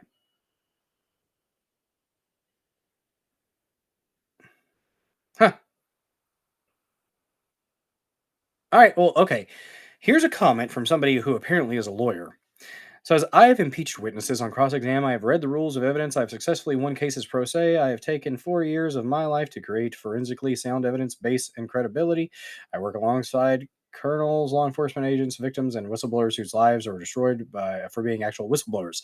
I've submitted verifiable and sworn testimony as to the first-hand knowledge of events and supported that with material facts and the risk of my life and liberty. Successfully filed lawsuits and completed a sting operation. I am being asked through texts, phone calls, DMs as to the legitimacy of this complaint. Let me explain something. This report has zero inculpatory evidence. Newspaper clippings are not prima facie evidence. None of those statements are first-hand knowledge and will not even pass the sniff test to initiate an investigation. This shit interferes and harms President Trump and the good people who have come forward at their own risk. Do I think Shapiro had a hand in this? This person thinks that he did. And he may have. It's a possibility, but I'm not going to file a false report under penalty of perjury with hearsay and material misstatements. Make a video of it to make it go viral. Yeah. That's a. Apparently, that person has a. Let me click on that person real quick. Huh.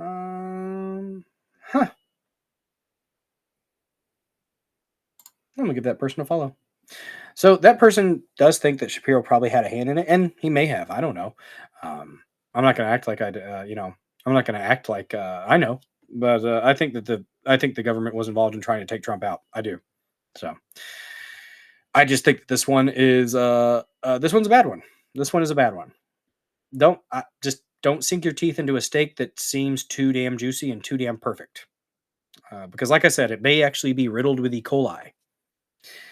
All right, guys, let's go ahead and do our palate cleanser here at the end. We're going to just go ahead and do the last bit of the off grid with Thomas Massey.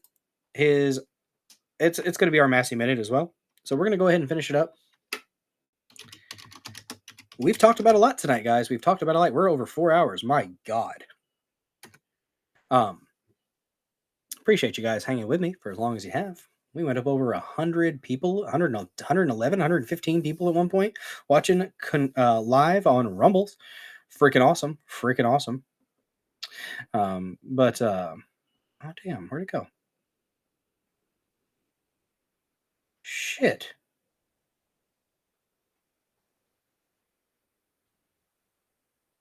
Well, that's the first time that hasn't worked. Where's this damn farm at?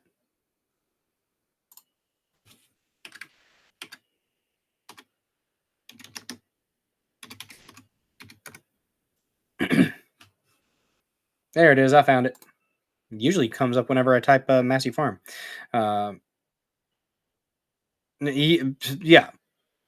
Well, I think he probably was. The signing of the bombs thing was really, really bad. That was a really, really horrible look for a governor of a state to fucking do that. That was really fucking weird. Just saying. Just fucking saying. All right. We were at about 29 minutes of the Massey Off the Grid documentary. So, guys, we've talked about a lot tonight. We've talked about FEMA fuckery, activists, judges trying to thwart the America First agenda. We then rolled into Trump on the Second Amendment, had a spirited discussion in the comments, and with the guy Jared, the Second Amendment's gun channel, talked about the nuances with the executive orders and all the implications with that.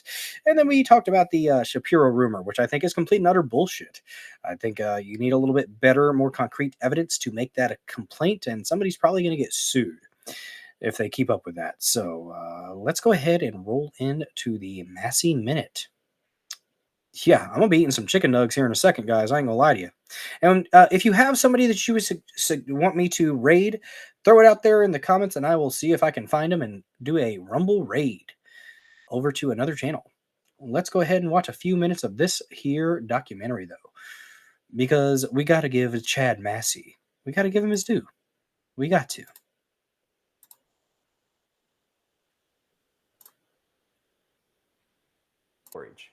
The world doesn't need a better solar panel. The world doesn't need a better windmill.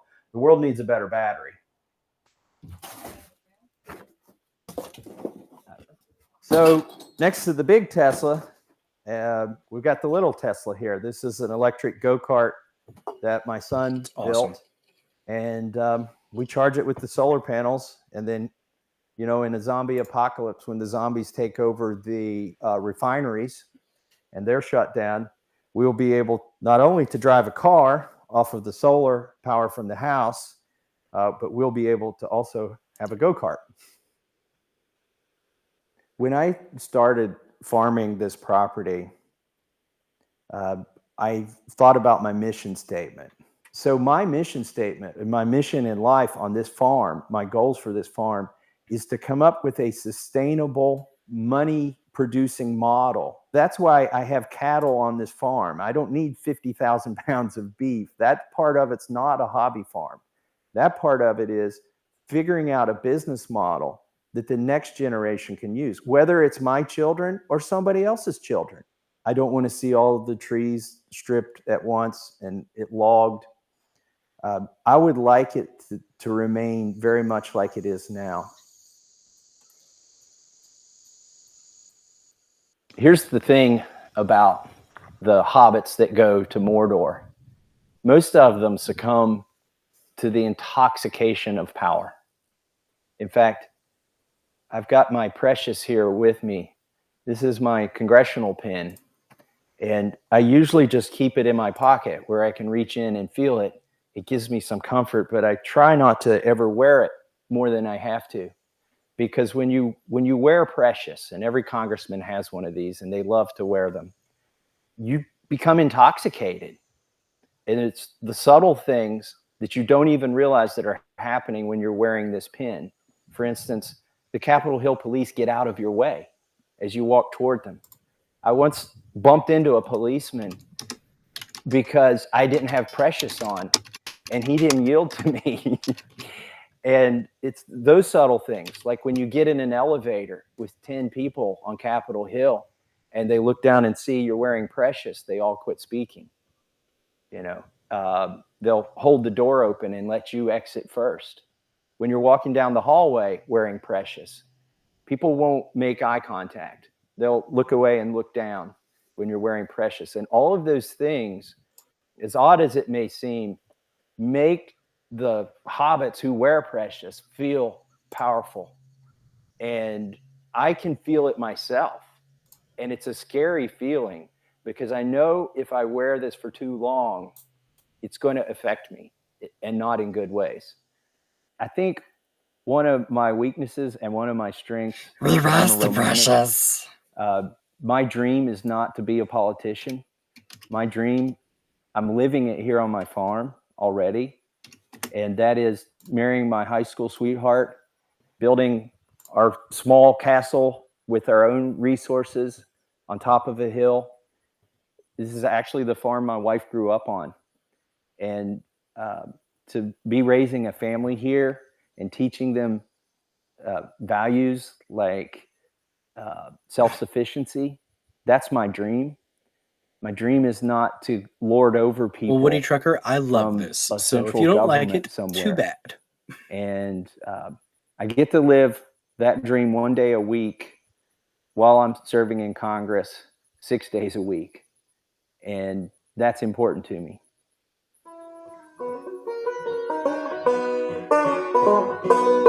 It's been 10 long years since I left my home in the holler where I was born. Where all nights It's a good little documentary, just about pretty much his land.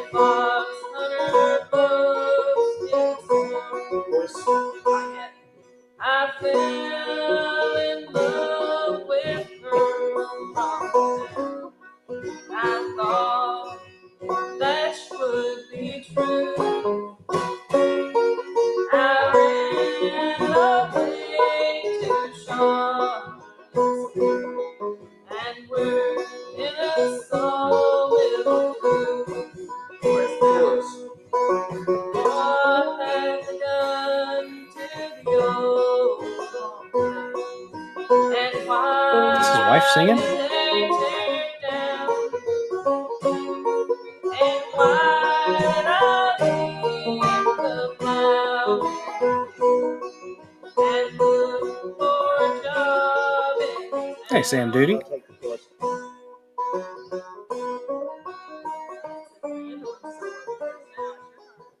Some good picking. Well, there you go. We finished it. It's been a few weeks, but we finished it, guys. All right. I'm going to go ahead and initiate the raid on Rick and Rat Guns and Gaming. So confirming the raid now. Raid confirmed. Guys, go ahead and check them out. Guys, thank you so much for being a part of this episode of the Dozer Den. Don't forget to smash that like button if you haven't done so already.